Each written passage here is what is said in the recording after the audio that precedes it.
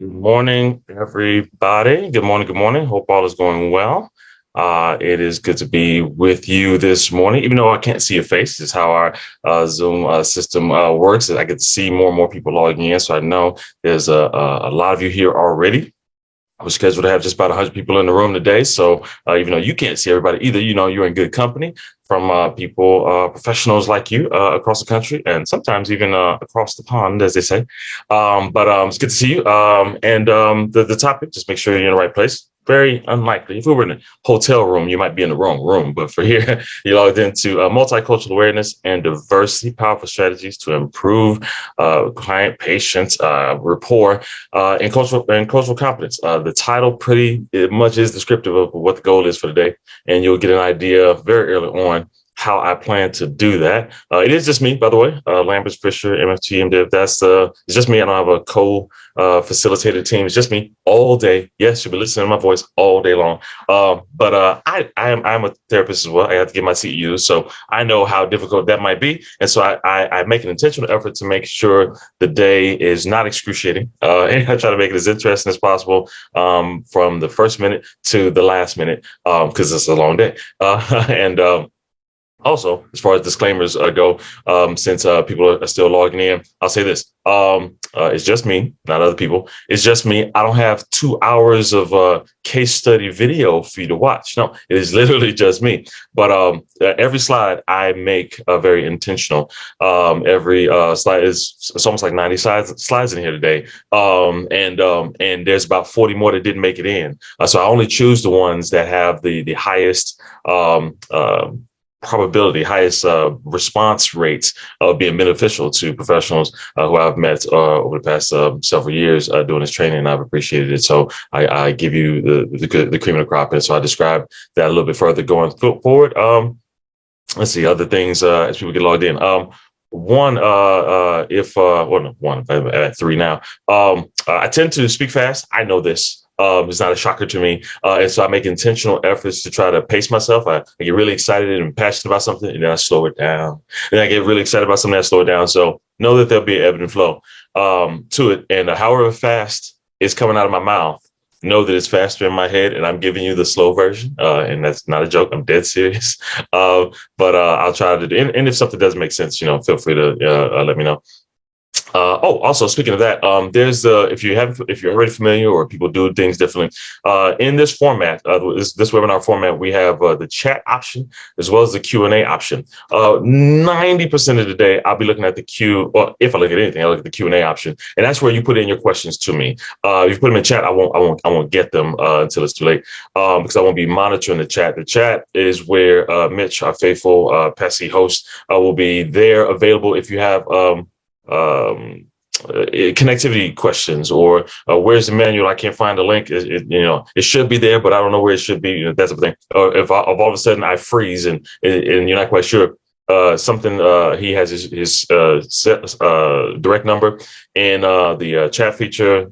Chat is for Pessy help. Where's my CEU? How do I figure that out? The evaluation, he'll answer those, and they get pretty repetitive. He has good answers to all those. If you have a question for me, put it in the Q&A. And so I don't monitor the Q&A while I'm talking, but on breaks, I will look at the Q&A and then answer when I get back. So we have a midday break, about 4 hours in. So in Central Time, it'll be 1 o'clock. If you're Mountain, I guess it'll be noon.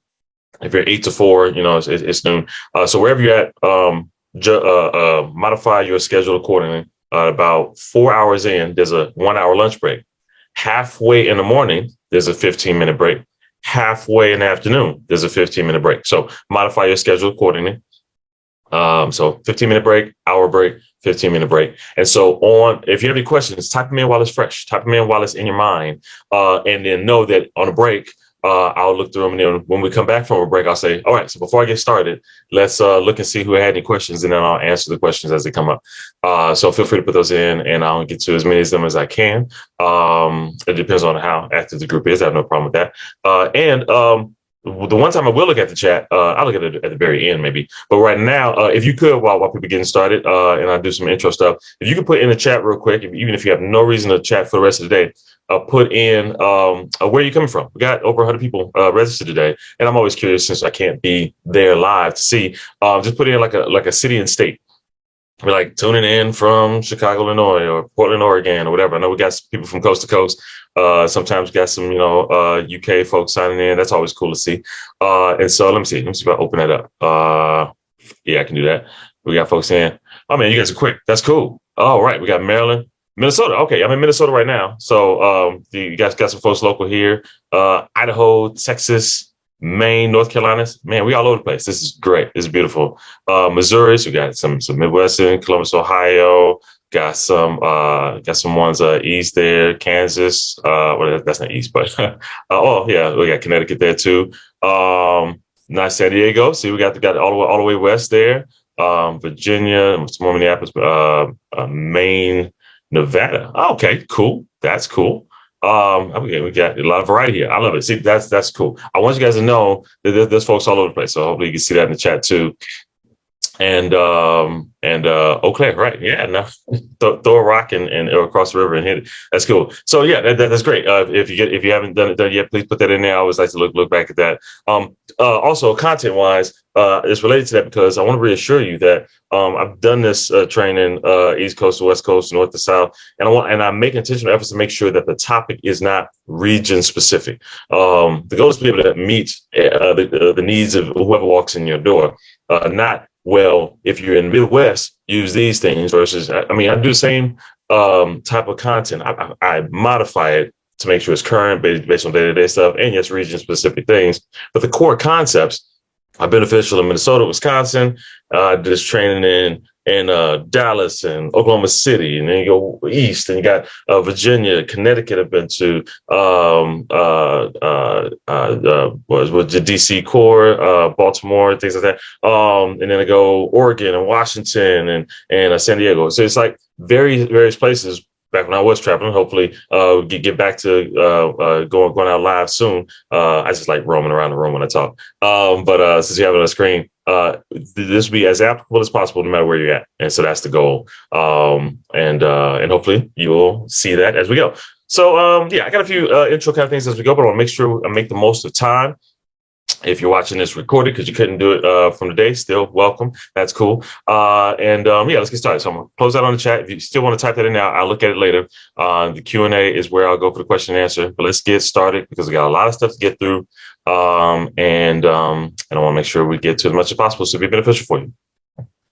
Okay, so disclaimer, this is there virtually, if not on every PESI training, just a disclaimer that materials included in this course may include interventions and modalities beyond the authorized scope of practice. You feel free to look through that. The summary is this is not a certification training. This isn't based on having completed this training. By the end of the day, you are now diversity, equity, inclusion experts. And you can thus put it on your business card and say you are proficient. And it's like, yeah, I don't really promote expertise as a criteria, and neither the PESI as I go. If you need a particular training, like if you do like a EMDR, a CEU, it's like that's different than getting trained and certified in EMDR or hypnosis or something like that. It's like if you need specialized training in something, then go get the specialized training. This is continuing education, so they have that disclaimer, which I appreciate because I'm not trying to put a stamp of approval on anybody, nor myself. I'm focusing on helping you be more equipped to be able to serve therapeutically whatever client walks in your door, regardless of their cultural background, from starting with the race and ethnicity, but extending way beyond that. And you'll see how I go about doing that as we go. So let's get started. Okay, so just because I have a slide on me as an introductory, not because I'm the topic, I'm not that important, but because many people who do this training come at it from different perspectives, come at it from different angles, based on their life experiences, professional experiences, things like that. And I always want you to know who's talking to you, so you'll have a good idea what to expect. So Lambert's Fisher is the name. If you find another Lambert's, let me know. I know at least there's two of us because I'm junior. But after that, the family tree gets a little bit wonky, and it's kind of hard to trace where it came from. But LMFT, licensed marriage family therapist, MDiv, Master of Divinity, and sometimes people think that's redundant, 2 master's degrees, but even though obviously they're different fields, but sometimes people think it is amplified. Like my grandmother who thought that 2 master's degrees equal a PhD. And I was like, oh, grandma, no, No, that's not how it works. But I appreciate the vote of confidence, though. So if not redundant, then the question is like, why get two master's degrees? Well, the short answer to that longer story is I'm in Minnesota now, but I grew up in Chicago, South Side of Chicago, and I knew early on that I wanted to focus on strengthening relationships. I didn't know what it was called. I didn't know what marriage and family therapy was at the time, but I saw early psychology benefits and interpersonal relationships that led to MFT because I saw, well, my parents didn't. My parents divorced when I was a kid. So it's like some people have different reactions to that. Mine was I will commit my life to finding out how to make a marriage last. And this is weird for a kid to, have that kind of passionate commitment. And then later on, I find out, wait, there's a whole field that will train me how to do it. As long as I train, help other people, help their marriages along the way, it's like, okay, that's a reasonable deal. And that is like literally my MFT story. It looks cool on a college application, but it's 100% real. But then I also knew, growing up in the South Side of Chicago, that people in my neighborhood were not going to go to counseling. Whether it be for stigma reasons or financial access reasons, they weren't going to counseling on a regular basis, but they will go to church. They will say, maybe I need to talk to a pastor, or maybe I need to talk to a deacon or something in that realm. And I know many pastors and church leaders do trainings for pastors and church leaders, and they know that while they have their innately skills in a lot of different ways, they're not necessarily the same as trained counselors to do the same thing. So it's like, how can I offer the quality marriage and family therapy service in the environment where they'll go? And so I got the MDiv as well, so I can say, hey, I got it. I'm an MFT. Allow me to come into the environment where you're at, not to contradict anything that you're doing, but to offer the services that can help the people in your congregation and the whole community at large. And in preparation for them saying, we appreciate that, but we're not quite sure about that secular psychology stuff. Then I had the MDiv on the side to be like, I know how not to mess up your theology. I have no desire to preach. I have no desire to contradict anything. I just want to reassure you that I know how to bring the psychology right alongside of that and to help them with their emotional health while you strengthen and empower them and all of those other type of things. That's great. And it's a great combination, not only training wise, but it's also led into what I've been doing for the past 20, it's been weird, but last month was like my 20-year anniversary for my first client. I still remember to this day being scared in a practicum class with the first client. And so what I do today is primarily this in order. I do these trainings, every once in a while, but not because I'm a full-time speaker, because I find it beneficial and other people have as well. But I'm a therapist first. I've been seeing clients all week. And so a lot of the analogies I bring up are client analogies. I also supervise aspiring licensees on their road to licensure.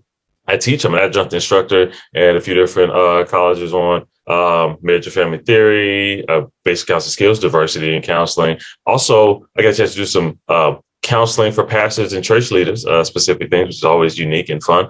And so I bring those type of experiences to the topic that I'm bringing up, as well as recognizing I've applied it in various environments, secular and Christian faith-based, for-profit, nonprofit, whether it be a nonprofit out of a renovated house, grant funded to people who don't have any insurance or low insurance, and for-profit large company that has many sites across the whole state, and faith-based. We got a chance before I left California. I was in grad school in Pasadena, California, and I got a chance to do part of my internship at a church.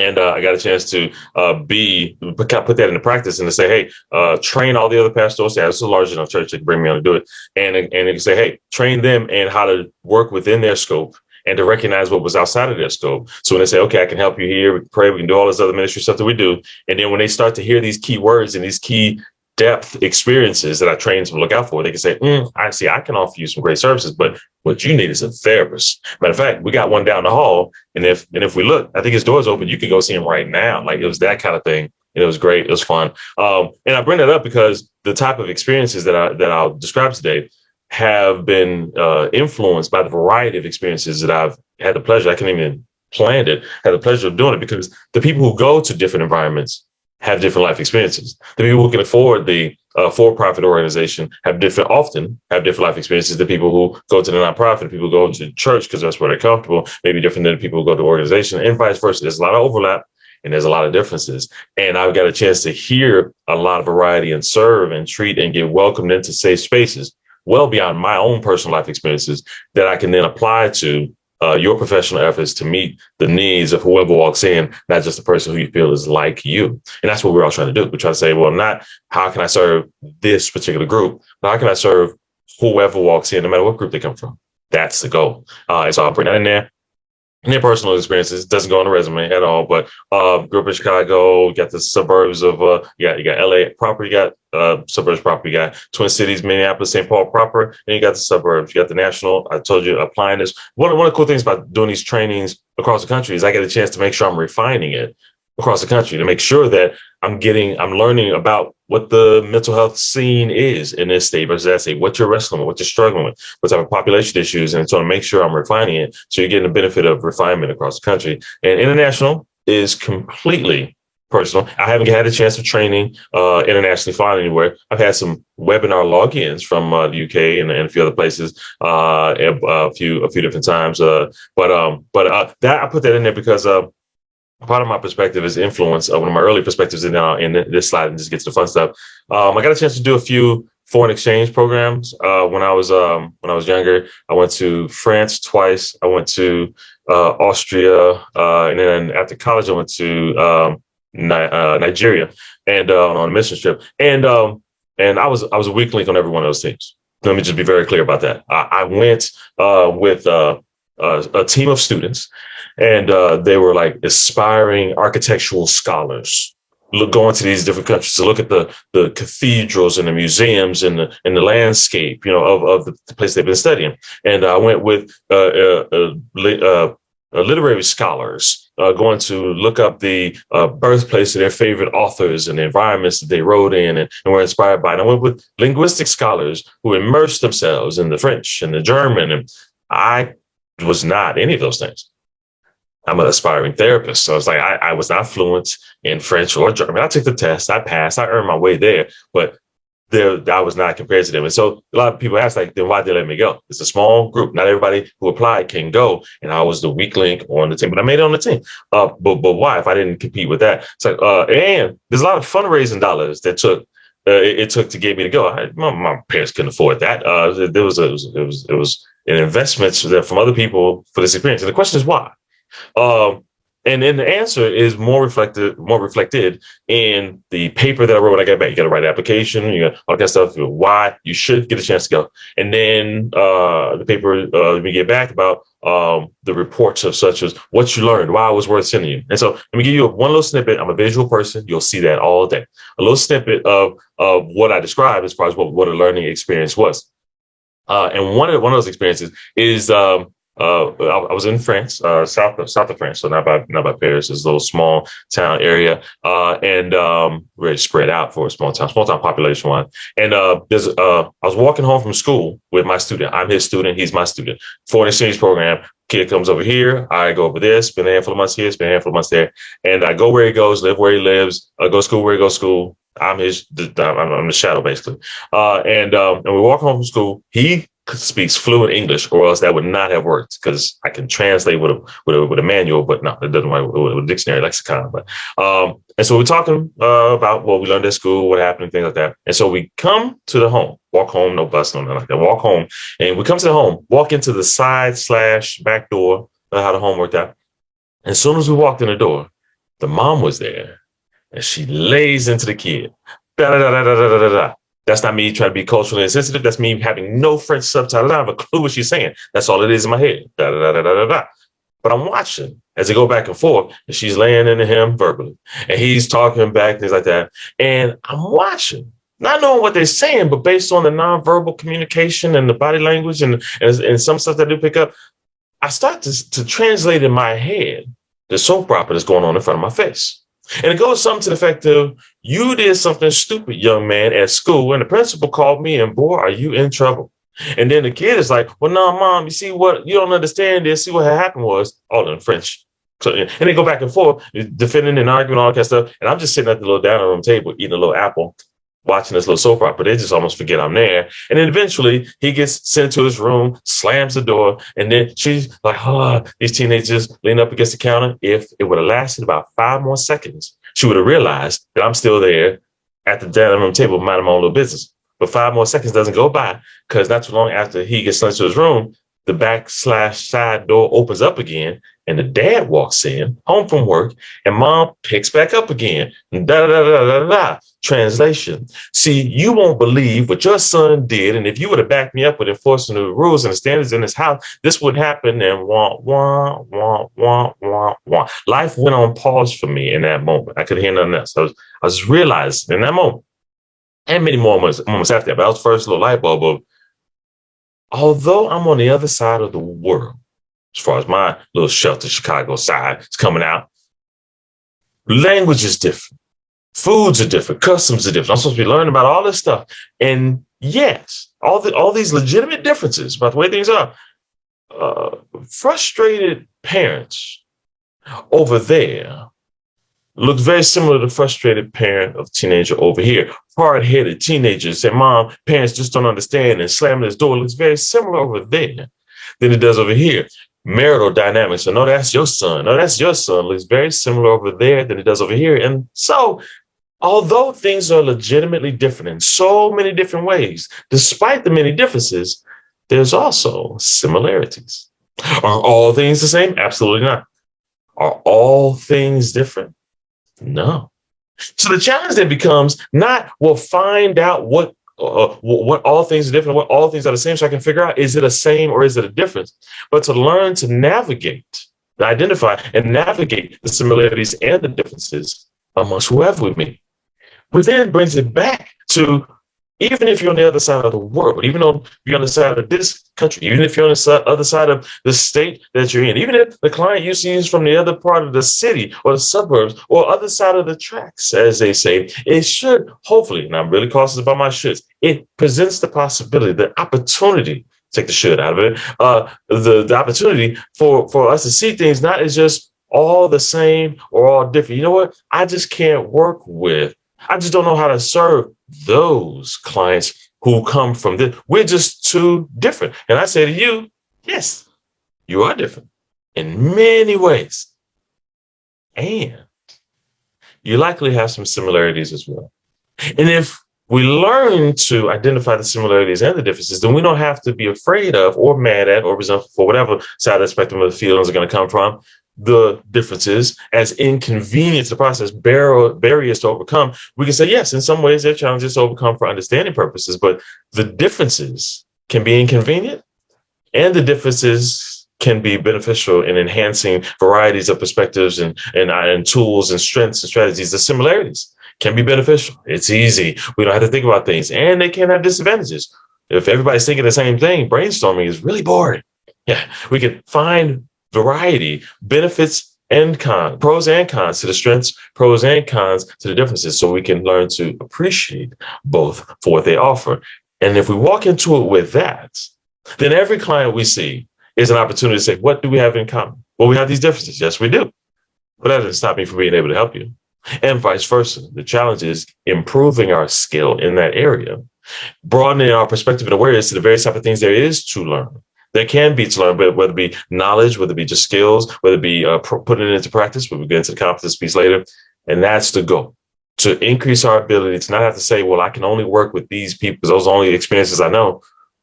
You may have more in your bag of tricks than you realize when you realize, wait, no, this counts? Wait, I know how to do that. You mean that's not specific to this particular culture group? You mean if I adapt it, this can work?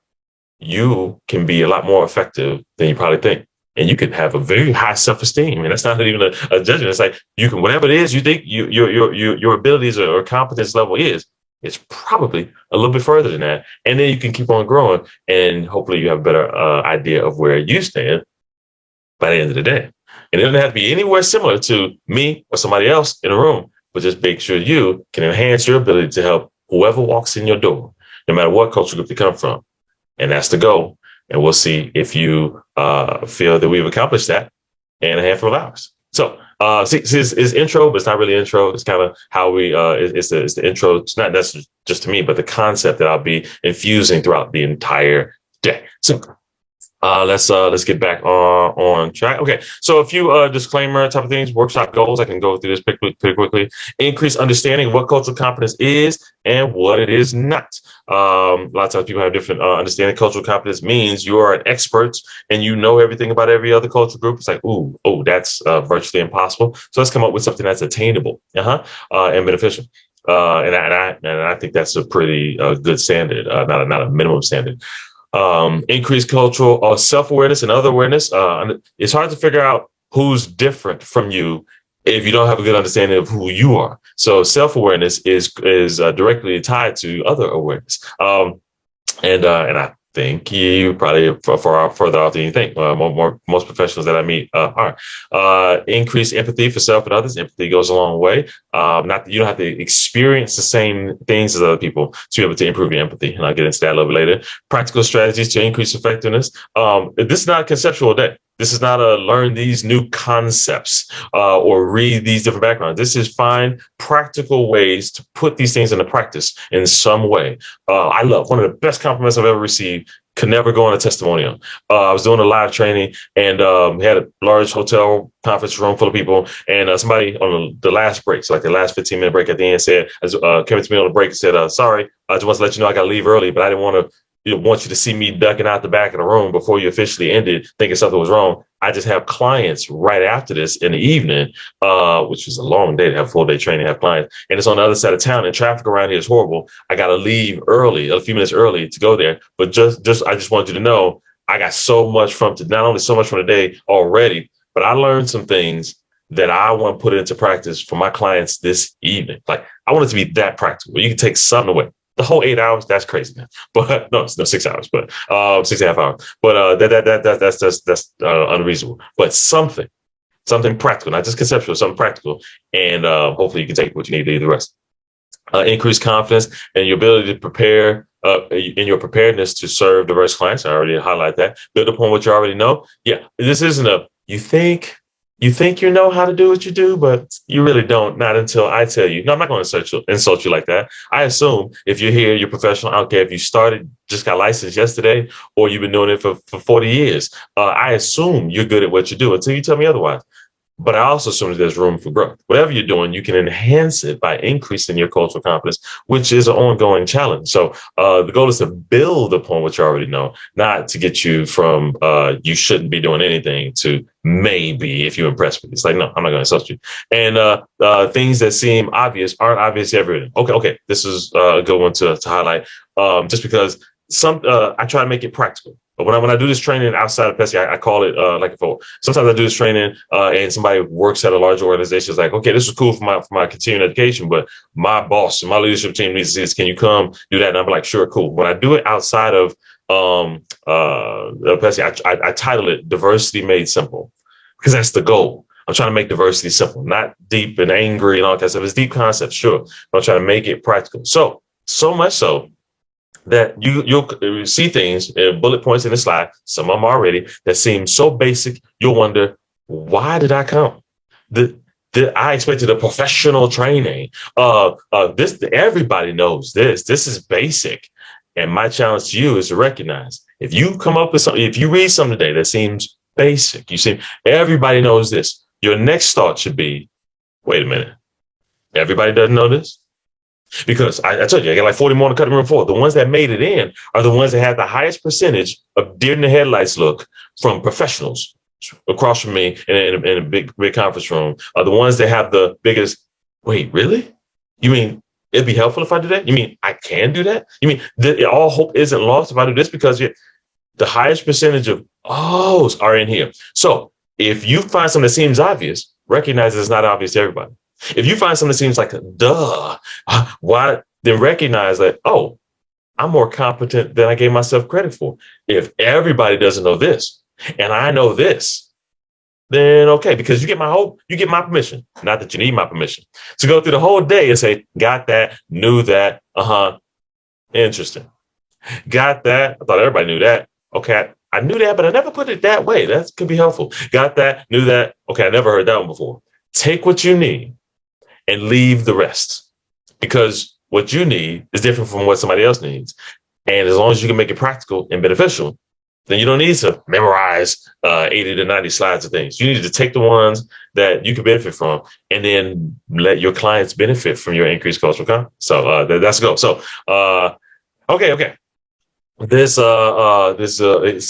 sounds like a disclaimer, but starts to get into a healthy mindset. Even if you do something like this in your own organization, take these slides and then go do your own version, which I'm totally okay with, by the way. Keep the information going. Understanding how to even think about this diversity type of topic, this multicultural awareness and diversity topic, is part of the topic. And so what this workshop is not, it's not a history lesson. If you want the history of this or that cultural group, go read a book. Not my book. My book is very practical. Go read a documentary. You watch the documentary. Those things are good. It's not a knock on them. The other people who do trainings like this that know a lot more historical precedent for this things than I do, and that's great. Learn from them. I just personally rarely read a history of anything and instantaneously feel compelled to act differently. A lot of times, especially on this topic, thank you for letting me know the history of all the reasons why I should sit down and shut up and never say anything. It's like, well, no, there's enough of those. And again, history is good. It's good to know the context, but I want to come alongside of those great history. It's not a knock on history. It's just that's not the totality of what everybody needs. Different learning styles. And so if you're hoping for that, I don't want you to be disappointed because I'm not going to do that. But I will give you context that can come alongside. Matter of fact, sometimes people, other PESI trainers, and even outside of PESI, people do trainings of that sort, and they will actually tell people, "Hey, go to Lambert's training first, so you can better understand all the stuff I'm gonna tell you, because it's a lot deeper than that." I'm like, "Hey, cool, tag team," because they don't want you to hear all that stuff and then feel paralyzed to do anything about it. And so this is more of the empowerment, how to put it in practice. And then, well, what do I do? Well, what is it that I'm putting into practice in more detail? It's like, well, then they can enhance that. But you won't be left stranded today. It's not a politics debate. Why? Because I won't let it be a debate. Q&A is there for how does that apply to this? If you want to ask me on a break, that's fine. If you don't want to ask anything, you want to sit down and not ask questions, that's fine too. Sit back and enjoy the fun. But it won't be a debate because you can ask any question you want. Feel free to call me on that bluff. You cannot offend me. It is my superpower. I assume every question is there out of a genuine desire to understand. And if you want to take me up on that because you don't feel like you can ask this or that question anywhere else, it might go bad. I've actually had people say, not only in their workplace or in their family, but trainers in this diversity space have shamed people. How dare you ask that question? It's like, no. That's the perfect time to ask the question in a safe place. So I want to provide that safe place. If you want to ask a question, fine. It won't be a debate because you bring up one side, I'll answer that. And then I'll bring up one or two more other sides, even if I agree with you, because I want to make sure you're prepared to support whoever walks in your door, not support their political leader that they prefer, to support the person in navigating how to live their life in the political space they're in. It's like you're supporting the people, not their endorser or their endorsement. And so I want you to be prepared to support every client, not the clients that happen to vote the same way as you. So feel free. It won't be a debate because I'll agree with you too much. And it's not an exhaustive everything you need to know about cheat sheet for every culture. You know what? When you find out that you have a client from this or that cultural group, turn to slides 25 to 27, and those are all the slides you need for that group. No, I'm not going to do that to you. Other trainers can do that a lot better than I can. More power to them.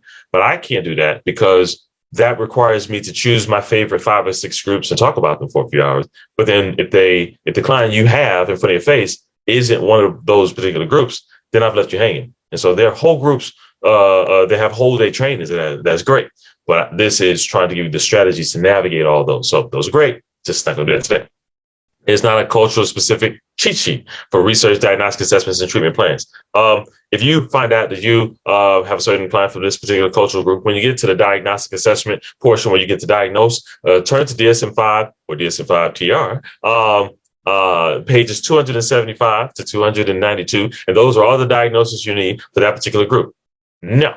That's not how the DSM works, and they're getting better each DSM update with making sure you know that, and we are reminded of that because it's not like these particular people get these diagnoses. There may be trends, there may be higher correlations, but the goal is to acknowledge the cultural influences and what we're assessing and what conclusions we're drawing, as opposed to dictating in a limiting way. So I won't be doing that. And it's not a cultural guilt trip. I've already alluded to this, but what you supposedly should know but don't. Not only the offensive questions as in people consider questions to be certain questions to be offensive, but there's oftentimes people are scared. I applaud all almost 100 guys here because sometimes people say, well, I can't go there. Last time I went to diversity training, it was just a whole day of, I shouldn't have to tell you this, but you should already know that.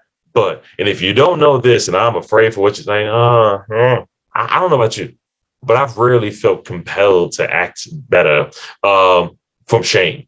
No, shame is paralyzing, not empowering. Shame doesn't tell me what to do. It tells me that I shouldn't be doing anything. And I'm not going to do that to you. If you were worried about that today, well, you may not have a reason to believe me yet, but I ain't going to do that today. And so you can rest a little bit easy and then say, oh, what other kind of diversity training is there then? I thought they were all like that.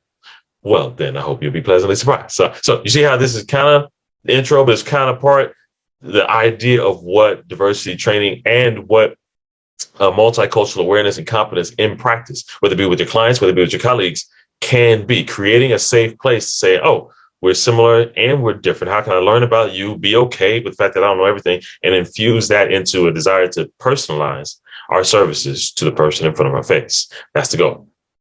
Okay, now this probably get as clear as it gets. I got my tea here, stay lubricated. Got to talk all day. It's very hot. Wow. So why this workshop is needed? Many white counselors feel scared or ignorant. Oh, I forgot one. Good disclaimer. So I told you it's not a politics debate or any kind of debate. If I say anything that sounds polarizing in any way whatsoever, before you give me a good question and a question answer, which I will welcome either way, wait about 30 to 60 seconds because I'll probably get a contrast anyway. And I'll do it on purpose all day long. So here's where we start. Many white counselors feel scared or ignorant. I started doing these trainings. Like I said, I'm just trying to be a therapist. I have no desire to be a diversity, equity, inclusion expert in the corporate world, things like that. That's cool, but that's somebody else's job. Don't mind me, my allergies are making me cry all day. I'm actually not crying. It's just my little tear there. So I started doing this when I was a therapist at one of the, spent a handful of years at a larger mental health organization. It had multiple sites across a whole state. And at some point in time, somebody had the idea in management that said, hey, we're bringing in guest speakers to do trainings here and there on different topics. But we got so many people across all our different sites doing great stuff. Why don't we utilize in-house knowledge and expertise before we reach out? So we got so-and-so over at this site and the other side of the state. They're really good with ethics. Before we bring in an ethics person, why don't we just have them do an ethics training based on their knowledge and experience and expertise? And then we can bring in an expert to come above that, to come in after that. So let's get the basics down. And then they can offer us extra stuff, not the basics. And then and it went well. And then they built this unofficial train the trainer kind of system where they say so-and-so at this side is really good with assessment. So-and-so is really good with this one. And so they built this little series of regular trainings. And it got really good reviews. And then so it brainstormed different ideas. We should do a training on this. We should do a training on this. And eventually it got to the point of saying, hey, we should do a multicultural awareness and diversity training. Who can we get to do that? Cricket. Nobody said nothing. Yeah. Well, why? Because everybody thought it was a bad idea? No, everybody thought it was a great idea. But there's this unspoken mindset of, unless I know everything, it's best if I say nothing. Quite reasonable, quite understandable. It's a difficult space. People have different reactions. Totally get it. But if we stay there, then nobody says anything, which has this other set of pros and cons. Well, not really pros at all. Pro is in avoid conflict. Con is in unspoken messages. People still feel hurt and offended anyway, things like that. So eventually, after the appropriate amount of silence, we're not talking about minutes here. We're talking about days and weeks and things like that. They're trying to brainstorm. Nobody volunteering. And so it's like, I'm not an expert. I'm just a therapist. I'm not a speaker per se. And so I was like, okay, I don't know everything there is to know either, but I know a few things that I think could be beneficial to our colleagues here. I'll start there, and then you can bring in somebody else to do it later. And so it started off as a 1 hour training. It went very well. Then a 2 hour, and then eventually a 3 hour, and then eventually a 6 hour. And I've been doing it ever since, and branching out around the country. Not because I still don't think I know everything, but I know enough that can be beneficial. And I empower you to say, take what you need, leave the rest, and then go learn stuff that I'll never know because you have clients and experiences that I've never seen. And so people feel oftentimes this predominantly white organization feel like, well, I'm too scared or I don't know enough. I use ignorance not as a negative lack of intelligence word as much as just lack of knowledge. I grew up with, oh, you're just being so ignorant. Like ignorance is an insult. But no, I use it all the time. I use it 50 times a day. Ignorance is just lack of knowledge. And we are all we all lack knowledge in something. So I embrace owning one's ignorance as the first step in reducing one's ignorance. So many white counselors feel scared or ignorant. However, I told you, contrast. Many minority counselors assume that their minority status is synonymous with diversity, confidence, diversity awareness, and confidence. Picture the same organization. Large organization, big company at one particular site, a lot of floors, a lot of offices, and there's a break room. Two mental health colleagues, mental health professional colleagues, sipping on some coffee in between clients. They got a little bit of a break, and sipping on some coffee. And one of them says to the other one, "Hey, you going to that diversity training next Thursday?" And the other one says, "Nope." Sipping on some coffee. And then the first one says, "Oh, that's interesting. Why not?" And the second one says, "Isn't it obvious? I'm Hispanic or Latinx. I'm a Korean, whatever the case may be. I.e., I'm some type of minority, which doesn't even have to be ethnic per se, racial ethnic, but I'm some type of minority, which means that doesn't apply to me. That's for you guys." And I challenge you by saying, not so fast. Diversity, multicultural awareness is about acknowledging the similarities and the differences between cultural groups, which means we all have the challenge to learn about everybody else, not just who we are. It's not like one group needs to learn about everybody else. Everybody could benefit from learning about everybody else. So nobody's off the hook, not judgment wise, but opportunity, responsibility wise. We have the opportunity to learn about everybody else. But after all, it's not really about us because many clients feel oppressed or misunderstood, avoid counseling, leave counseling early due to cultural misunderstandings. Not really about what side we feel we're on or if there are any sides at all, as much as our clients need us to be able to apply all the mental health professional or medical health. We've got some nurse practitioners logging in and various different related fields. Any type of health professional, I say this for, have the challenge to customize our services, our strengths, our skills to the person in front of our face. 90% of it can be exactly the same, but that 10%, or let's call it the typical 80-20, we need to personalize to the person in front of our face, what their needs, what their experiences are, what their language abilities are, not even talking about English versus anything else, just understanding love languages, learning languages, different type of things, tailored to the person in front of our face. And so the more we understand about ourselves, the more we understand about varieties of other people, the more effective we can get. So this workshop is not for one group to learn about everybody else as much as everybody learning about how to apply what we do to everybody else. So that's where we get into that mindset. And then research suggests I throw in research every once in a while because it offers people many of you belong to hold on to research type of credibility for supporting these concepts. Research suggests that the presence of multicultural competence is synonymous with general counseling competence, suggesting that without multicultural competence, you can't consider yourself an excellent counselor. That's not a dig at if you're not an expert, you're not good at what you do. No, this is like saying it's probably good to avoid an arbitrary standard of, you know what, I'm the greatest counselor in the world. I just don't do that diversity stuff. It's like that diversity stuff is not about I'm not an expertise in the usually people say that they mean I'm not an expert in working with the largest minority population in the city or area where my profession is. I'm not a minority expert. It's like that's not the same thing. The goal is to be able to say I do what I do for whoever I see who walks in the door. That's like saying, man, I'm the best doctor in the world. Women confuse me though. I don't understand how their bodies work, but I'm the best doctor in the world. It's like, well, you're the best doctor for men. You guys are the best doctor in the world, but you just lump out a large portion of the world's population. It's like, I'm the best therapist in the world. That diversity stuff just confuses me. It's like, well, then we'll tone down the best. I never really support like best over anybody else, as opposed to saying, I want to make sure that I can do.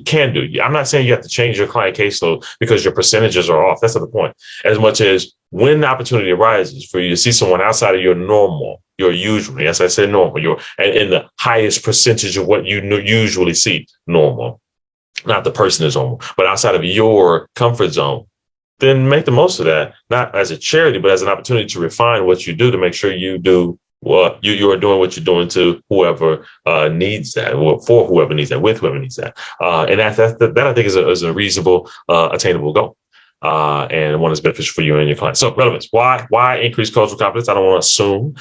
Sometimes why do it? Because I have a continuing education requirement from my state that requires me to. There's a high percentage of people who take continuing education, of course. Other times it's because I live in a state or a city that has a high percentage of this particular or that particular cultural group, and I don't want to be clueless. I want to learn some things. Okay, cool. Yeah. Other times it's because I said something about to get fired and they say go to a diversity training or else. And it's like, okay. Other times it's because I want to serve everybody more effectively. There's a spectrum here. And I say welcome to everybody in all those categories.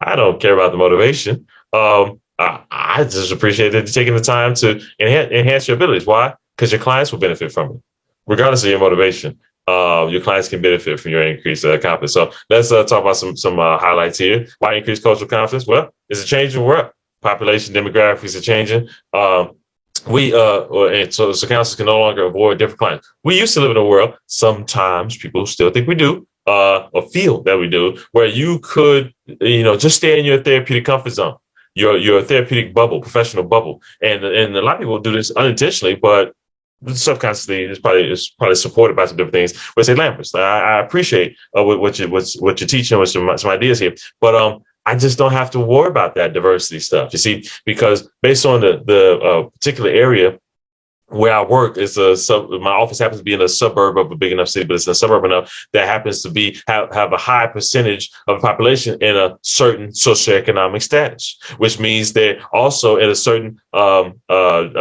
ethnic group, certain age range. Based on my diagnostic area of expertise, I get a certain age range and a certain gender, and it just happens to be in an area where it's a certain socioeconomic status, and so with different type of correlated faith beliefs or political beliefs, things like that. So I'm not trying to be exclusive, Lambert. I'm not saying this seat's taken mental health edition. I'm just saying I just don't need that diversity stuff because all my clients are the same. So we're good, right? And I say, I appreciate your perspective. And I also respectfully disagree. It's like, what is there to disagree about? These are all facts. It's like, oh, no, the facts are true. But whether you can benefit from increased cultural competence is not about what your percentages happen to be, what your comfort zone happens to be. Because even if you're not ruling people out and say you don't belong here, pushing all referrals away, and you happen to have clients who are similar to you and you're similar to them and all that is fine. Yes, I said it. That's fine. If that happens to be, as long as you're not like, saying this seat's taken, professional edition, then if that just happens to be how it works, okay, I get it. It happens.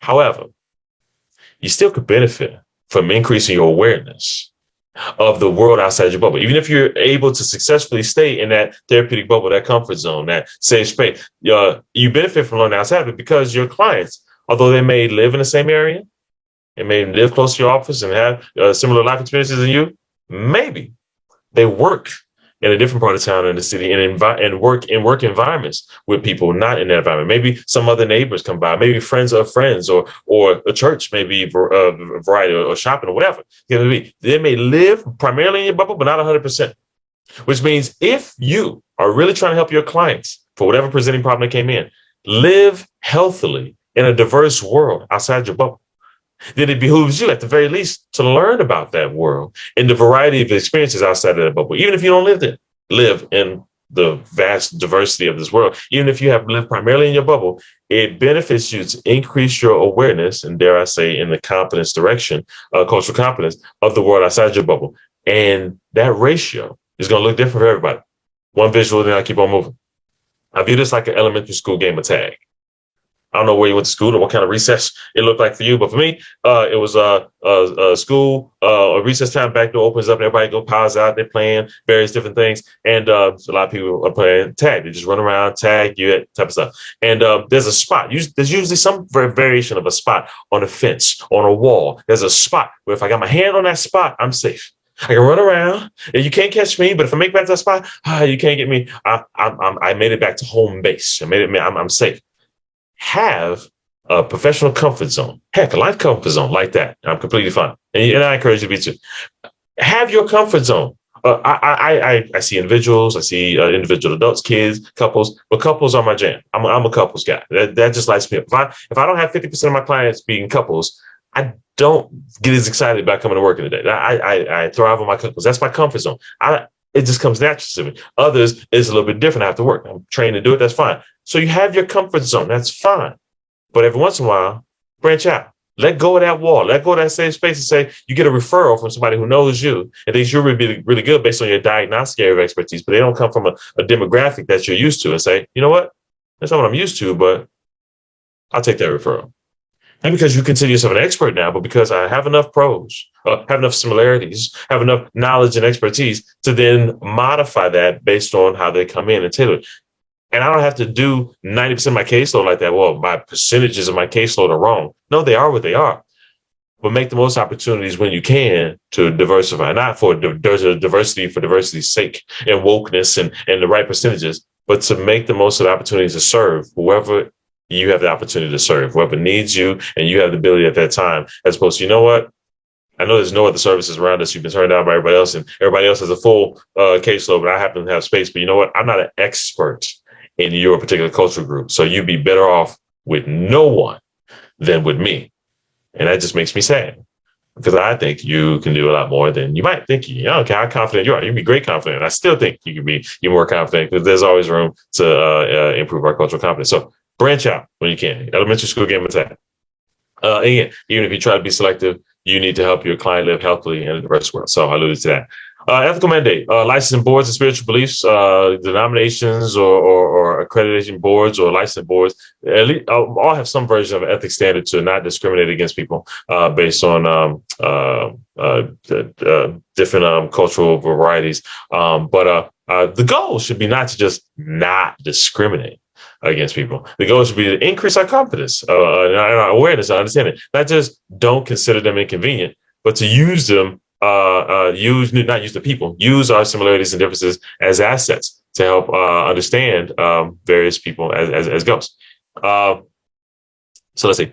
To increase the greater client satisfaction and rapport. The goal is to be able to say, why care? Why increase confidence? Well, because you have to, because everybody should know. You don't know the intricacies of this particular region of the United States and all the historical experiences. There's no should for that. Why should I care then? Why should I try? Well, because research shows that clients who feel seen, heard, and understood culturally, well, they feel a lot more satisfied about the therapeutic experience. They get more out of it. It's like, yeah, because the person who is talking, who's listening to them and then giving them recommendations isn't giving them a cookie cutter recommendation that they give to everybody.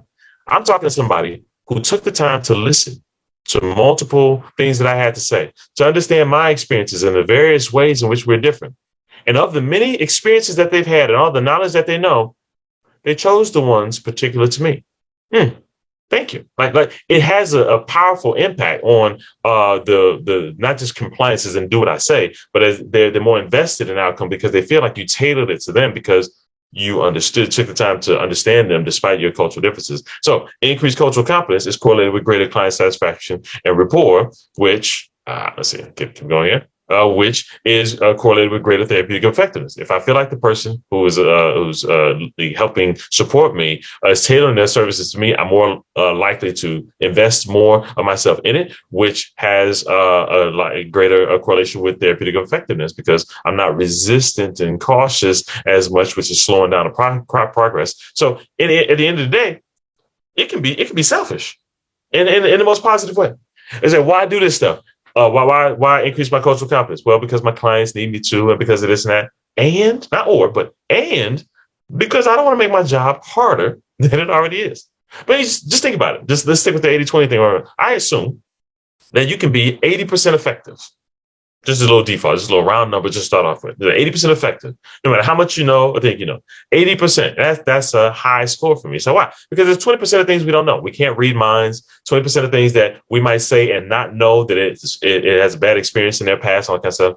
Even outside of culture, there's 20% of the unknown that we just hope for. Well, what if part of that 20% is unintentional cultural offenses? You stepped on a toe. You said something you had no clue would be offensive. Wasn't offensive to anybody else before you met them, even for that cultural group. And you did something that was culturally hurtful in some kind of way.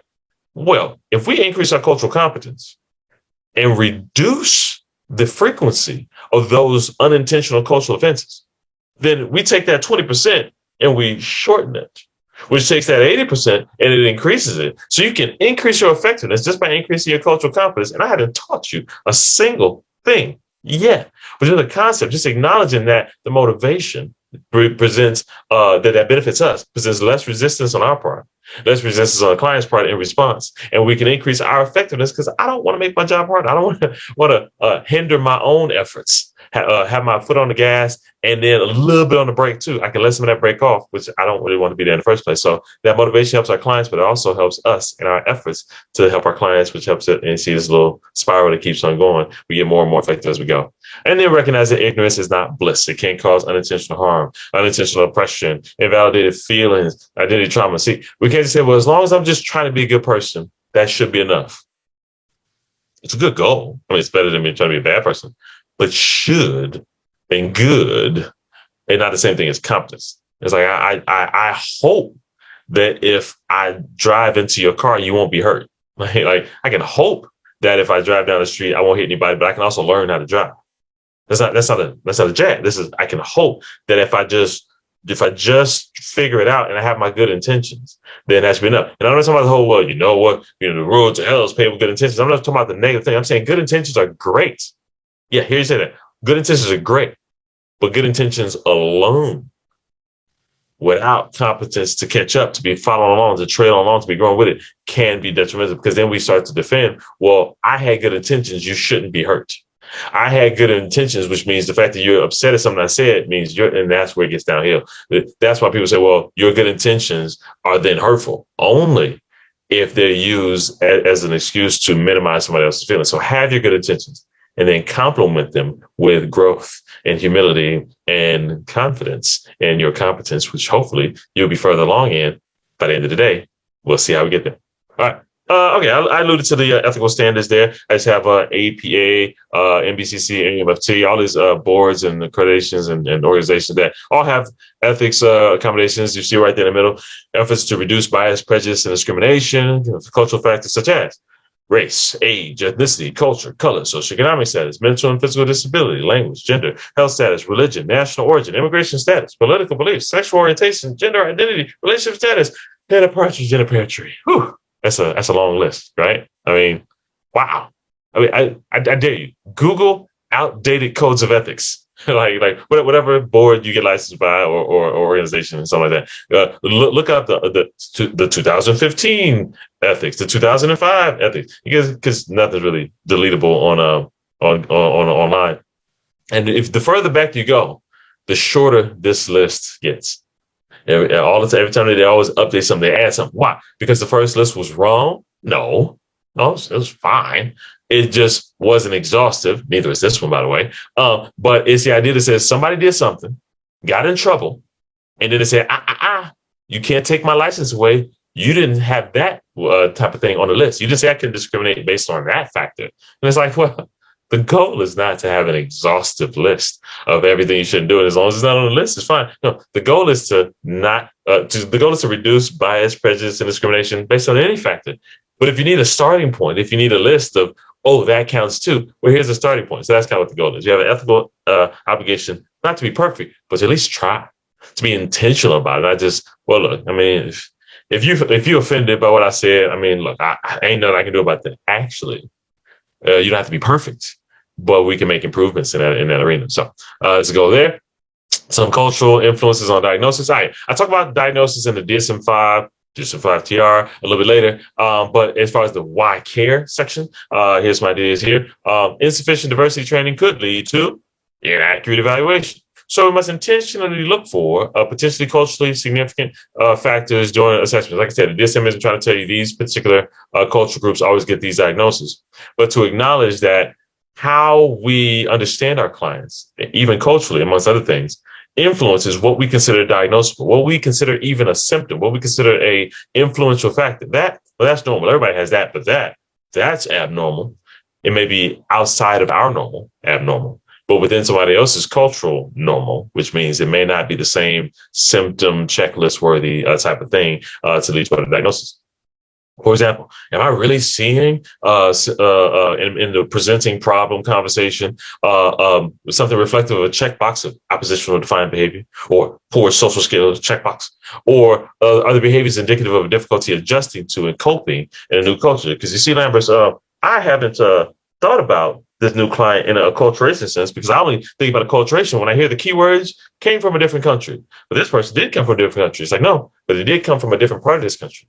Maybe they came from a rural environment to an urban environment, or an urban environment to a suburban environment, or some other variation within. There could be a similar acculturation challenge influencing their behaviors and emotional expression that you may not see, that may get diagnosed as a symptom of something else, or assessed as a symptom of something else, leading to a different diagnosis, because we misunderstood the potential cultural influences on the presenting problem. Are you supposed to know everything all the time? No. Can you gradually improve or increase your awareness of the various things that could impact other people? That's reasonable. Not to guess all the time, to know periodically these people always have struggled with this since the beginning of time. No. That's not fair. But the more you expose yourself to, the more you can factor in, well, this means this. Like, actually, that's not uncommon considering what my understanding of this particular group is, and this and that. It doesn't dictate, but doesn't automatically rule out. It increases your understanding. That's all we're talking about here. Cultural influences of diagnosis that can lead to inaccurate evaluation, which could lead to misdiagnosis. How can it lead to misdiagnosis? Well, because we evaluate, we listen, we get all the information we need, and then we consult the DSM, the mental health Bible, as it affectionately called, and we consult if you have the right number of symptoms on these checklists, then you have this diagnosis. It's like, yeah, but contrary to popular belief, I'm not a fan of calling the DSM the mental health Bible. It has nothing to do with faith statements or religious things. I just think that sometimes it's given a little bit too much credit than it deserves. And here's the thing. It deserves a lot of credit. The DSM is trying to be closer to exhaustive, even though the DSM will acknowledge it's not completely exhaustive. List of everything we can practically use on a daily basis, diagnosis wise, mental health wise, symptomatic wise, and that's great.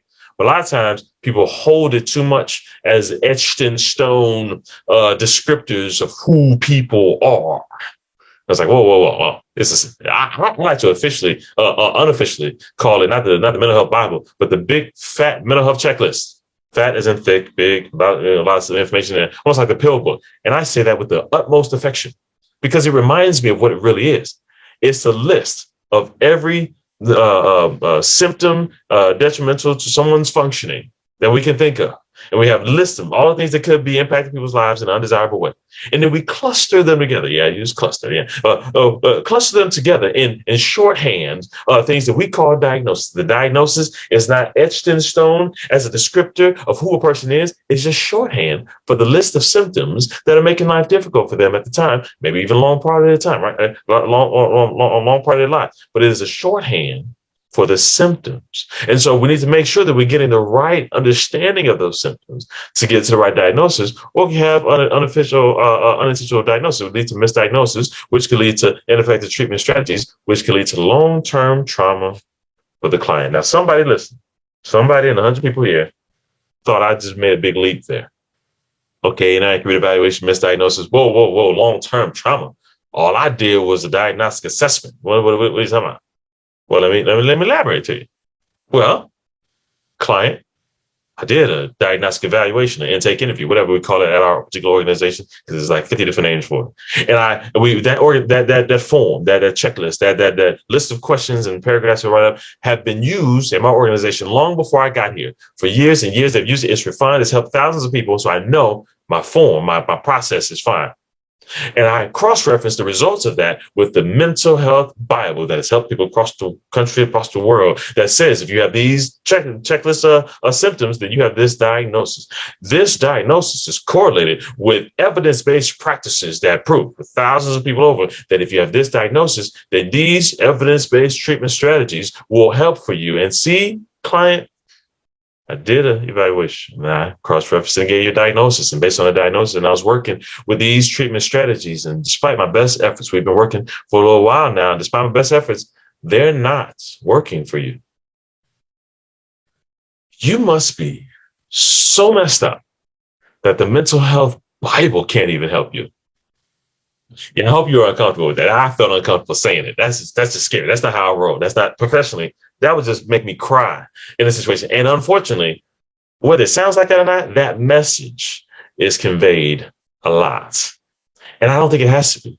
Because sometimes if we, let me say it. I'm going to tell you something that I remember exactly right. I'll tell you something that got me in trouble one time. One of those, it was an insurance company, a large insurance company that somebody who worked there went to my training and said, hey, I need you to talk to our whole behavioral health team. I can't tell you the name because they're big enough that even across the country, somebody's going to know what it is. So I'm not going to put them on blast like that. But they had me come out and do a live training. And I was speaking to a room, 100 people. And I said what I'm going to tell you what I'm going to say. I'll tell you what I said. And I said that, and the director of the behavioral health team, who invited me out there.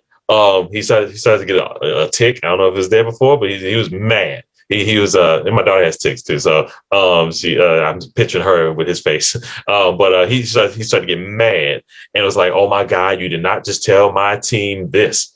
And then about 5 minutes later, he was like, okay, well, now I see what you mean. So I went from mad to okay and supported in 5 minutes. I'll tell you what I said. You ready? Okay. Never be afraid to change your diagnosis. Yep, that's it. Insurance companies hate it when you do that. Broad stereotype, but I'm talking about stereotypes later, so I have to put the fantasy in there. But I had many experiences with it. He'll tell you, like, no, we don't. Sometimes it just makes the job harder. Sometimes it deforms all that kind of stuff. There's various reasons, and we don't want to just be changing diagnosis just casually. Anyway, that's not how diagnosis works. But here's where I'm going. If you realize that your original diagnosis may not most accurately reflect your client, then it's in your client's best interest to change the diagnosis. For example, you meet your client first few times and you get a diagnostic impression, present problem, you do your paperwork, and you get the diagnosis, and you say, okay, based on what I know, this. And you start, you got enough symptoms to apply to this. You start talking, okay, cool. You start treating based on that. Then 6, 7 sessions down the road, you pass build the report, initial report at least, and they're comfortable with you, you're comfortable with them, you're starting to work on some things, it's going surprisingly well. And because it's going so well, they get a little bit more comfortable and they say something. Not outlandish, not novel to them, but they say something similar to what they said on day 1 or 2, but you have a better understanding of them as you build rapport. Yeah, long but not long, so only a couple months.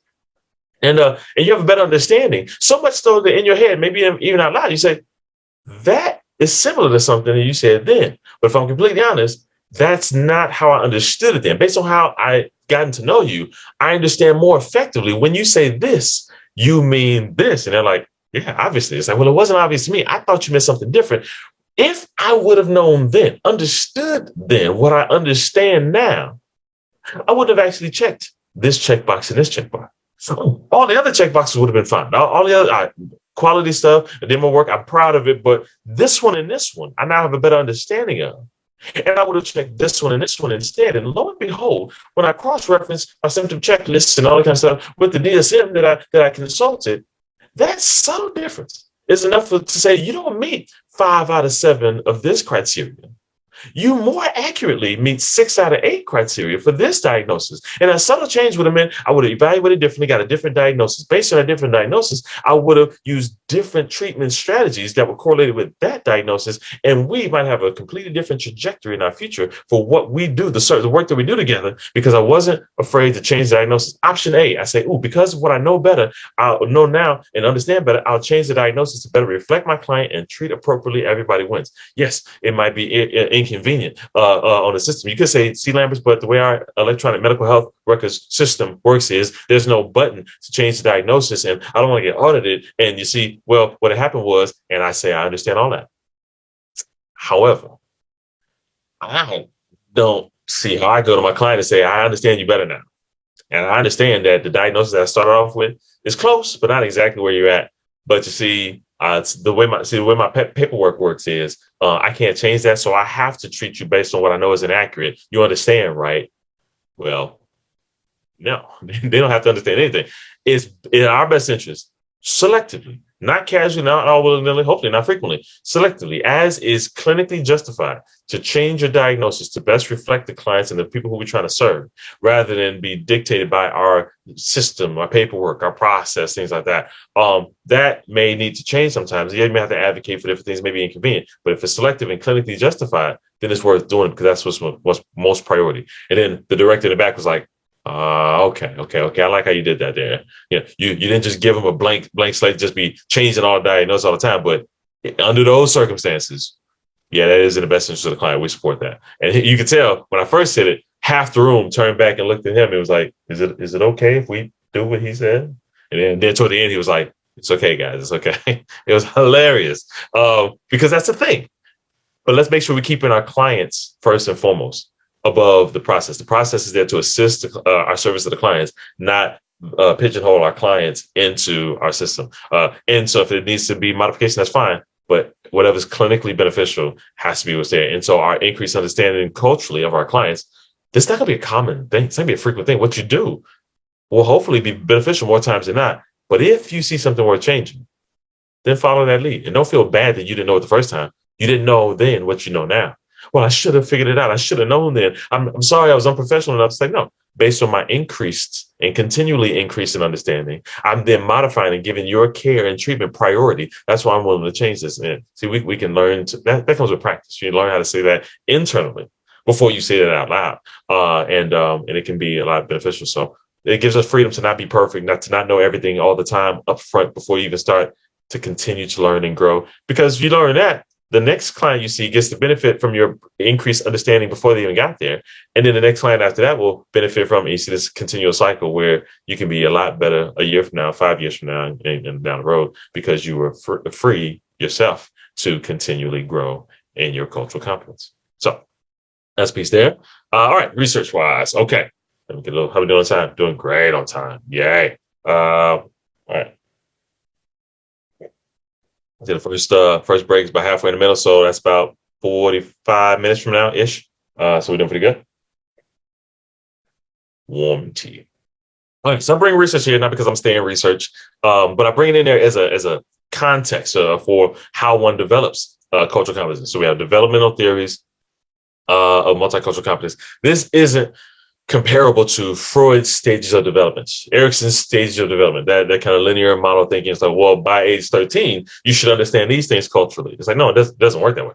The cultural competence grows as you get experience and opportunities, you get exposure to different things. You can't say, well, similar to, well, I have professionals who say, well, I kind of feel ashamed that I've been alive this long and I don't know this or that. I don't even feel professional. It's like, I understand completely. So what do you mean? Because you understand I'm just an unprofessional person. It's like, no, how are you supposed to know that?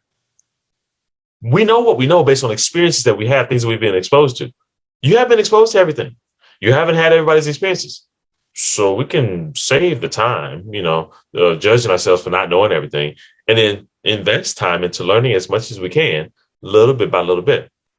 You can't know every book, read every book, you can't know anything, but that's why we have continuing education, to continually grow piece by piece. Every client you see is an opportunity to grow. Every day you're alive, everything you hear, you can expose yourself to more.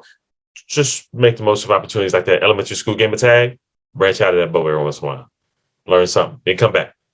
Learn something, then come back. Have your comfort zone. Learn something, then come back.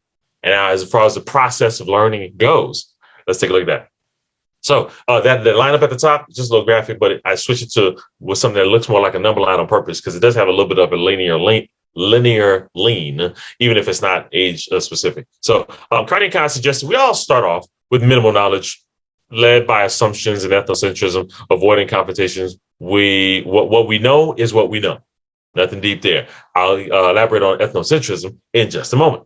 Then we progress into limited knowledge, aware of one's own ethnocentrism, but naive to the impact on others. Okay, so here's a subtle shift from one to the next. The ethnocentrism piece is not the same thing as racism per se. It's one of those things where I associate it with that bumper sticker-ish type of phrase that says, a fish doesn't know it lives in water until it jumps out.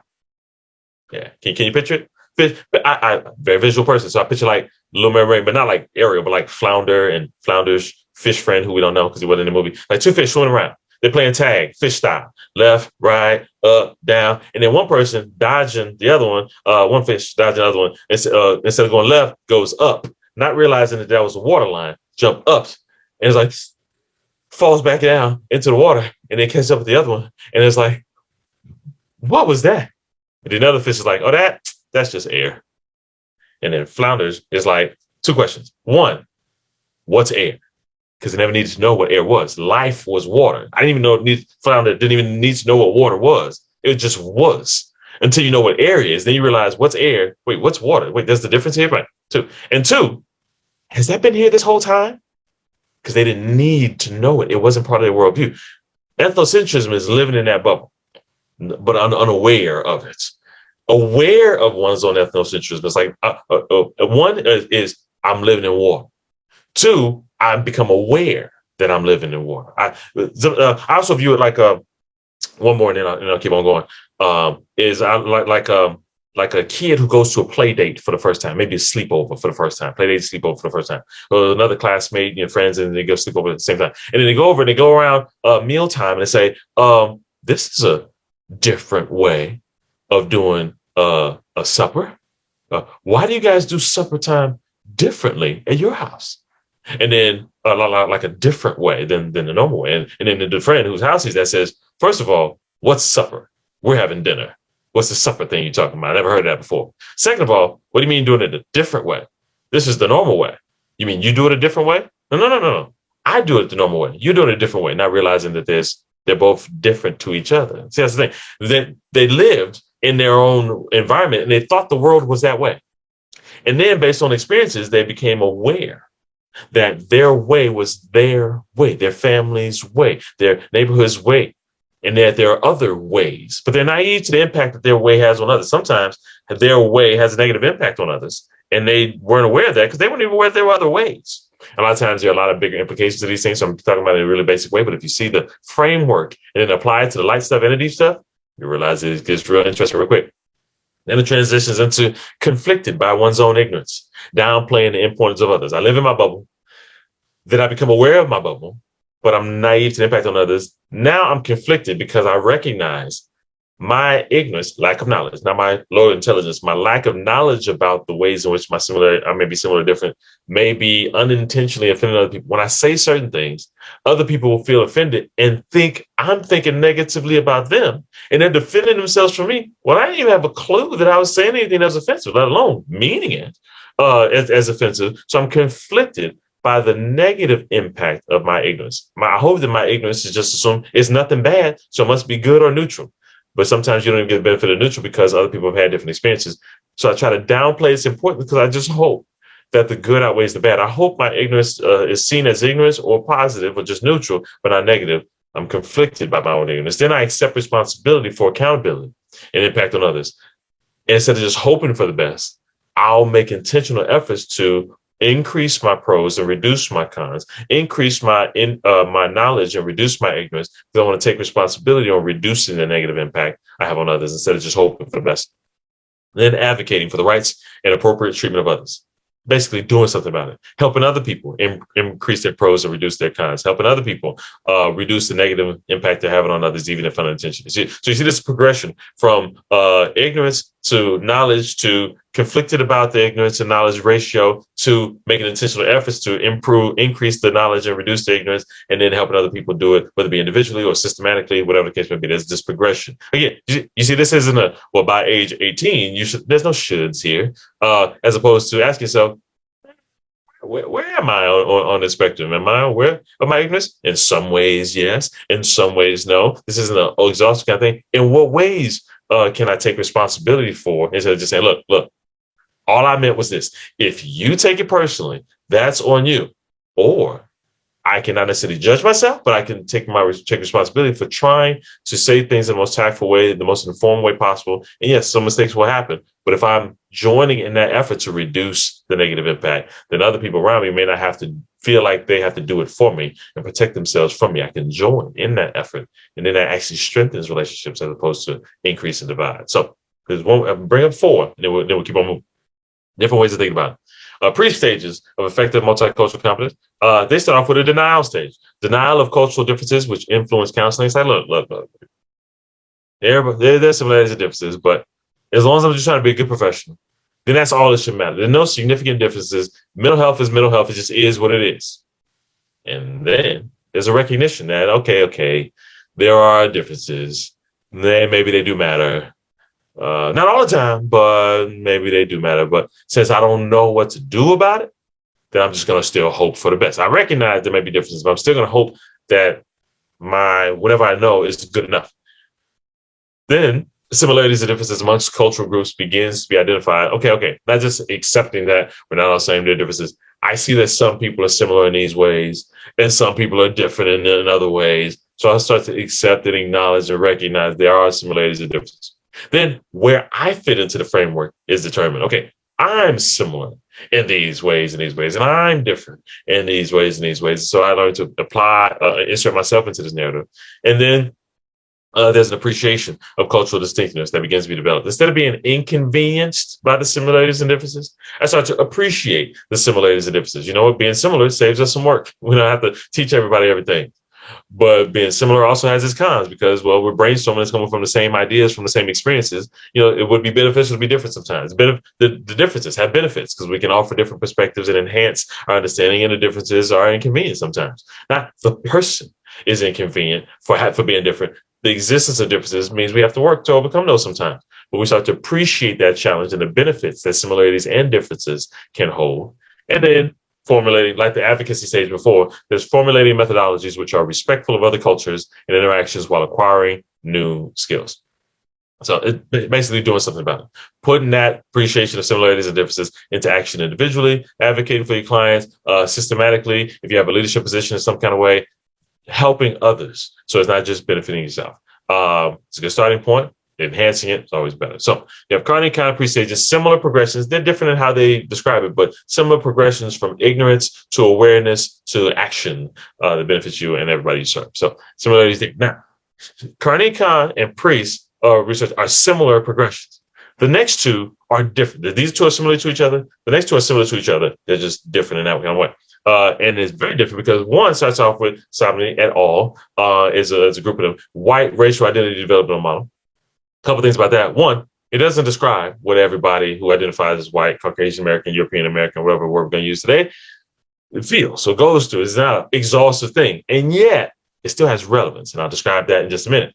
The next one, just to give you a preview, is the minority identity developmental model, which doesn't describe what everybody 100% who identifies as a minority cultural in some kind of way goes through, and yet it still has its relevance. So let me describe, it's limited, but not rare at all. So it's limited in the sense it's not exhaustive, but it's not rare. So they start off by saying there's this pre-exposure, pre-contact stage, which sounds like it's before the denial, before the awareness of the other two. They actually have more benefit of the doubt, and they say, look, forget this denial stuff. We all start off with a beginning knowledge and skill acquisition of similarities within and cross-cultural groups. We know we're not all the same. We know we all have similarities and differences. Look, we're just going to skip that. There's something else we need to describe, and we need you to understand. So we're going to skip all that stuff. Okay, I think it's funny. What they want to get to is here. Well, there's the experience that not everybody, not 100%, but it's not rare either. But it's a conflict stage where there's a confronting the dilemma of conforming cultural norms while upholding to humanitarian values and beliefs, great understanding of the impact of prejudice and racism, and the development of counseling techniques more appropriate to individuals and particular cultural groups. Okay. Let me give visual for a second, then we'll move on. I need you to picture, if I was a graphics person, I changed the screen and I had this top-down view of a whole bunch of group of people. All you see is tiny circles because they're the tops of heads. You see a group of people over here and forming a little group of circle, and in a group circle over here. Top down is a whole bunch of little dots representing the tops of heads of a whole bunch of people. The people over here in this group identify as white, European American, Caucasian, whatever word they particularly use right now. And then a group of people over here, let's call this group Latinx, Hispanic group, varieties of people and backgrounds within that group, the Latinx group over here. A whole bunch of miscellaneous people. And then somebody over here, random person, not the whole group, random one person is, in this example, is saying, you know what? I'm looking at the people around me, not everybody, but around me is a higher than I'm comfortable with percentage of people who look like me, who are expressing some racism, some prejudice kind of things. And I don't want the other people over here who may be classmates, maybe neighbors, maybe friends, something like that, to see me and see other people and to think I think those things at all, let alone about them. And so I'm conflicted by how certain types of views seem representative of the group. And I'm feeling that, so I'm conflicted about what I do about that. I'm part of this group, but I'm not part of those type of things. So there's this inner conflict, right? There's this cognitive dissonance going on. And as a result, some, not all, but some, not rare, get into a transition into this pro-minority anti-racism stance, where cultural ethnocentrism is scrutinized and involves a cultural immersion in study. Yeah. Well, some people say, you know what? the only way to distance myself from these negative particular views, again, not the whole group, but too high for their liking, this prejudice and racism, I'm going to leave this group, come over, walk over to this group. And then this smattering of dots kind of separates into a ring of dots. And this person walks into the middle of this ring and say, hey, guy, sorry for interrupting, but it's important for me to let you know that I'm not like those people who are expressing those negative things. I don't share those views. I don't share those values in general at all, let alone about you. Matter of fact, I'm in an anti-racism stand, pro-minority. I feel like I have more in common with you guys over here in these ways, in these ways, in these ways, in these values, and these customs and things like that. And so I don't want you to get it misunderstood or see me in those kind of ways. There's this pro-minority, anti-racism stance. Yeah, all good intentions. Where it gets, you thought that was the interesting part. Really gets even more interesting, where you get into this retreat into white culture. I wouldn't phrase it that way, but that's kind of how it is research-wise. And the reaction to fear and anger elicited during stage 3, where the focus shifts to similarities across cultural groups. You see, fast forward the movie. Groups of people, one person feeling uncomfortable, comes over to this group, spits into a ring, have this speech, and you fast forward the movie, and you press play, and you see this person backing up slowly. Why? Because at some point in time, the speech was over, and a random person, not the whole group, random person speaking on behalf of everybody else said, thank you for your speech. Quite nice. You came all the way over here to say it. Appreciate the effort. That's cool. Also, by the way, although I appreciate your effort, your attention is cool.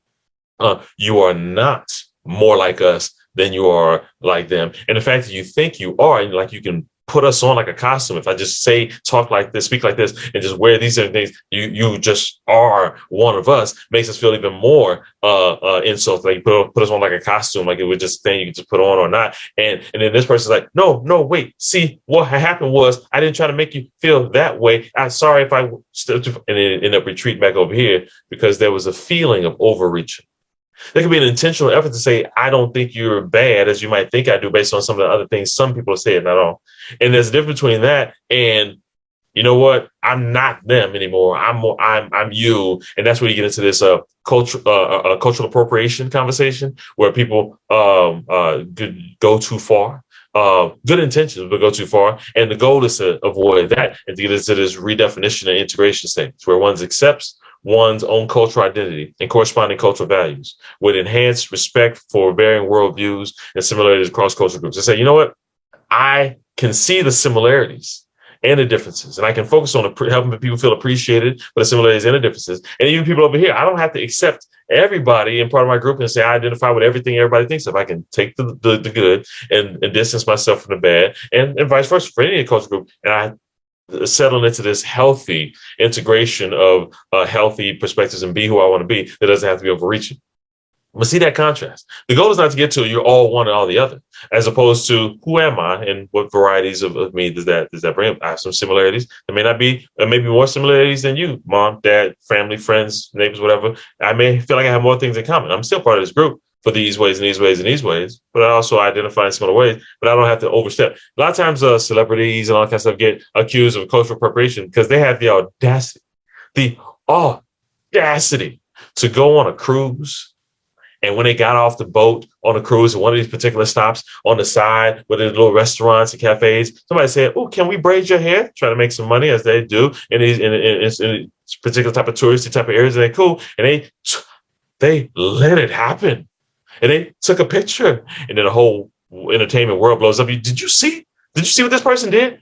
They think they have the right to wear that style of hair. Everybody knows that style is native to this particular group, and they shouldn't wear that. It's like, apparently they didn't know because they had the audacity to let the person from that particular group braid their hair for a fun vacation, not because they were trying to pretend like they could wear their culture group as a costume, because it was something that was offered as a part of identifying with a certain group and having fun, whatever. We need to make sure we have the same conversation. Now, sometimes people actually do that. A lot of times people wear actual costumes and say, or have certain team emblems or names. It's like, yeah, sorry, it's offensive to you, but it's kind of funny to me. So yeah, or I identify with this particular group. Yeah, I can just use a lot more bronzer and pretend to be you. It's like, no. If you're wrestling with your cultural identity, that's fine, but don't pretend to be somebody else. It's not going to go well. A lot of times we see people, and it's hard to distinguish between who's trying to be minimizing and insulting and say, I can just pretend to be you, use some slang and be like, hey, one of you guys, versus somebody who actually has a great appreciation for certain customs and are joining in, and often we're invited in a certain way, and it sends a different message. And we need to make sure, whether you're the one offended or not, if you get a family or an individual, a part of a family, and say we're experiencing some discord, so and so had the audacity to do this, that's our thing. Then before we just cancel and say how dare you, maybe you get a chance to take the time to figure out why they did that thing. Why do you have to feel so protective of your thing and nobody else can do it? Why did you feel compelled to do it? Not how dare you, why, but help mutually understand. Oh, I didn't understand how that impacted you. Before you came along, I was surrounded by a whole group of people who welcomed me doing that and encouraged me as a joining effort. But just because I was in a group of people who appreciated that and welcomed and taught me how to do that and to cook this way or talk this way or speak this way, dress this way, that doesn't take away from the negative experiences you've had before I got there and the message this sends to you. You may be a part of the conversation to help people understand each other and figure out what we're going to do differently. Am I going to understand you don't mean what I think you mean or feel you mean or fear you mean? Or am I going to acknowledge that this is a little bit too much and do something differently? Not because I was wrong. And how dare I? Because I know this has a different impact on you, or some combination of the two. But we need to acknowledge that there's various ways and motivations when people get there. And that's where this, how racial identity, cultural identity develops is good to understand. Not because we're memorizing stages, but understand how people get to doing what they do is different. Am I running from something? Am I running to something? Is this the only something I know? And I'm not even fighting anything. It's just, I didn't even know there were other ways of speaking, being, talking, doing, things like that. You may be the one to be invited into someone's safe space to help them figure it out. So there we go. And then, like I said, last one on this research side of things is the minority identity developmental model. And as I previewed the last one, it's not what everybody goes to, but it gives a contrast. And just like you've seen another one, that's not, well, everybody goes through this, but just because it's not 100% doesn't make it rare. If you keep your eyes open, I want to be there. When you see something on the news, such and such organization or celebrity is accused of a cultural appropriation, and instead of saying, oh, I'm going to delete their music off my phone, instead of doing that instantaneously, your ears perk up and you listen for, tell me more. Is this really what it seems like? Or is it probably misunderstanding? Does somebody genuinely think that or feel that where they're trying to do something that it doesn't look like from the outside? It doesn't make it automatically okay, because it's not about okay versus good versus bad, but it doesn't change how other people can be uncomfortable because they don't know what their intentions were. But it can help you determine how you're going to assume certain things and treat people accordingly. So similarly, access minority identity development model starts off with a conformity stage, whether it's preferring white values and norms and depreciating non-white cultural values and norms. See, if you can tell, they just skip all the stuff from the first three and they say, look, all that developmental stuff, that's fine, and all that stuff has merit. There's one type of scenario you guys aren't describing, and it's coming from a different perspective. We need to throw it in there. So we're going to skip all that. And then the movie starts with a preferring of white values and norms and depreciating non-white values and norms. So let's take a similar picture and just start it from the other side. Group of people over here, group of people over here. People identify as white, European American, Caucasian, whatever. Somebody over here, Hispanic, Latinx, a variety of people here. One random person, young adult. It says, sorry, mom, sorry, dad, aunt, uncle, grandparents, abuelos, all that kind of varieties of family members. And they say, I hope you don't mind. I appreciate all that you taught me, good work ethic, things like that. But you guys have been here a long while. You came over here, so I can have a better experience growing up than you had growing up, and I appreciate that. But you guys are working very hard. So I'm a good work ethic, but you haven't found that upward mobility. You have a certain particular labor job, whatever picture comes to your mind in this scenario, and you've been here a lot of years and doing the same thing. It doesn't look like anything's changing. But my classmate in school and their parents, but they live in a certain place and have a certain ability, occupational abilities and opportunities, things like that. They say, if I learn to speak like them, yes, I speak English, but they say, learn to speak English the way they speak English and dress the way they dress, go to school where they go to school, get a job where they say they get a job, then I can bring the success that they say can be done here back to our family. And that's what I want to do. I want to do what you did for me. Give my kids a better opportunity than that I was able to have myself. And I want to keep that going. So I hope you don't mind, but I'm going to prefer what they do. I'm going to conform to what they do. And I'm going to slightly devalue. Sorry. I mean, it's good at work ethic, but it's not working as well as they are. So hope you don't mind. I'm going to come over here. conformity stage. Fast forward the movie, and you get to this resistance emergence stage, where increased ethnic pride and positivity is combined with suspicion of white Americans. Whoa, whoa, what happened? Movie looked really, really going one way, and all of a sudden, fast forward, this movie started off here, and then you fast forward, and all of a sudden, he's moving backwards. Like, what I miss? What I miss in the movie? It's like, well, this particular person learned to speak the way they speak, dress the way they dress, go to school, elementary, high school, and despite the fact of having a good GPA and grades and honors classes and extracurricular activities, this particular person didn't get as many college acceptances as their friends. That had similar or not as good grades, things like that. But you know what? I don't want to put too much focus on it. The particular person says, I didn't need 20 schools to say yes. All I needed was at least one, and I got at least one. And so I'm a college-bound student. Yeah, mom and dad, hope you're proud of me. So I went to college, and despite all the people around me who look like me starting to drop off in percentages one by one, almost as if the system was not designed to support us in the same way that it was support other people. But can't put a finger on it. I can't put a finger on it. I don't want to be mad at anybody else. I just want to finish. And so I don't like the fact that I'm becoming more and more of a minority than when I first came here.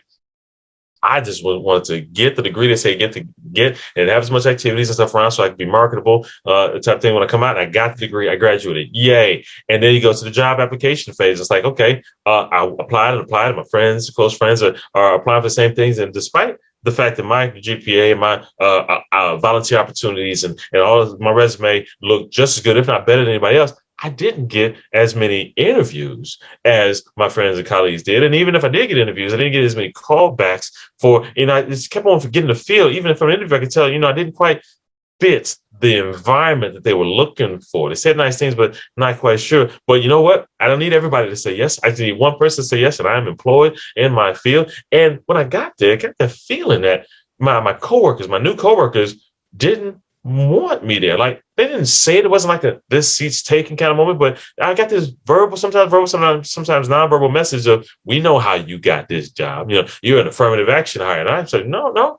I was in the interview and then the second interview and to the group interview, because you can't really tell for the individual interviews, but the group interviews, the cream of the crop, the top list, I saw the other people who I was up against. They were good. But I was better. I rocked that interview, so I wasn't surprised when I made it. I was grateful, but I wasn't surprised because I knew I did well. I know I earned my way here, and yet my colleagues who were not in that group interview are continually, directly and indirectly, expecting me to prove that I'm worthy to be on the team. They don't have to do that.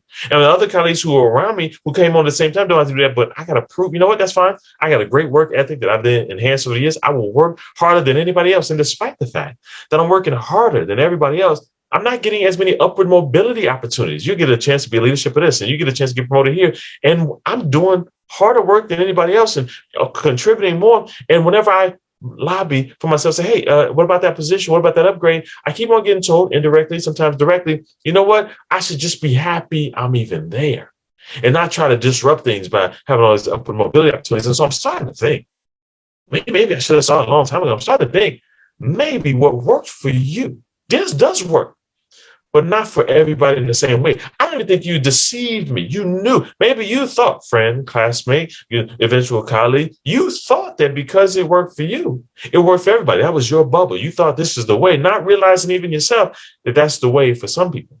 It's responded to in a way for some people, but not the same. Eventually, is it some limiting thing? Well, see, this is one thing that I can never succeed. No, you can do certain things, but it's a little bit harder sometimes. It's a little bit different hoops and barriers to jump through sometimes. Well, maybe a few. Hey, we already have one person who looks like you in this position. See, it's doable. You should have nothing to complain about now, regardless of the fact that that's a small percentage, and everybody else who is just as equally qualified gets to, oh, you've met your quota, unofficially, of course. And so you see this person starting to back up and say, maybe you didn't do it on purpose. Maybe it's not a direct labelable system against, but maybe I threw the baby out with the bathwater, as the phrase goes. Maybe I didn't have to leave everything behind. I'm starting to appreciate some things that are good over here that aren't as good over here. Yes, I learned some things, but I also had some things here that I could say, hey, mom, dad, grandma, whatever. I start to realize that the way things aren't because you just didn't care enough to work hard enough. No, I see it in many different ways. You working harder than a lot of people I have over here in this work environment over here. It's just a different kind of work. And I can appreciate that a little bit differently, which leads into this synergistic stage where self-fulfillment is associated with embracing one's own cultural identity, but doesn't accept all aspects of either one. Some become activists against oppression, discrimination, be able to say, I learned some things. Grateful for that opportunity. But it's not like everything's greater over here. The grass is green on the other side kind of thing. They have some pros. They have some cons too. There's some cons over here. But there are some pros too. I can learn to take the best from both worlds and then say, well, when I get a chance to impart that, I'll impart another list of pros and cons, and my kid can take that and find their own balance. And so you have this minority identity development model. This isn't something that everybody goes, well, by age 13, you should be in stage 3. No, it doesn't quite work that way. But if you keep your eyes open, you might look up and you might either already have or might have a client who's experiencing this kind of tension. And I just feel like everybody's against me. I worked hard. I feel like I'll have to work harder than everybody else. And the therapist's natural thought is, really? Do you know how everybody works? You just assume you have such a high view of yourself that you think you work harder than everybody else? No, that's not what I'm saying. I just trying to say I'm working harder. I haven't gotten any upper mobility. I feel like the system's working against me. Has anybody told you specifically that you don't belong here? Well, no, I just get this feeling. Has anybody told you the reason why you're not getting a promotion is because of your ethnic or cultural background? Well, no, because then maybe we should explore some paranoia and some delusion, some self-deprecating, limiting natures like want, and we just missed it. Is that possible ever? Of course it is. Should we go there quickly and just minimize people's experiences because they're not ours? That's what we should be trying to avoid. Let's acknowledge that there could be other influence effects. I'm not saying use these as an excuse, but because of my sexual orientation, because of my age, because of my gender, because of my ethnic background, I can't succeed. Oh, no. People who avoid the victim mindset and avoid promoting that, I'm a fan, sure. But just because it may not be dictating, limiting your options, that doesn't mean it's not an influential factor in the barriers that some have that others don't have. I had to work hard too. Yes. But maybe you had to overcome 5 things and somebody else had to overcome 10. That doesn't minimize your hard work to acknowledge that there are other things that they had to overcome that you may not have, whatever the case may be. And so it's an opportunity to put ourselves in the client's shoes and empathize in a way that says, what barriers did you have to overcome? Not should you have, or you're just making up. And what did you do to overcome? Then what barriers are there still to overcome? What things, how do you respond to internally? The fact that you have certain experiences that other people don't have, may not understand. You may come from a different cultural background, but you still have the opportunity to help them feel heard, valued, understood, even without necessarily solving the problem. But you can help them feel more empowered to figure out what is within their power to control to solve them, come alongside them and help them. You can't start that until you put yourself in their shoes, not because I've experienced everything in their shoes, but I can see how from your perspective, putting yourself in their shoes, I can see how somebody with your experiences, your cautions, your negative past experiences, you might feel this way, do the same now, not period. So thus, obviously, you can't succeed. So now with that, what you going to do about it? Well, I don't know. That's why I'm here. Well, let's talk. Let's have some fun. So that's where it gets, I can't choose a research was it just state conceptual research. This one's where I can practically see how can I use that to enhance my understanding of the person in front of my face. That is the challenge. Yeah, whenever you talk about research, you got to talk about the limitations of research always. And so it's beneficial here. 1, developmental models lack empirical support. If you live and breathe evidence-based practices, I give you permission to ignore everything I just said in the last 4 slides. I totally get it. That's fine. However, it's not all anecdotal either.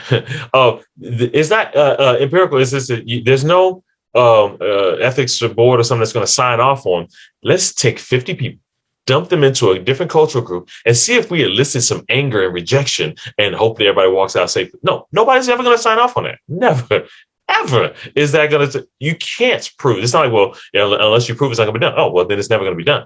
You can't do it that way. And yet, it's not just anecdotal. I know somebody whom you'll see evidence of this infused into other people presenting problems, other people's research and stuff like that. So it doesn't meet that evidence-based model, yet it still has relevance. Ever-changing cultural values, needs, and expressions. A lot of research on cultural differences doesn't update, doesn't grow. A lot of times I can do a training and the words sound similar, but how I describe it is different over the years. But a lot of times research is set in stone. And so you have something that, whether it be a year ago, 5 years ago, or 10 years ago, they said, well, Blacks like it when you do this, and Asians prefer it when you do that. I just cringe every time I hear it.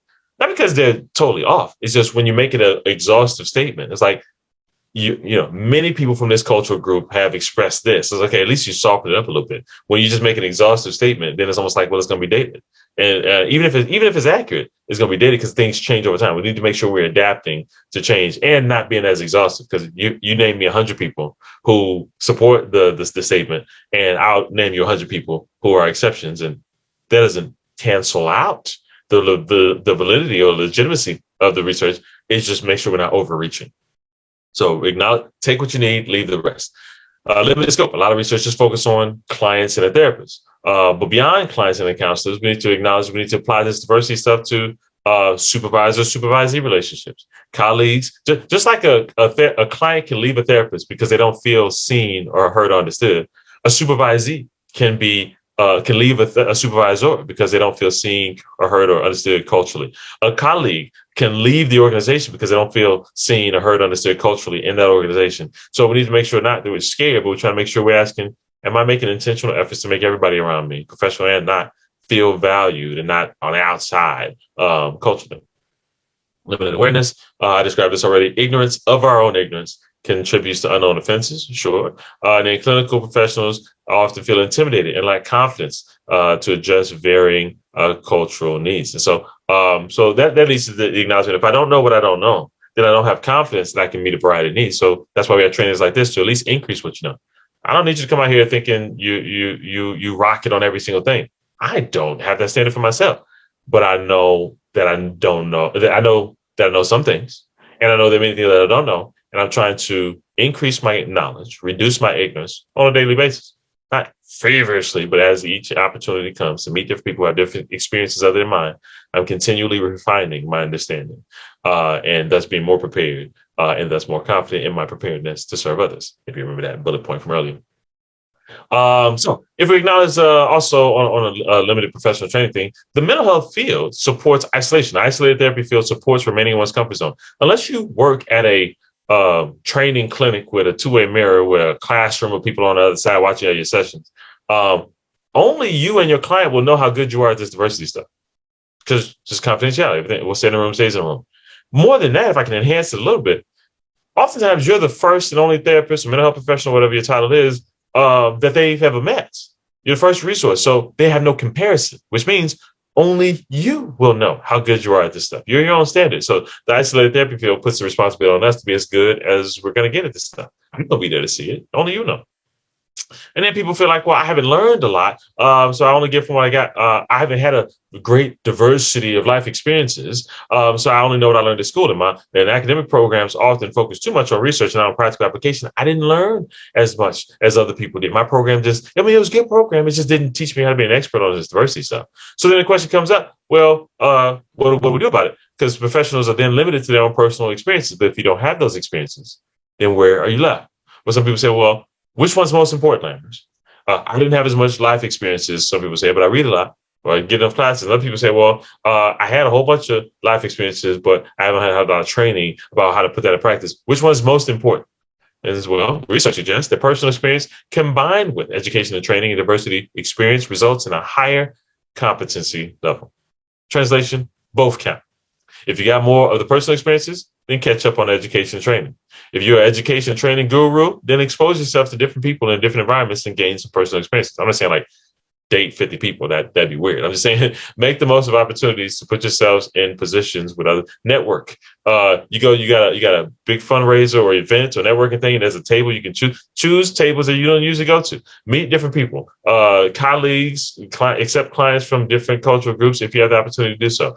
Whatever, just expose yourself to different experiences. Learn as you go, but you're not just using them as tools for learning. You're exposing yourself to a variety of life experiences such that you be less ignorant, lack of knowledge, less ignorant every day, and thus more competent about how to help other people.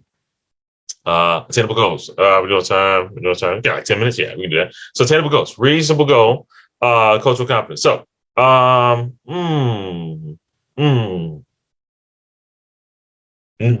don't want to do that.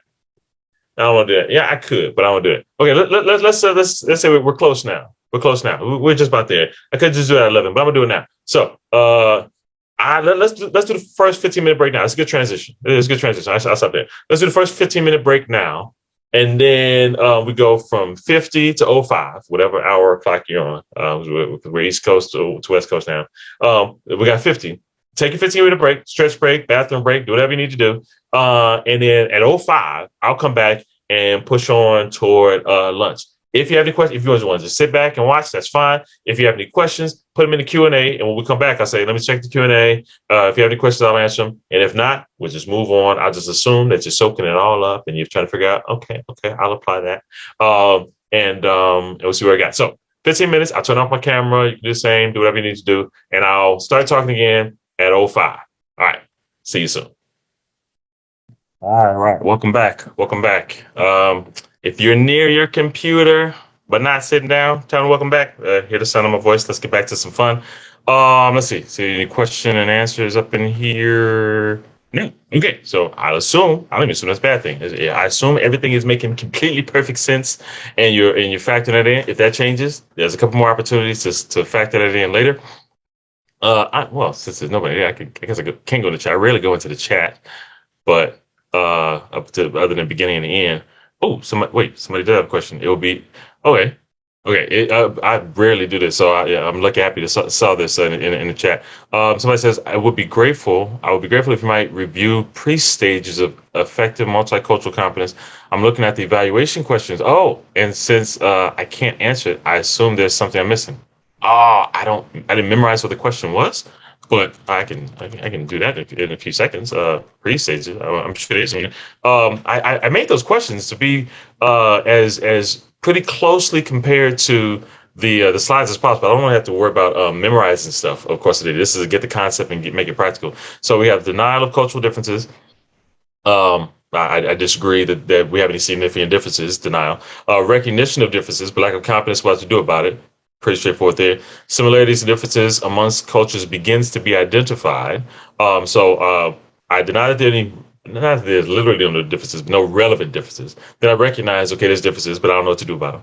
Similarities and differences, I start to realize we're similar in these ways, or I'm similar in these ways, I'm similar in these in other ways. But it's still kind of inconvenient. So similarities amongst people is 3. 4 is where I fit into those similarities. Is 4. Appreciation rather than being inconvenienced by differences. Cultural distinctiveness begins to be developed, and then doing something about it. So if I had a question about that in a post test, if you're looking at that early, then just trying to copy paste which one of these is not one of these stages or something like that. That's probably how they go, because I don't put as much conceptual stock into this as much as recognize as a progression. So hopefully just a reminder of that would be pretty straightforward, and it'll be good to go. Oh man, somebody's active right now. It says, oh, I love this. It asks which is not a part of the stages, and all 4 seem to be a part of the stages: denial of cultural differences, okay, critiquing methodologies, appreciating differences. Oh, okay. Then based on how this, if you're copy and pasting that, appreciating and identifying similarities, then what stands out to me in this chat is critiquing methodologies, which is different than formulating methodologies. There's other research where I don't really go to here, but there's a lot of this research kind of thing that goes into critiquing, evaluating, analyzing, finding the loopholes. And this is more formulating methodologies, creating them, not analyzing them, because analyzing them is not part of the stage of development as much as formulating your own, not even structurally, just formulating your own, where I fit in, how am I going to apply this in a job situation. So everybody gets a free answer to a test question. Happy to. That is the goal of the whole day. So, oh, got it. Yay. Okay. So you understood. Sweet. I'm trying to leave you hanging. I'm trying to leave you confused. I know the process of, and I love the looking at the test questions early. That's what I do. I always have the test questions printed out, and then I looking to answer them all day long. So I love it. That's all part of the learning process to me. So glad I could offer some clarification on that one. All right, let's keep on going. Oh, by the way, I don't know if anybody's looked ahead at the slides. You'd be like, this dude has 90 slides in here, and we're on 18. I'm aware of this.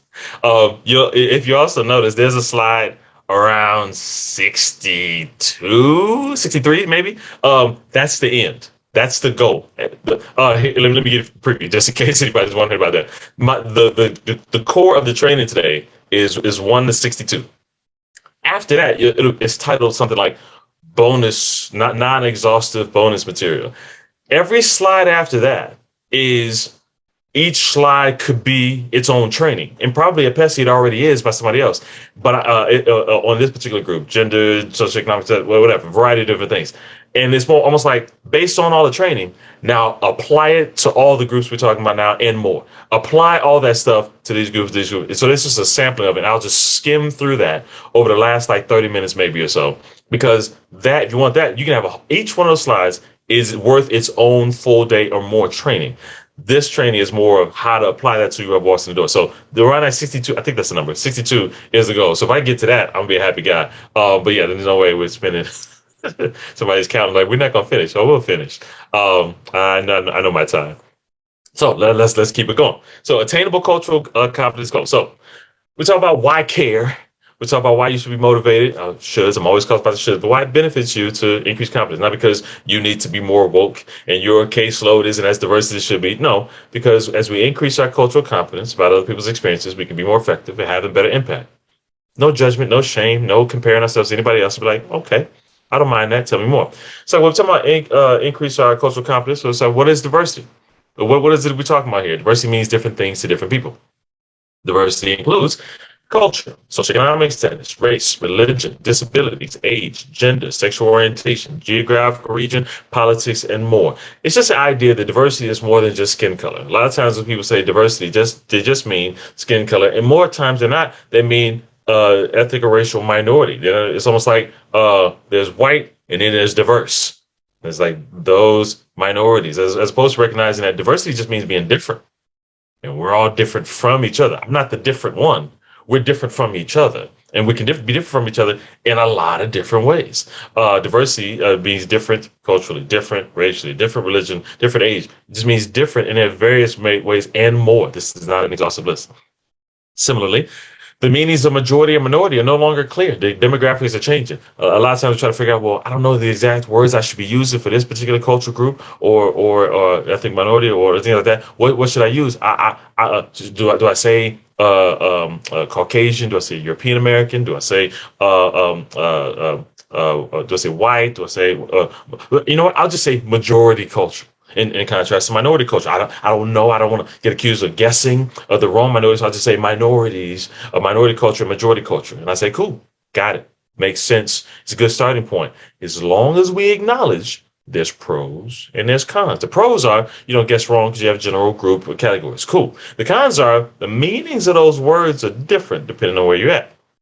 Because majority and minority are not categories for skin color and geographic region. They're percentages. Majority over 50%, minority under 50%. So you could be a majority in the country where the majority of people are white and people of color are more of less than 51%. They're like, okay, cool, 49% or less. I'm like, cool. But the latest census, every census that they do, they modify this particular stat. They estimate by 2060, it was 2050, 2055, they push it and it gets shorter and shorter. People who identify as white in this country will drop below 50% of the population. Granted, there's still 49, the largest one particular population, sure. But based on procreation rates, like Nick's immigration debate as part of the conversation. Procreation, people were born in this country, so nobody has to argue with it for people who want to argue with it. People of color will collectively, not one particular group will jump over 51%. That'll take a lot longer if it even happens. But collectively, clients of color, individuals of color will grow collectively as a group more than 51%. So technically, you could say at some point in time in the near future, oh, you know, we should reach out to minorities. And somebody sarcastic and thinking they're funny next to you could be like, oh, white people, what'd you have in mind? And then it'd be hilarious, right? Will it change the dynamics of structure and power and authority and government and business and socioeconomic status? Leave that to the sociologists to figure out. However, we need to recognize that the terms are contextual. Similarly, they're contextual now because I went to high school, Southside Chicago. My high school had 2,000 students in it. It's 2,200 or something. I don't know the exact number, but just over 2,000 students in it. The vast majority were African American. There's a handful of white people. There's a lot of white people, a lot of Asian and Hispanic, but the vast majority, I didn't memorize the number because I was in high school. I didn't care, but it wouldn't be a stretch. It wouldn't be hyperbole at all to say 80%, if not 85% of the school was African American. So somebody, a student, who could consider themselves outside of the school to be a part of the majority culture in this country. When they are at school, the vast majority of where they spend the majority of the hours of their day and the majority of the hours of their childhood, they are not in the majority. They're in the minority. So they're a minority in one environment and a majority in another environment. A male could be a majority in the country, but a minority in their career field as a nurse, where the 90% of nurses are female. So they're a majority and a minority, depending on what we talk. You see, the words are not, well, let's just reach out to more minorities. Which ones? Who'd you have in mind? Majority culture. Oh, so you fill in the blank. It's not about good or bad words. Just recognize the words mean different things. So as demographics change the population on stats. I put the stats up here not because they matter in a clinical sense, but just a lot of times I have this as your national U.S. Stats. No matter what state I've been to do this training, I get people saying that's not how it looks around here because it's a collective number. But people are like, what? Really? That's the percentages of our country? It's like, wow. And just acknowledgement, whatever your percentages are, they're a variety of people around, ethnically, there's a variety of people around age-wise. Over 15% of the country is 65 years and older, and that 15% is increasing. It was 12 a handful of years ago while I was doing this stat, and it's 15% now and increasing. We're living longer as medicines and lifestyles and stuff change. And somebody could look at me professionally and say, that's cool, Lambers, good to know. But I don't need to know that kind of stuff because I don't serve geriatric clients. Two things. One, you just insulted a whole bunch of people by using the term that many people, not all, many people find offensive. That geriatric clients, as if it's a negative word. Now you can go to a geriatric ward at a hospital, the geriatric wing, and it's a term. It's like it's just a term for the lifespan period, and other people have experienced it as a negative term because not because they disagree with the hospital or the wing, as opposed to it's been a word that's been used to negatively put people down. And so I don't appreciate how you look at me that way. So we need to acknowledge that, okay, that's how people experience things are different. Not a how dare you. See, that's why I don't say anything. Just recognize who you're speaking to, what experience they may have, and be willing to adapt. We'll get into that a little bit later on the finesse and how to adapt it. But also recognize we're living longer. You don't work with the older population. That's the second thing. You don't work with the older population? Okay, your choice. You might be running out of clients pretty soon. Like, I say it as a joke, not really like a joke. That's not a funny haha joke. It's like it's like saying I see couples, but hey, Lamps, I only do premarital couples. So I always get the young ones. It's like, or you can get older couples. I remember one of the best couples that I've ever worked with. I was a premarital couple, 80 and 82. Cutest couple I've ever seen. Not cute as in, oh, they're so cute, patronizing. No, cutest couple, lovey-dovey. It was great. First marriage for one, second marriage for the other. Premarital counseling. So I was like, I only do premarital counseling, trying to weed. I wasn't trying to do it, but if somebody wants to do that, it's like, you never know who's going to walk into your door. And I want you to be prepared for do you do premarital counseling? If you do, then you will accept, well, no, but not with them. Oh, so you don't do premarital counseling. So I do. Well, they're getting married. You say that's what you do. Are there other barriers is there something wrong with them that you can't apply what you do to them? Well, things are different. Yes, they are. And there are also similarities. It seems like everybody in this room, me referring, and the couple who wants your help seems to have more confidence in your ability to help them than you do. Not you specifically, but you see the conceptual idea. We need to make sure we're not limiting ourselves unnecessarily because you can probably do more than you think.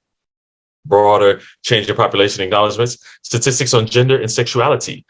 Approximately 5.6% of American adults identify themselves being part of LGBTQ plus community. It's got an updated 2021 poll. It was like 3.6% or something just not that long ago. And see, here's the thing. The stats matter and they don't matter at the same time, because this is one of those stats that the people who even type the stat know that the stat is wrong as soon as they type it. Why? Because of that word I put in bold and italics there. Those are one of the people who are willing to identify as being part of the community. Yeah. They say, well, Lamberts, well, if either they do or they don't. No, either they do or they don't identify, because sometimes it's not safe to identify. It's like, well, Lamberts, well, same-sex marriage is legal now, and the way the country's changed, it's like, yeah. Some things may be legal in the country, but not legal in their church. Legal asterisk. Some things may be legal in the country, but not legal at the dinner table or the family, where if they share certain things, they might not be able to stay in that family. See, Whenever that number, I want to put a greater than or equal sign next to it just to be a little bit more accurate. Like it's at least that. There's a large number of people who don't feel comfortable sharing because of negative experiences that they've had, witnessed, or just fear that they might have based on what they say publicly. And that's where our goal is not to promote one particular thing, politically, sexual orientation, anything, but to promote healthy expression of feelings. That's within our mental health scope. Healthy, being willing to identify who we see ourselves to be, whether other people like it or not, and to express that in a healthy way, not pushing other people down or pushing other people out in a certain way, but help you live your best life. Is that not within our scope of competence? You may agree, disagree, be familiar with, be within your bubble or not within your bubble, but that's not our goal to welcome people into our bubble, but to say within your bubble, which I may never live in, within your environment, which I may never live in, within your family, which I may never live in. How can I help you live your best life and remove barriers and increase competence and assertiveness or increase awareness of your emotional management, whatever the case may be, to live your best life? And in order to do that, we need to increase our understanding of the world outside of our bubble, whatever the case may be, ethnic bubble, age bubble, gender sexuality bubble. We just start there by increasing our awareness. Have your comfort zone, have your values, opinions, things like that, but also expand it to the degree that is reasonable for you. So, talk about that. What is diversity? We talk about what is competence. Okay. There are many definitions of cultural competence. Some common considerations are awareness, understanding, practice, social justice, self awareness, attitudes, beliefs, knowledge, skills, and self confidence. Okay.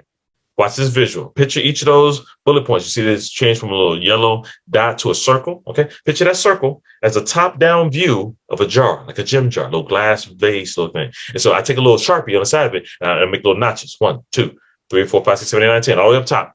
And I say to you, like true gem jar model, how would you rate yourself on a scale of 1 to 10? Don't tell me, don't put it in the chat. It's not for anybody else, just for you. How would you rate yourself on a scale of 1 to 10 on each of these categories of cultural competence? Now, somebody might say, well, I mean, my beliefs and my attitudes are pretty good. I think I'm a good person. I don't want to hurt anybody, but my knowledge, skills, not quite sure. I haven't had a lot of experience putting these skills into practice or knowledge. I haven't read as many books as my other colleagues as well. My self-awareness is pretty good, maybe a 7 or 8. My other awareness, or definitely that social justice stuff. Well, I'm not one of those social justice kind of people, maybe a 3 or a 2 or something. You can have a high number, you can have a low number. I don't care. Not because I don't care. I don't care in the evaluation sense. Whatever your number is, own it. Because it's your owning of the number, your own self-evaluation number, that is the beginning of your reducing your ignorance of your competence level in these categories, and then saying, what do I need to do to improve? If you're at a 7, what do you need to do to get to an 8? If you're at a 3, fine. What do you need to do to get to a 4? Whatever you need, do it. Don't compare yourself to somebody else. Well, I haven't read. I think I'm an audiobook person. I don't read as fast. My wife is like a speed reader, and I read slow. So I'm an audiobook person.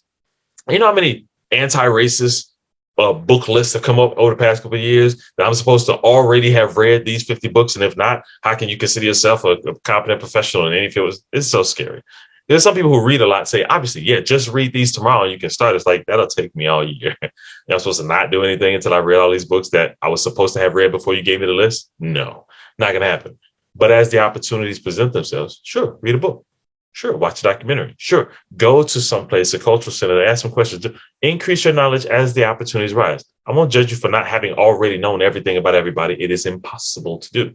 But if you feel like you're at a 3, say, okay, I don't have to judge myself to the 8 speed reader, live and breathe books and on every other person around me, 8, 9, or 10.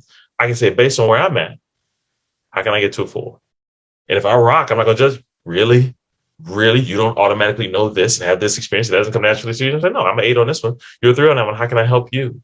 And let's work together. We can have up and downs on all of these kind of things, but don't compare yourself to somebody else. The goal is to see where you're at and to be further along a year from now, 5 years from now, based on the experiences that you had. So let it be a growing thing, which leads into an attainable goal for cultural competence. 3-fold plan. If you get nothing today, this is on the short list of things that can change or change a perspective that can be sustainable. 3-point plan that summarizes the whole day. 1, I strongly encourage you to accept the inevitability of offense. Yeah. People consider me the most optimistic person in the room.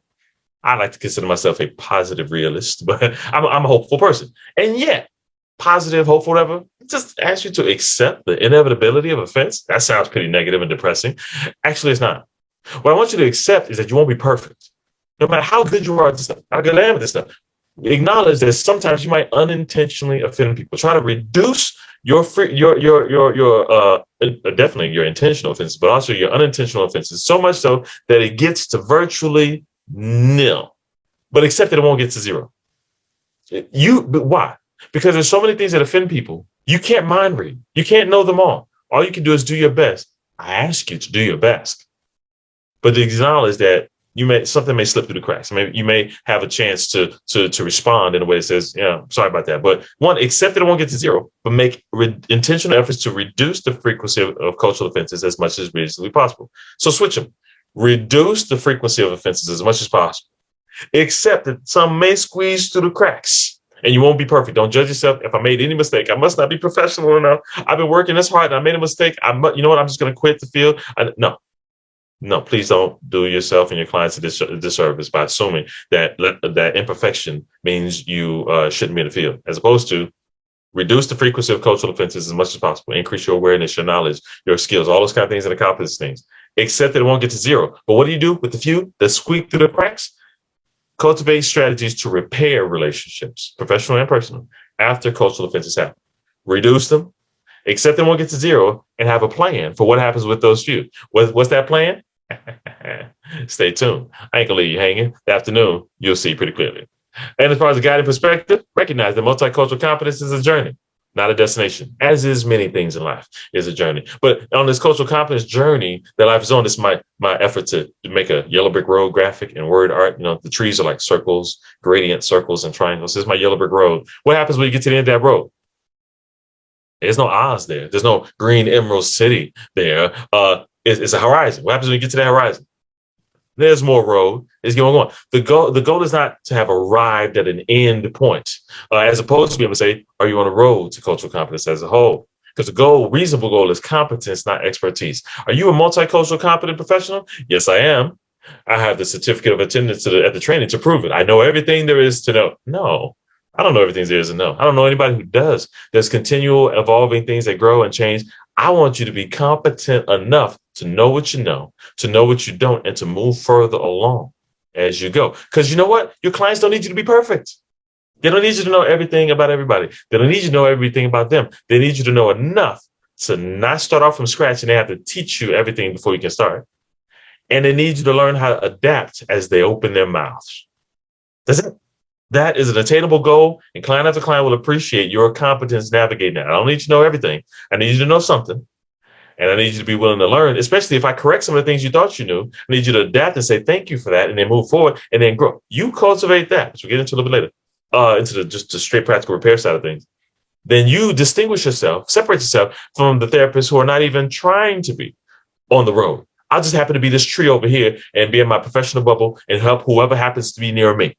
Maybe my bubble is further along than somebody else's bubble. Or maybe this little tiny tree up way over here in this corner. And I just happen to help whoever's over here. And to them, whoever happens to be in that bubble is fine, great. But for you to say, I have my bubble, but I'm going to move my bubble. I want to put a tree on there, have a graphic where it moves along. That's fine. Have your comfort zone, but just make sure it's getting further along. How fast? Don't know. Don't hate. The fact that it's moving at all puts you in a better position to help more people over time. And you don't have to say, well, I can only help these people in this particular group. You say, I can help whoever walks in the door. I can help some more naturally than others. But it's almost like I help couples more naturally than I help kids. I see kids. I see adults. I have kids who parents say I was great with their kids. That's cool. I'm grateful for that. But I leave a couple session, knock down, drag out, trust issues, and all that kind of stuff. And I leave energized. And I can work with a kid, play therapy on the ground, playing all that kind of stuff. And I leave sweating. Like it was work. They don't know that. But I have my comfort zone. And yet I make sure I stay diversified as opportunities arise. So I can make sure I'm enhancing my understanding of experiences outside of my own. So that even if somebody in my bubble, somebody lives in the same bubble as me, in a sense, or life experience sense, and they say, can you like me, you get it. Can you believe that? Hey, have you ever heard anything like that? And I can say, actually, I have. Yes, we're very similar in a lot of different ways, but that's not the first time I've heard that. And because of that, because I've exposed myself to different things, I can help you cope with that which is new and outside of your bubble, and help you incorporate that into your life experiences so you can keep that job, so you can keep that relationship, so you can keep that neighbor relationship, whatever. You can expose yourself. And so if we move further along at our own pace, no rush, no comparison, but you doing your best to move along is an attainable goal that you can benefit for your clients. Okay. All right. So the diversity myths, squeeze these in there real quick because they come up. I got a list of these, but the two that come up the most, I wouldn't have guessed. I would have guessed a couple other things, but the one that come up the most are one, that recruiting diverse staff automatically results in a functioning, keyword there, multicultural program. It's that idea that did you really want me here, or was I supposed to be just a token in the organization? Did you really welcome me as a part of the team? And because I don't feel as welcome. I'm here, but random person says I'm here, but when I speak up, I don't get as much traction as when other people speak up. When I contribute ideas, like I'm just getting told I'm just supposed to be happy I'm here. I'm getting the feeling that maybe you didn't value my contribution to the team. You're just trying to sprinkle a little pepper in the salt of the company photo. Sometimes it's not about just what percentages you have, but it's about whether there's a commitment to multicultural issues and a positive environment in which to nurture them. Do you welcome different people in from different cultural backgrounds? Do you welcome their contribution once they're there? Do you hear their needs and wants just as much as you hear everybody else's needs and wants you hear their concerns and their cautions just as much as you hear anybody else's concerns and cautions? Do you respond if something goes wrong just as much as you respond to anybody else? What makes it functioning is more than just the percentage. And a lot of times people say, hey, we got one, whichever the one is, different ethnic group, different age group, different gender, socioeconomic status, whatever. We got one. We're diverse. Ching, with a little graphic. And ching. It's like, yeah. Or we can expand to make it a functioning multicultural program. So just a little challenge to consider. Not like a how dare you not, but it also means that people say, we don't have the opportunity. It's not like we're turning away applicants. They're not coming. It's like, okay, well, one, that's not your fault all the time. It's like if you don't have the opportunities to, then do the best you can. Two, a lot of times we don't have the opportunity to change the skin tone photo, but you can bring different perspectives, not just from different skin color, but different genders, different socioeconomic status, different age ranges. A lot of diversity you can get outside of just race and ethnic differences. So that's a good way to start. That's not the only way to start. It doesn't have to be where you start. So there's a lot of different ways to do it. So yes, well, we're not as diverse. There's not a percentage you need to get to, as long as you make sure we're making the most of the opportunities available to us.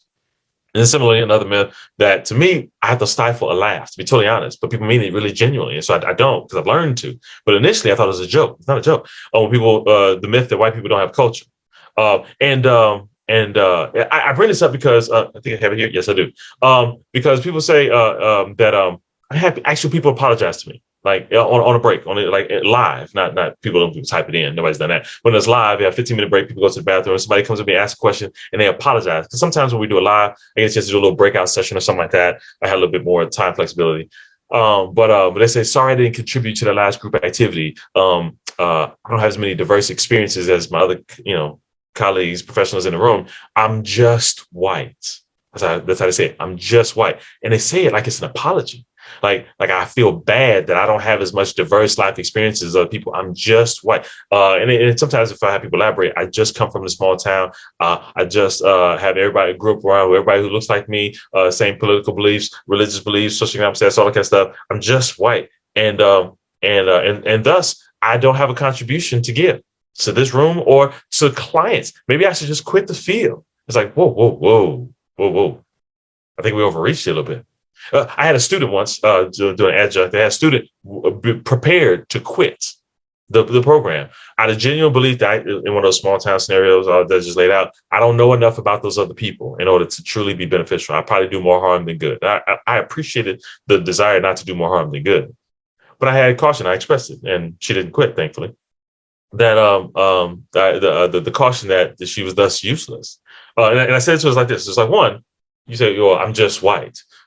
In this contrast and not the variety of the Crayolas. And so my initial response is usually some variety of, white is a color in a Crayola box too, right?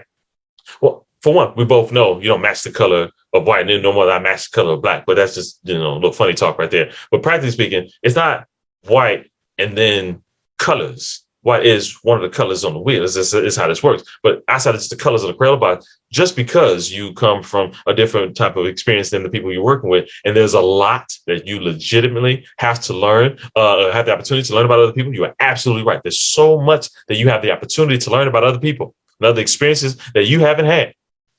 But you know what's also true?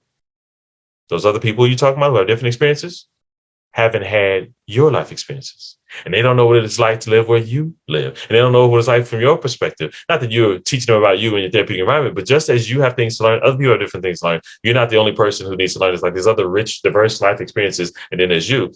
We all need to be learning about everybody. Not one group needs to learn about everybody else. So I affectionately get people off the hook. It's like, no, you're not bad because of where you're born or what family you grew up in because you didn't have as much variety. You just have you just starting from a different position in the game of learning about other people. Somebody else isn't in a better position. It's a different perspective. So let's try to reduce some of the myths that stop us from learning and stop us from interacting and say, okay, developmental model style, we all have the opportunity to increase our appreciation for similarities and differences, which starts before that. You can appreciate what you don't even acknowledge. You got to acknowledge that there's similarities and differences. Don't judge yourself or don't automatically know because we all got to learn somehow. So maybe somebody else is further down on that road than you. Good for them. The question is, are you going to stay where you're at or are you going to move to? I don't care how fast you're going. Your clients don't care. You're going fast enough to help them? That's all they care about. That's all they need to care about. And I think that's fair. And it can be empowering for us too.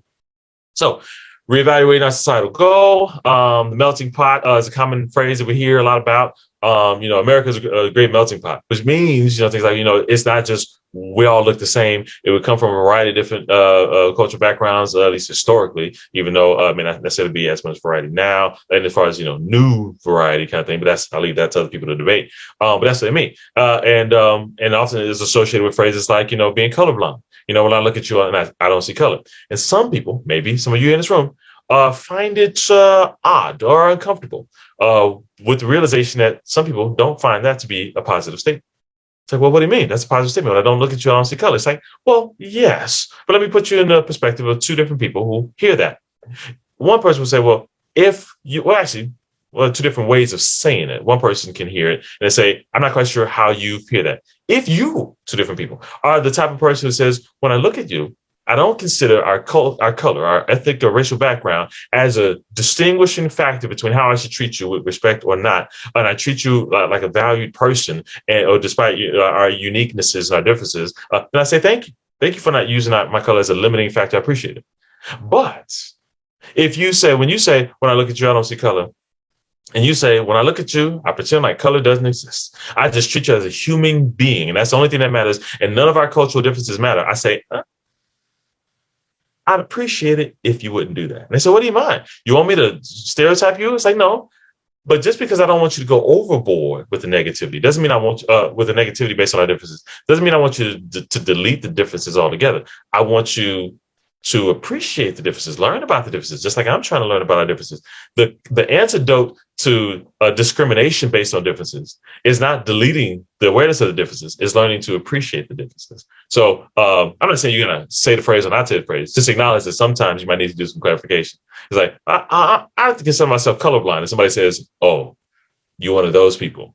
Now you might have a better understanding about what they mean. They're not trying to judge you. They're trying to say, I'm going to need to protect myself because you're showing me that you're one of those people who are going to delete aspects of myself that are important to me. But, well, that's not what I meant. Good to know.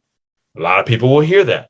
For the person who doesn't, you can either be offended by their offense, or you can understand, oh, you had some negative experiences before I came. Let me reassure you, I don't mean what some people mean when they say that. This is what I mean. And they say, oh, well, I don't mind that then. That's a different starting point, which is different than those who try to modify the analogy to reduce the cons. And they say, let's replace that with a salad bowl analogy. I did not create this. It's getting to some academic traction. I don't know if it's going to get as easily quotable as the melting pot, but that's just my speculation. But it's an effort to take the good and avoid the bad, conveying a message of appreciating the value of various cultures, where cultural pride is not about being better than anyone else, but about valuing the uniqueness of one's cultural identity. It's one of those things where A picture of the just an analogy, the melting pot. That's what more. I hate people. I have copyright issues. I don't like stealing people's stuff. So instead of taking a clip art thing, I try to recreate it in words. I have to make. I'm proud of my word art skills there. Try to make a melting pot. You get the gist. So picture like a Halloween type of boiling water underneath it, but a boiling stew, and a fire underneath it with a soup, like a vegetable soup in this pot, and you got some celery and some carrots and some tomato in there, and you get a great tasty soup. And let's say you cook the soup a little bit too long, right? And but it's still good tasting soup. Just get a ladle full of that soup, you blow it off, you get a little a scoop, and you take that soup, and you get a good tasting soup. But because it was cooked a little bit too long, just for analogy purposes, um, it it's not the same because you see, because it was cooked too long. When you bite into it, you bite into a carrot, but it used to be a carrot, and now it's a carrot-shaped sponge of soup broth because the structural integrity is gone because it's still relatively the shape of a carrot, but it's lost that, and it's still this mainly the flavor of the soup. And you bite into a celery or a tomato, and it used to be a celery and tomato, but now it's just a celery shape sponge of soup broth. Because you see, this melting pot gets this unintentional analogous idea of all the ingredients are welcome in the soup as long as it takes on the flavor of the soup. You leave that uniqueness at the door. Yeah, which is different than the salad bowl idea that says, well, watch this. Watch this salad. By the way, I have copyright issues, so I made that salad and I took a picture of it. I have my commercial TV. You know how you like spray a Coke bottle to make it look like it's ice cold. So I had like my art skills, put a tomato here, and a cucumber here, and sprinkle some carrots, and made a really nice picture. And of course, I ate the salad when it was done. So you don't leave a salad like that. It's a good looking salad. Of course, I ate it. But what's in the picture? What happens when you take a forkful of that salad? You stick it in your mouth. You get a burst of tomato on one side of your mouth, and a crunch of carrot on the other side of your mouth, and the lettuce and the cucumber. See, all the flavors are just as welcome as they were in the soup, except they weren't required to sacrifice their uniqueness at the door like the other one. So some people say, hey, America's a great melting pot. They feel like, yeah, of course it is, as long as you learn how to be American. Now, that phrase means different things to different people. I'm still trying to figure out a definitive answer, but it means different things. Other people, when they say the salad bar, I want to make people feel like everybody is welcome and your uniquenesses are welcome too. Sure, there are certain things that can be common amongst America versus someplace else, but there are also appreciation for uniquenesses within that. What that looks like, I'll leave that to be somebody's sociological challenge.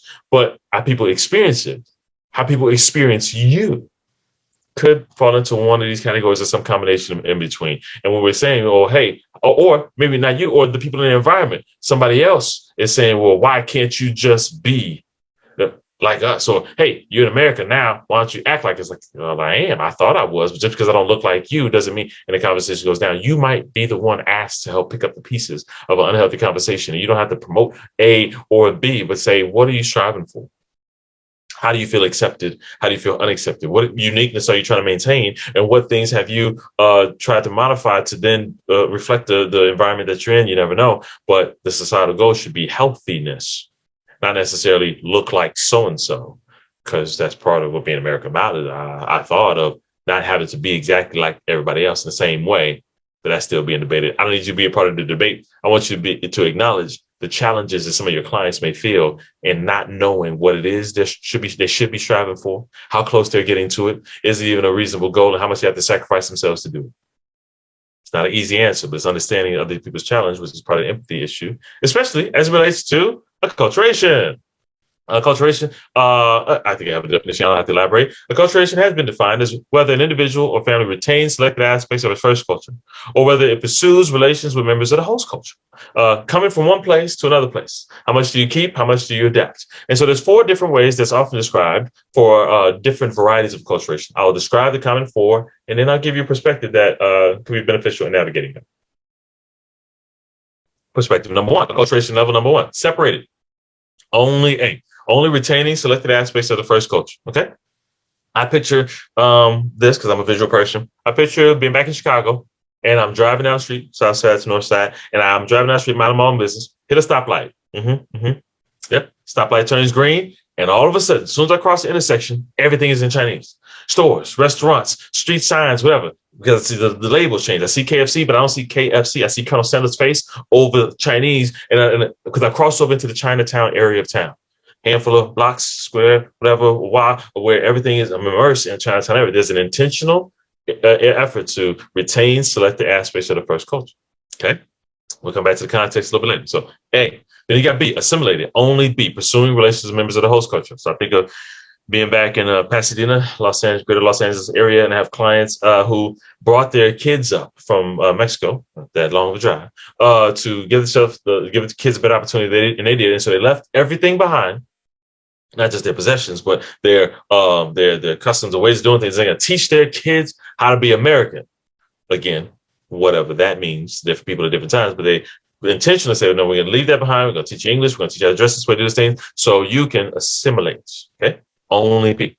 Then you have marginalized, neither A nor B. Maybe they left everything behind, but then they haven't quite integrated B, assimilated B smoothly. So they're in between. They're in this limbo, this marginalized stage. It's neither A nor B. And then there's this integrated stage, which is both A and B. It keeps some aspects of where we came from and some aspects of where we're at now. And there's this healthy integration of both A and B. And I insert healthy in that sentence because many people suggest that integrated is the goal, or the acculturation goal that we should be striving to help every client get to. Sounds good. Many times it is. However, I propose to you that you can have a healthy version of all four. How, you say? Well, look, it's separated. Somebody walks into the Chinatown area. I see how it is. Got to be all exclusive. You don't even like us in your restaurants, and you didn't even like it all because if you wanted things to be this way, you could have stayed where you work. You're in America now, Jack. Why you got? If you don't want us here, why you got to do all this? So then say, I'm not quite sure where all this anger is coming from, but we don't mind you coming to our restaurants. Come to our restaurant. See how good our food is. We've been trying to tell you this whole time. See, come to our festivals. We've visited, get our ceremonies, stuff like that, and see our cultural expression and the dances and the songs and all that kind of stuff. No, we don't have a problem with that. Matter of fact, you may not know it, but we do leave this radius of our areas. This may be our home base, but we branch out every once in a while. We speak English, we learn to experience other things. But after experiencing this country, in the city, in the state, whatever, we come back to the home base. We appreciate our value, our culture so much. We don't want to just have it in our home. We want to have it in our neighborhood so much so that this is what we want to preserve. So the only person who has a problem with it is you. You may think you have a problem with me because I have a problem with you. But if I don't have a problem with you, then the only person who has a problem is you because you think I should be expressing myself a little bit differently. But I'm pretty healthy and I like you fine. Would you like a side dish to go with your meal? I'd be facetious at the end there, but you can have a healthy separated that's not exclusive and narrow and limited. It's just high, 90-something%, type of thing. And it'd be fine for them. They interact healthy. What about assimilated? Only B. You see, a client, now that I have a better understanding of a situation, I know what the problem is. So you left your cultural heritage behind to try to become part of this other country in America. And so you're torn. You may not recognize it, but you're torn from the culture that you left behind and all the history and the customs and things like that. And the client sitting there listening like, I don't mean to cut you off, but I'm not quite sure what movie you've been watching, but I didn't leave some cultural fiesta behind that I'm torn and I'm missing. See, where I left, the reason why we left is you couldn't trust the government and the law enforcement officers any more than you could the drug dealers and the crime bosses and the gangbangs and all that kind of stuff. It was unsafe, and I wasn't tied to where I was at. That's where I lived. That's fine. But I brought my family up here to be safe, and I'm not missing anything. So we're creating new experiences now. So are you going to meet me where I'm at, or are you going to keep on just focusing on you telling me I need to appreciate a place you've never been and you don't know what it is, but it's this picture you think you see how this conversation get downward spiral because we had this assimilated idea that B was wrong. It was somebody was like, no, I left that, I'm pursuing B, and we're good with that. We have another presenting problem. You're going to tell me what my problem should be, or you're going to hear what my problem is and then realize that I'm fine with that because you wouldn't be, just because you wouldn't be fine with it doesn't mean I'm not. And so it's like, that's a good challenge. Similarly, marginalized. I know what the problem is, client.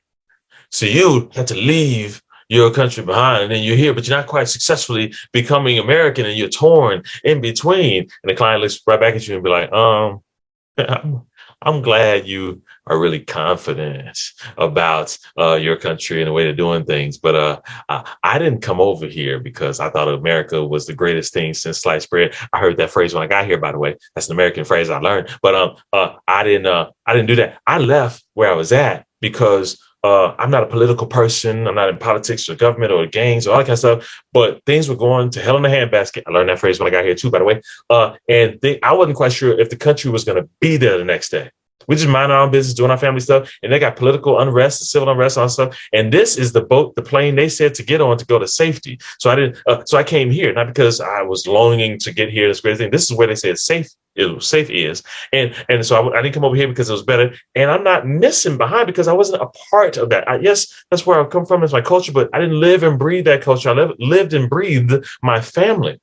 My home was what I lived and breathed. And fortunately, thankfully, all my family is alive. We got out safely. But I'm not missing anything about the land, about the custom way things. I left that behind. And I'm not sad that I'm not, I hope you don't mind. I'm not sad that I'm not more like you. You may call me marginalized, but to me, this is pretty consistent with where we are before. My family's here. We're doing us. We just have to be doing us in a different place. So call us voluntarily marginalized, and we're okay with that. Are you okay with that, therapist? Or is this uncomfortable for you to fathom that I could be okay in a place that you wouldn't be okay in? If you're open to me being okay with where I'm at, you'll actually be open to hearing where my actual problem is and help me problem solve that. See, it's a different challenge. It's not about right or wrong. It's about, can we fathom that somebody can be in a different place than we would be and be okay with that? Help them find their healthy. It may look different than what we're comfortable with, and not every client's going to look the same. But if we help them find their acculturation level that they can live with, then you can be a great service to a great variety, not just one type of client.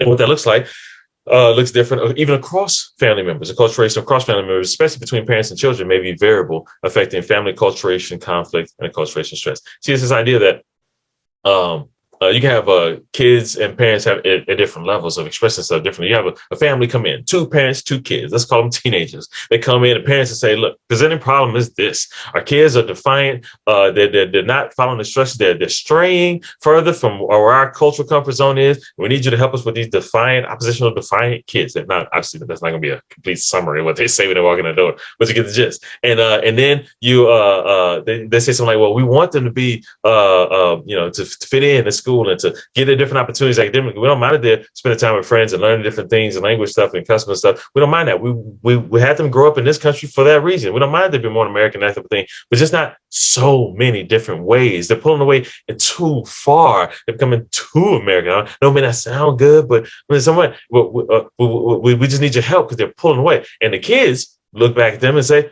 "Well, you never said it like that.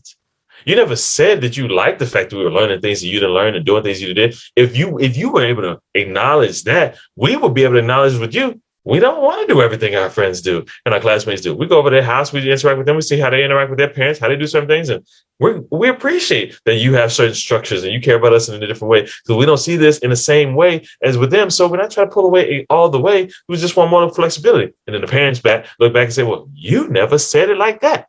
If we knew that you weren't trying to pull away from everything, we wouldn't have to hold so tightly. And now, obviously, this isn't just one little conversation that goes back and forth with you just sitting there watching.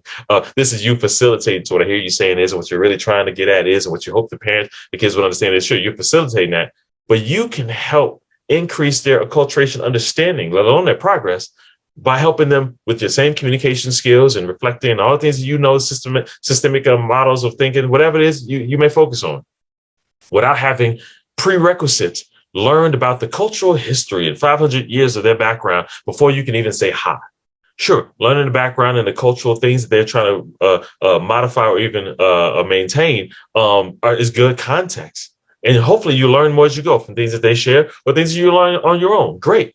But not as a prerequisite from starting or a disqualifier, because if you don't know everything, you might as well say nothing. Say, no, you have a lot of skills already that you can apply to this acculturation challenge. Who dey? Right now. You just get better at it as you go. So it's a challenge on the acculturation side to improve in that way. Speaking of improving acculturation, things like that, considering cultural factors, I introduced to you, if you're not familiar with it, the cultural genogram. For anybody who's not familiar with genograms, just regular genograms, not cultural genograms, then let me give you the short summary. I like to affectionately think of genograms as family trees on steroids. Yep.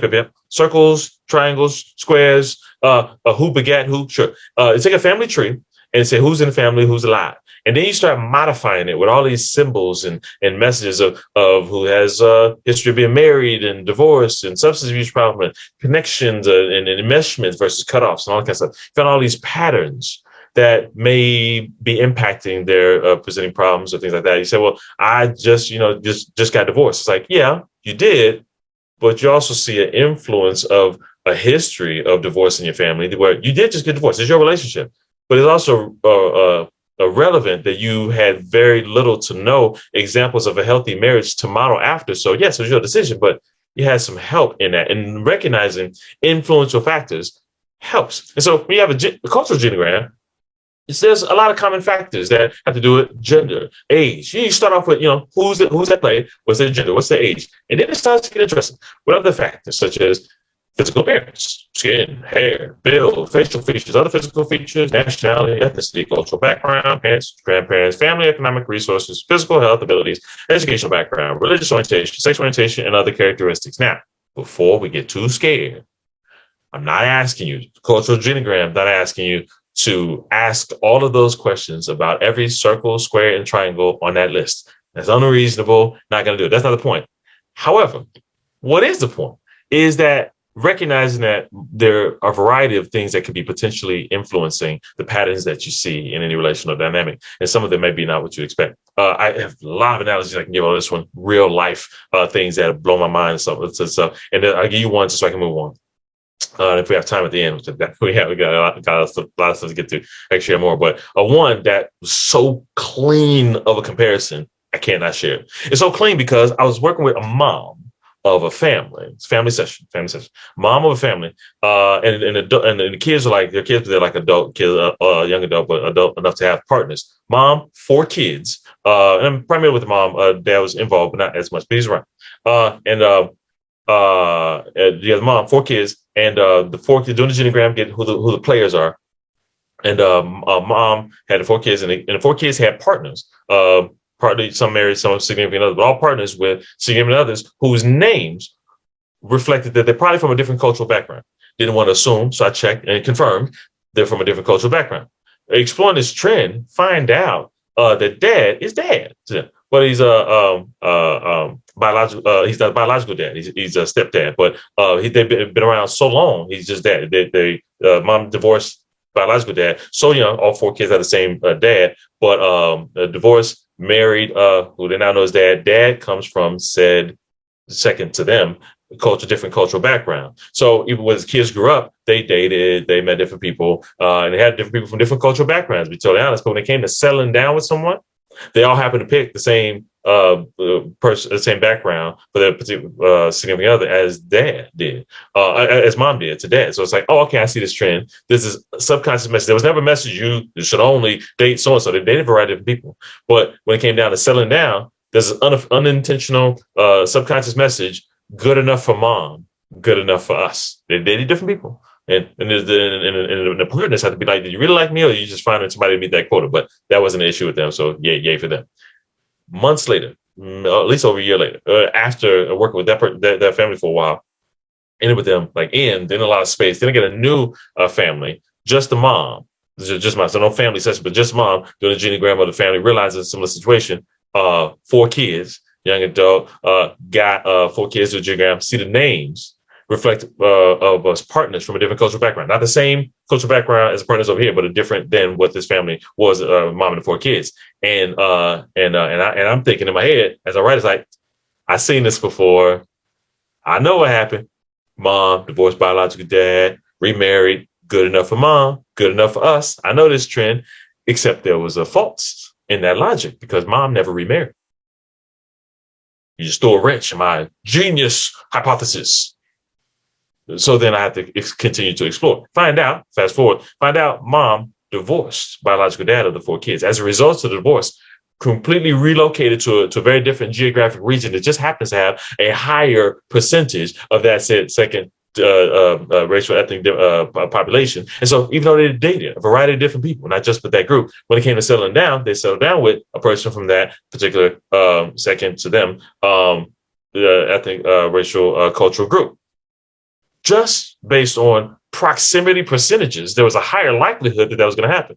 Not good enough for mom, good enough for us. There was no new dad, stepdad, anything in the picture. So you have a similar trend, but very different motivations. So the goal of the Genogram is not to dictate this is why this is the case, but to find, identify, and reveal different patterns that could have an influential factor on decisions, good and bad, on experiences, good and bad, and how people cope with them. You may be the one to help put a mirror to things, and people say, you know, we never noticed that before.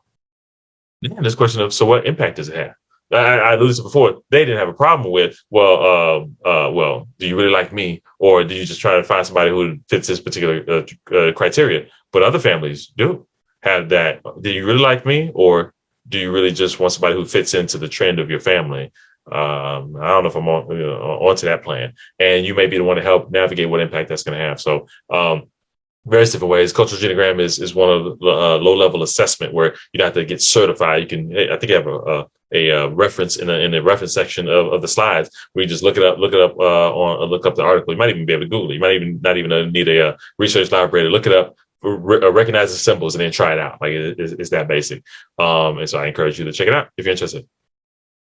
Okay. Here's another one on the short list. Accept, reduce, repair. That's on the short list. This on the short list of one of my favorite slides of this whole thing. It's colorful. I like a good visual. Which is ironic since I didn't create this. And I told you I have copyright issues. I don't want to steal stuff. So this is diversity competence wheel, broad scope of diversity competence. There's a lot of diversity wheels out there. This was the cleanest one I've ever seen.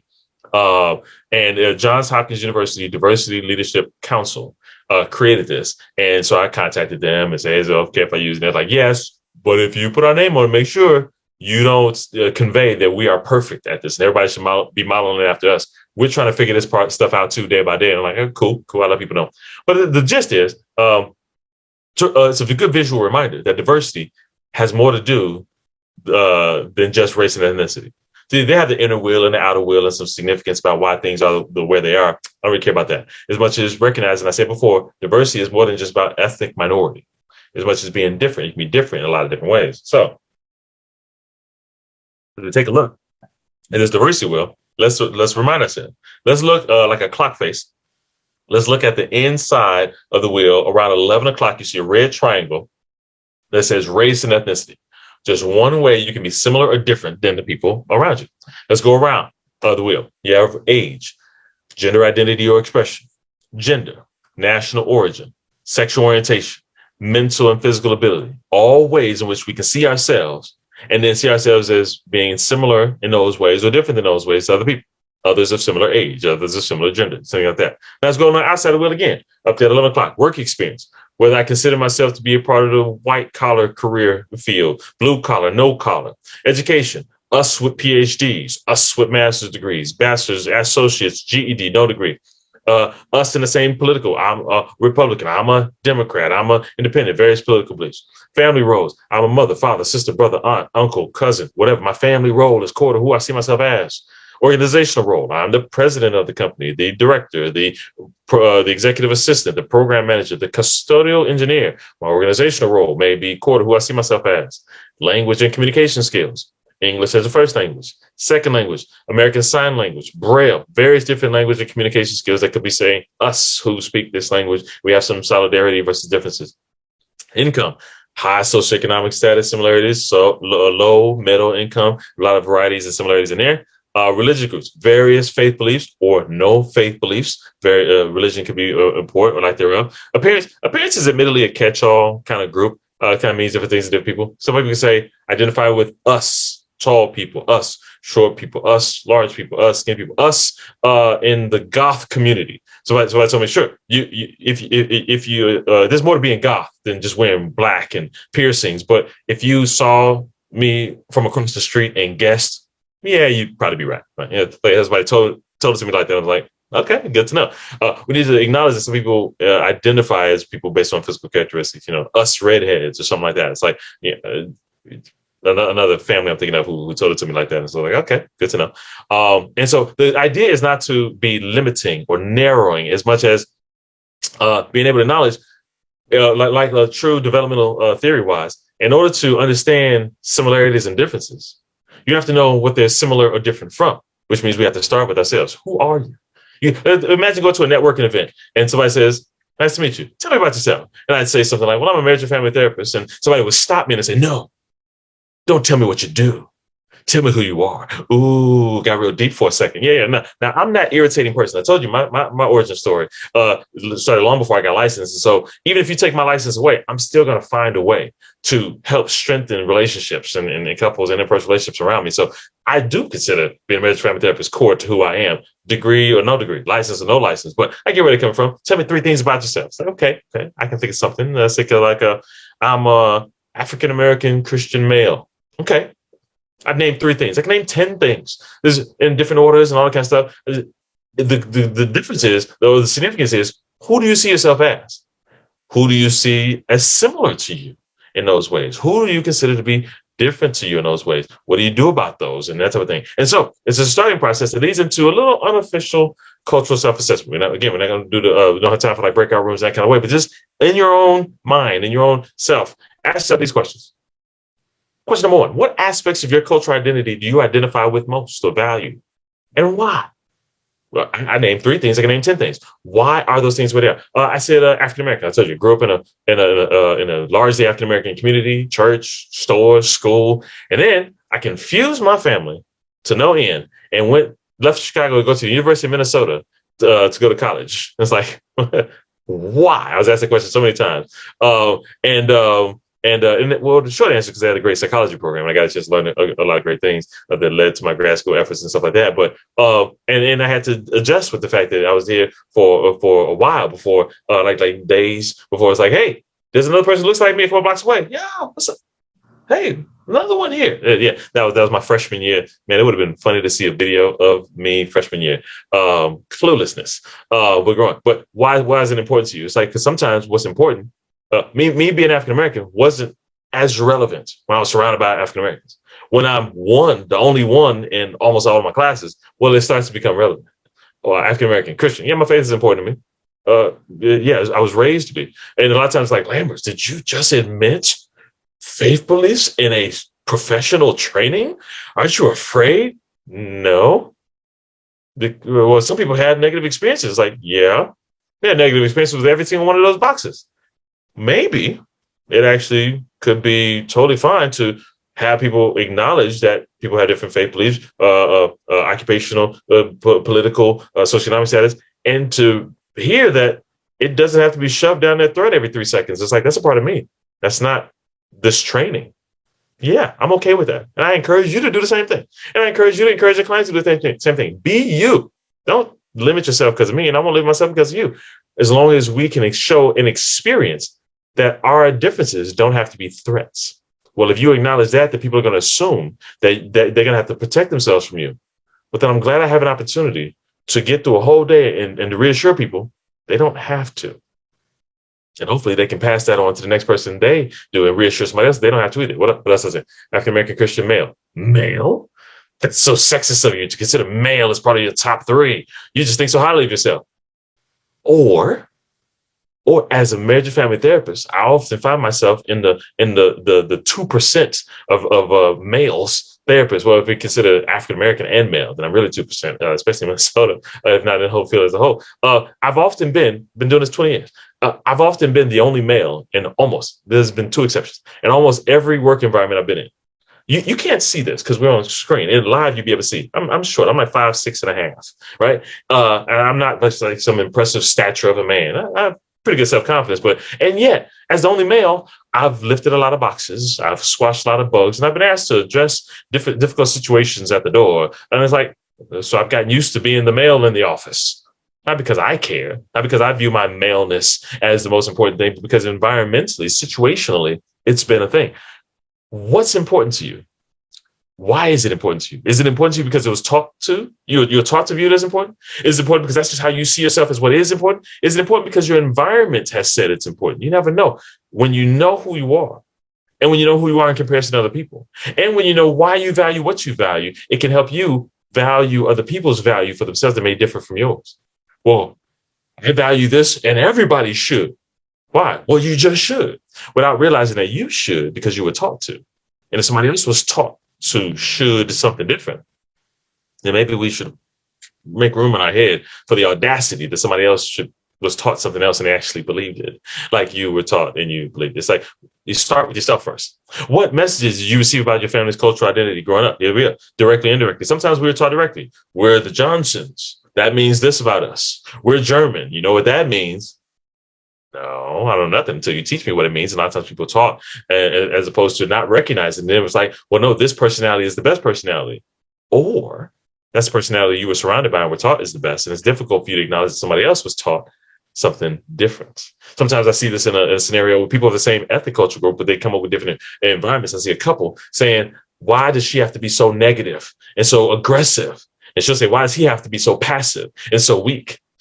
Not realizing that he grew up in a home where anger led to divorce. Anger led to cutoffs of siblings who aren't a part of the family anymore. So he's learned the respectful thing, the caring thing to do to the people you love is to not be loud and aggressive.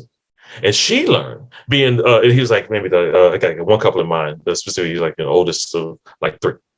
And she was the youngest of seven. In an environment that was so chaotic, if you didn't yell, you didn't want to be heard. If you didn't say it assertively, you didn't really care. So the way she shows she cares and she loves him is to be aggressive and assertive about it. It's like, and they're missing each other because they're interpreting each other from their own lens. Because from where I grew up, well, we ain't where you grew up right now. And you're talking to somebody who grew up somewhere different. And so you have to recognize not good versus bad, but I see where you're starting from. But can we find not how you grew up, but how we're going to live in our own household and find something that's a little bit accommodating of both? That's where the challenge comes in. We know these skills already when we apply it to different cultural groups. It's not about better or worse, but how can you accommodate each other? Just keep some things, modify some things. And you got to know, you can't know what you're modifying or what you're asking for until you know where you're coming from and why. And then how does this influence your view of the world and the people in it? How does this influence your view of your clients? See, that's the goal. Start with yourself and then help assess how does that help or hinder your ability to understand and accommodate to other people, especially your clients. So, we're doing time. We're doing time. Oh, yeah. We're doing great. We're doing great. We got about 50 minutes or so till the lunch break, which, as you can see, I'm already happy because I said 62. Looking at slide 30, we're about halfway. So we're good. We're going to get a little bit more than halfway. And then I'm going to skim past 62. I'm going to skim past 62. And you'll see why when I get there. So this is core. Commonly misunderstood vocabulary. This is not me trying to redefine things. Some language is creativity. No, this is me taking a basic dictionary definitions and demystifying, de-scarifying, if I can make up that word, this diversity topic. Because a lot of times we can't make progress in this diversity, multiculturally competent space if we're scared to even talk about it. We can't make progress if we just mention each of these words on here can shut down a room. Somebody mentions something and everybody else gets quiet because it's too hot. That's too rich for my blood. And I want to make sure that you are a little bit more equipped a little more comfortable to have these conversations, not to solve the world's problems, but to at least be able to have the conversation, if not at a staff meeting, but in a one-on-one situation with your client. For example, word number one, bias.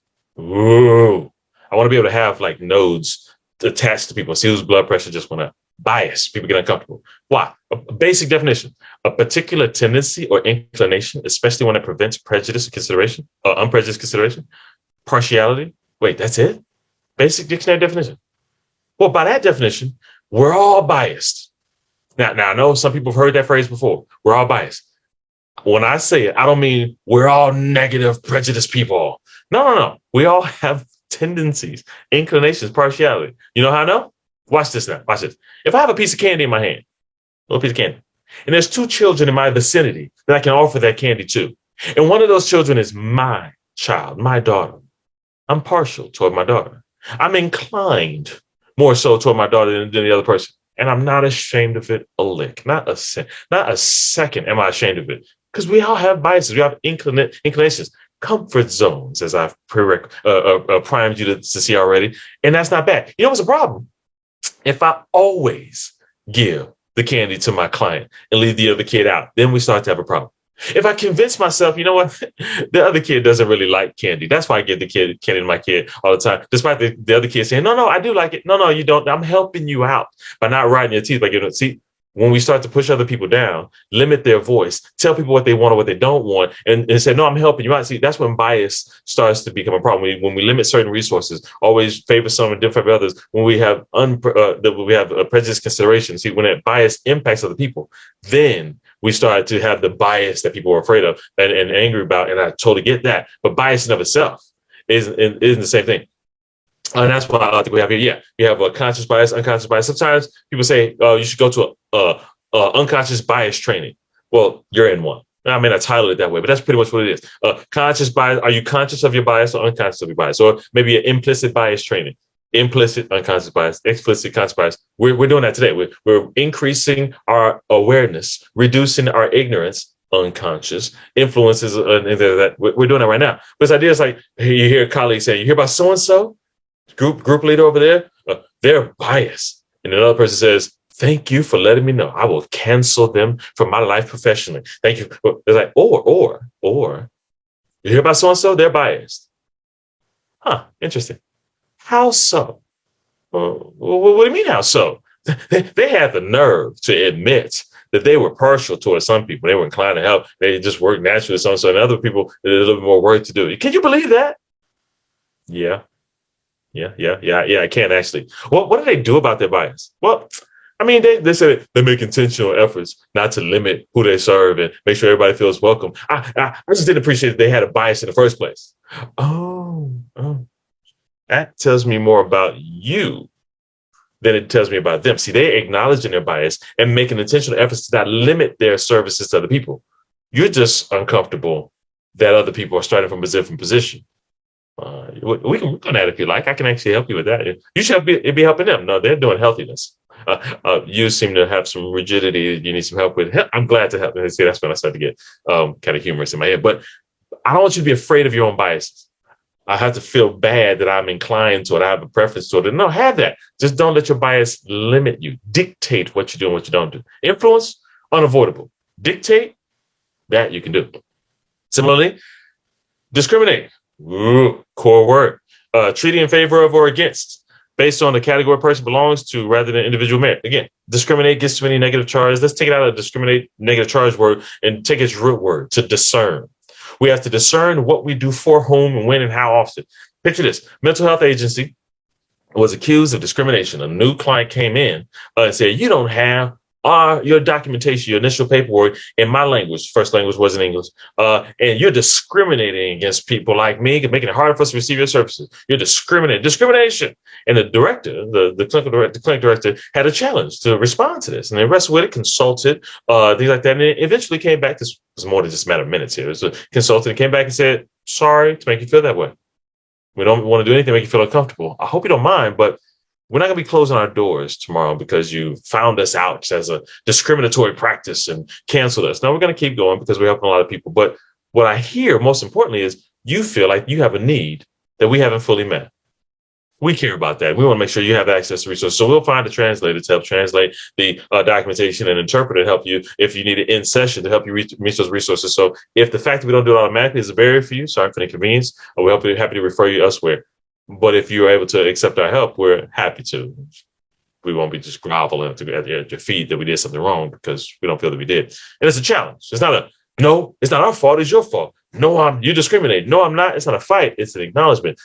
We can't do everything for everybody exactly the same all the time. See, some people say, we're not Disney World. Disney World has like I said everything's digital with apps nowadays, but they have like that brochure map of the whole Disney World kind of thing. And the brochure rack has the same map in 18 different languages because they got tourists from all over the world. The clinic was like, we don't have that much variety to invest our limited resources. We're focused on our efforts on providing services, our limited resources to have every piece of documentation in 18 different languages just in case somebody walks in the door.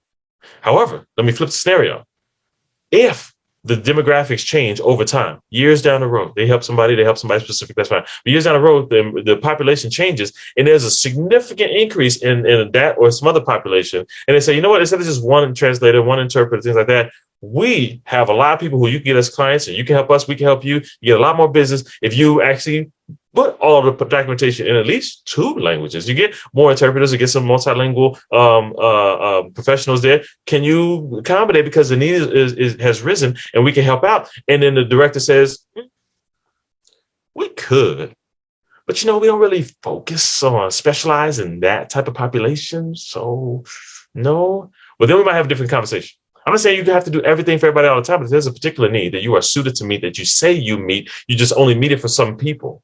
And you say, thanks, but no thanks, we respectfully decline, based on a cultural group alone, then it very well might be a discrimination thing, even if you say it nicely with a smile. So it's not just because you say the word bias and discrimination doesn't mean that it is, but just because you say that it's not doesn't mean that it's not. It requires a little evaluation, a little self-evaluation, a little refinement there. So what about prejudice?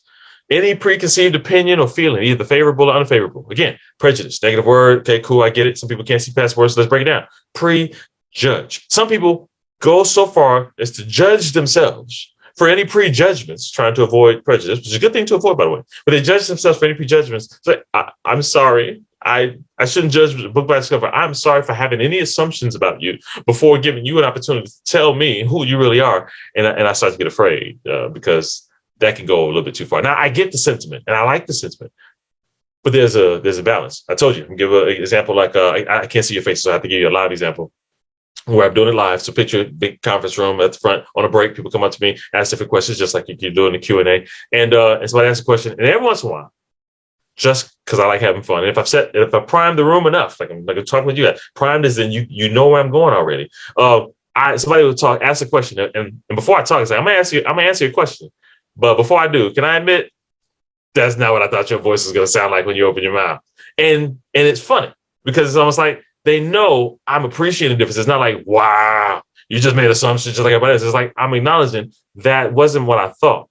And using that selective times, like it's so contrary. Like had like those movies we had like some big, huge dude, like an enforcer kind of thing, and they call him Tiny because it's just ironic. And then somebody's like, oh, you better watch out, Tiny's coming. Dude. You see, like, to hear the feet, and then he comes in, and then he walks in, and it's all silence, and then he opens his mouth and says, "Hey, boss, you wanted to see me?" It's like, okay. You can call it stereotypes all you want, but that's not the voice you thought was going to come out of that body, and that's okay. It's okay for you to have a thought and it not match where people are. Where it becomes prejudice, where it becomes a concern, it's not any preconceived thoughts in of itself. What becomes from a pre-thought to a pre-thought to prejudice is when you take that pre-thought and you paste it on their face, and everything they say is filtered through that pre-thought, and nothing that they say can or do can change it. That's when it becomes from I get that a lot. Yeah, that's a good point. Versus, how many times do I have to tell you? How many times do I have to tell people that? Because when it's used against them, when I say, well, this is what I thought, but when you make it clear, directly or indirectly, this is what I started off with.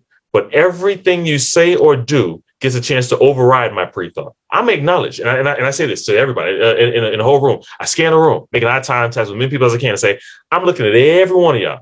Or I'll be, use vernacular, and I say, I'm looking at every one of y'all just because I'm being funny. And I'm making assumptions about you just from looking at you. But what's key is not whether I start off with an assumption.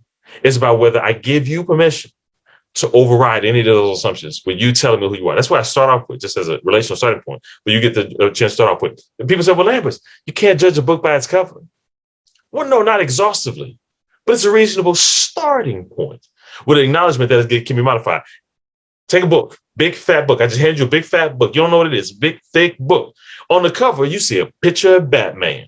Cool. Never seen a comic book this big, but it's a picture of Batman on this book. Cool. You open up the story and you open up the book. You start reading. In the beginning was the Word, and the Word was with God, and the Word was God. How many pages do you think it would take before you stopped asking, where's Batman in this story? No, you would recognize pretty early on something's different here. What I started off with is not the best reflection of what this actually is. I need to modify based on what I'm actually seeing. More people than you think won't mind you having a pre-thought if it doesn't turn out to be a prejudgment that gets pasted upon their face that they have to fight against to tell you, no, I'm not that, I'm this. Will you listen to the words that are coming out of my mouth when you say, oh, no, it's not that? Wow, thanks for letting me know who you really are. And then you just keep on moving like, wait, you didn't mind me correcting you? You thought something. I said, no, that's not me. I'm something else. You said, thank you. And then you treated me based on how I told you. Like, well, that's different. I don't get a lot of people doing that. And you build rapport instantaneously. It's not even a thing. You just start there and then you get to the actual important stuff. Don't judge yourself for any pre-thoughts, but make intentional efforts for it to not be the pasted upon fight against prejudice, especially negative ways. Stereotypes, very similar to the prejudice angle, a widely held but fixed, oversimplified image or idea of a particular type of person or thing. Again, stereotype. It's similar to prejudice when you paste a certain idea, all tall people this, all short people that, all women this, all men. When you ever get those always and nevers, you might be in the direction of a stereotype. And sometimes we'll say, well, Lambert's. It's not a stereotype. It's true. Everybody I know from that cultural background, everybody I know who looks like this, who come from that city or state or have this different trait, everybody know this. So it's not a stereotype. It's true. And I say, cool. Good to know. However, just because you have evidence to justify your perspective doesn't mean your perspective is exhaustively accurate. You could name 3 people. You can name 5 people. And if I name 100 more that don't fit it, then who's proved their point more? And I don't need to prove the point. The goal is just be open to people saying, if you've only met 5 people and 4 people say one thing and the 5th person says something different, do you invest your efforts into telling them, come on, you know how you people are, you're like this? Or do you wonder, are they part of a larger group that also have different experiences that are just as valid as each other? They're all valid. It's almost like, let me make it light because I got to make diversity made simple. I got to make it simple. So 2 college roommates, both tall, but one plays basketball, one doesn't. They're both studying on the weekend, both bored. And say, I got to get out of here. You need to change up from all this academic stuff. I'm going to go play a pickup game of basketball at the local basketball court. And the other one's like, I ain't got nothing to do, so I'll just go watch you. Both of them know that the other roommate doesn't play basketball, but he's like, okay, you just come over and watch. There's at least something to do before we come back to study. They go to the court, and they're trying to do a 4-on-4 kind of thing, where they 3-on-3, 4-on-4. They got an odd number of people. And random people in the community who want to come and play, and 2 new people come and say, okay, we got enough. He's like, no, actually we don't. My roommate doesn't play basketball. He's like, yeah, you're right, I don't play basketball. We still got to wait for another person. Excuse me. And they're like, yeah, you tall. Of course you play. You play close enough. He's like, no. I know tall people play basketball. I get it, but I don't play basketball. Man, stop playing. We're going to have to wait for somebody to come. Ain't nobody else around. Just play. You're probably good enough. Just fine. Tall people play basketball. Cool. Like, you don't want me to change. It's like, look, we need to fight. What the heck? It's like, okay, fine. I'll play. He plays. The team he's on loses horribly. And they have the nerve to be mad at him. And he looks right back at him and is like, I told you, I don't know how to play basketball. You pasted tall people stereotype know how to play basketball on my face. And you didn't listen to the words that were coming out of my mouth. See, I don't mind if you have a stereotype because you probably have experiences that support your stereotype. What I mind is when you paste that stereotype upon me and you don't listen. And if you judge me when your stereotype is wrong. And that's when stereotypes and prejudice stuff become what we know them to be, when there's a rigidity to it. When you say, oh, this was my pre-thought, but I'm open to being corrected. This is my stereotype that I probably have 10 experiences, but if you are an 11th experience and you're different, I'm not going to focus on telling you you're wrong. I'm saying, thank you for letting me know that I was in a bubble that I didn't know that I was in. I thought everybody did that, but no, maybe you're not alone. I'm open to learning more things, and you surprise people like they're open. I just checked you. I just told you were wrong. And you appreciated it. Let me find other ways to correct you and see if you appreciate those too. Like that's just fun. Like, I just appreciate that. But we can do it with our self-esteem intact, and we're still willing to help them in this professional relationship. Oh man, that can be powerful. And then oppression, an exercise of authority or power in an unjust manner, physically or emotionally. There's no neutral or positive spin I can put on oppression. People are like, well, why you put that in there? Because all those words are often used with a similarly negative charge. If you walk into I don't know how things work at your organization. If you walk into a staff meeting, a group supervision or something, you walked in like a minute and a half late because you went to the bathroom or something, and somebody started the meeting. You just come in, scoot, and sit down. And when you walk in, whoever's leading the meeting says, all right, welcome back, everybody. Today, we're going to talk about bias, discrimination, prejudice, stereotypes, and oppression. A third of the room will sink down in their chairs. A third of the room, another third will just get silenced and be like, cricket, I'll let somebody else lead this conversation. And a third of the room will be like, I think I need to go to the bathroom. I think I hear my cell phone ringing back in my office. Because oftentimes there's this negative charge. Oh, I don't want to be a part of that conversation. That's a bad conversation. But you, right now, as of 2.5 minutes of this slide, can say, so what you have in mind? Those words don't scare me.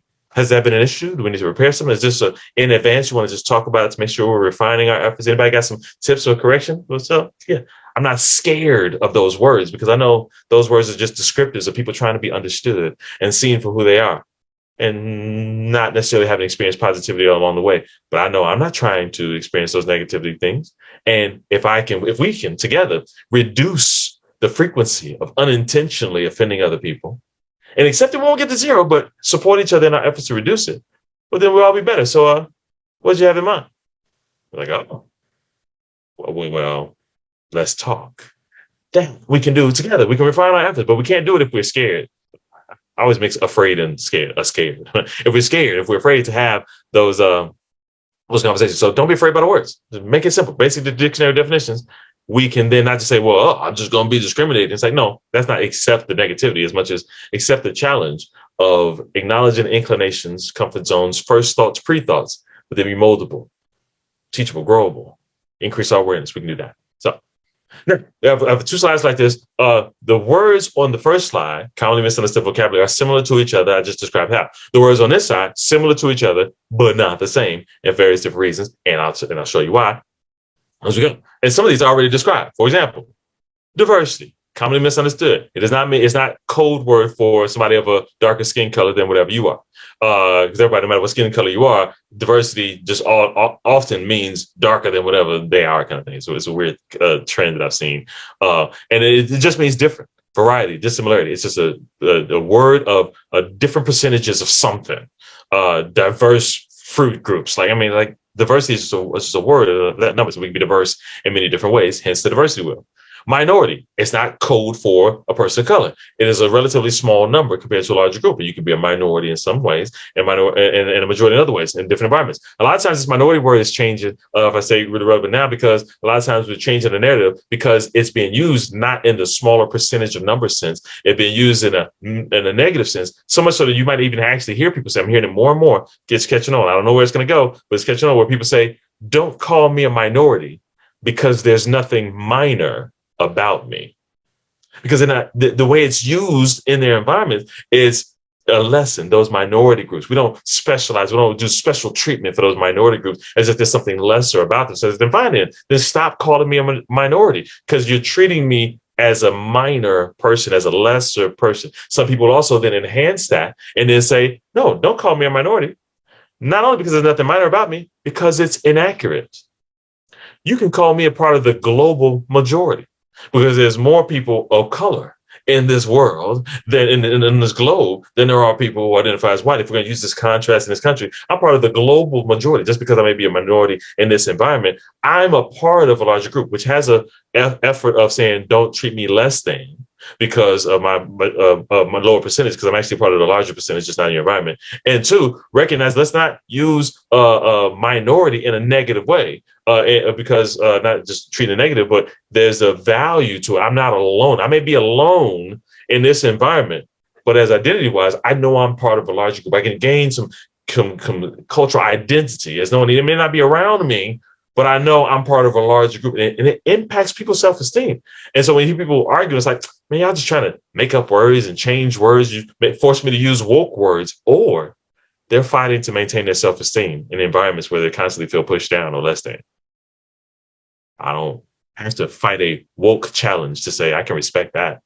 But ideally, we can use language that doesn't make them feel that way. So you don't have to fight for words, because I'm not fighting to oppress with certain words, and we don't have to focus on words. I just don't want you to be limited by the words.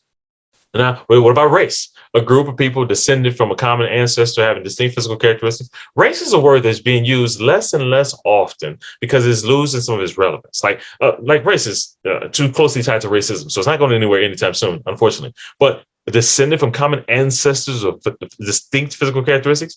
With the more multi-ethnic families out there, and just how the world progresses, is becoming less and less easy to look up bone structure and just to say I can just tell from the size of your hips and the size of your nose and stuff like that.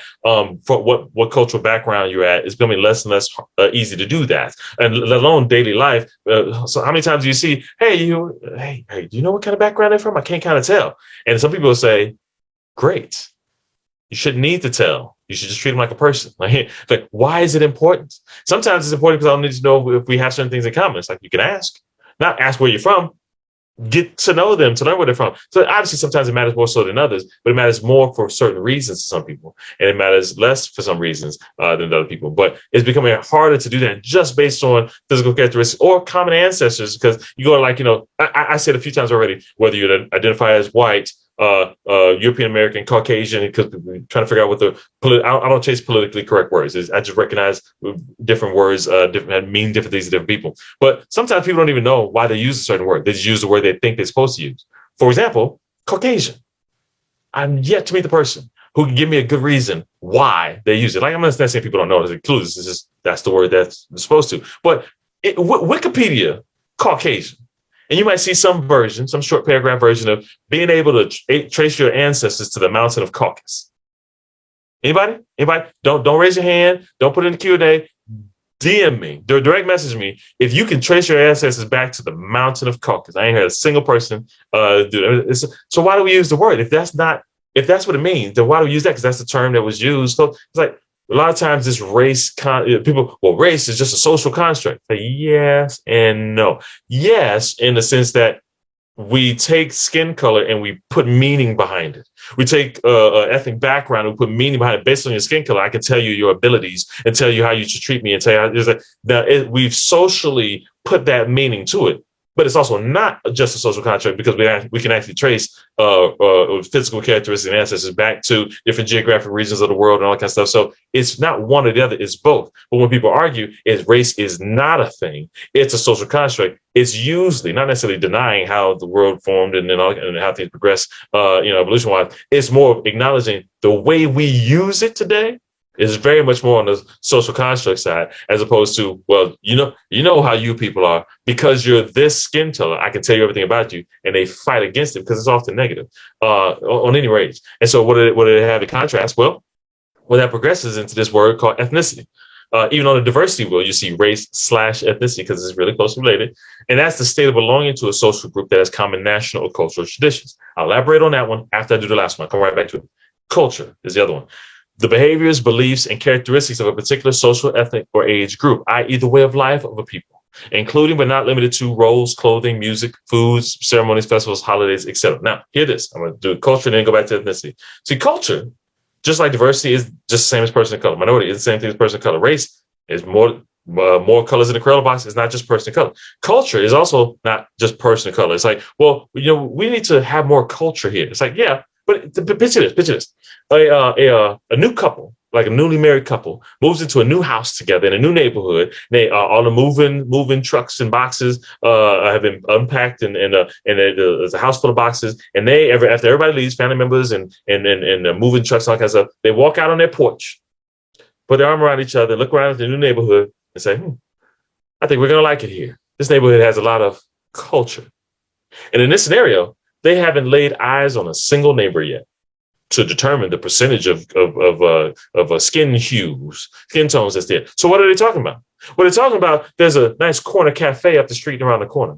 And then down the street down here, there's a little museum, a little art museum, and then a little theater down here. There's a nice culture. The structures of the houses, there's nice culture. See, culture has more than just to do with skin tone.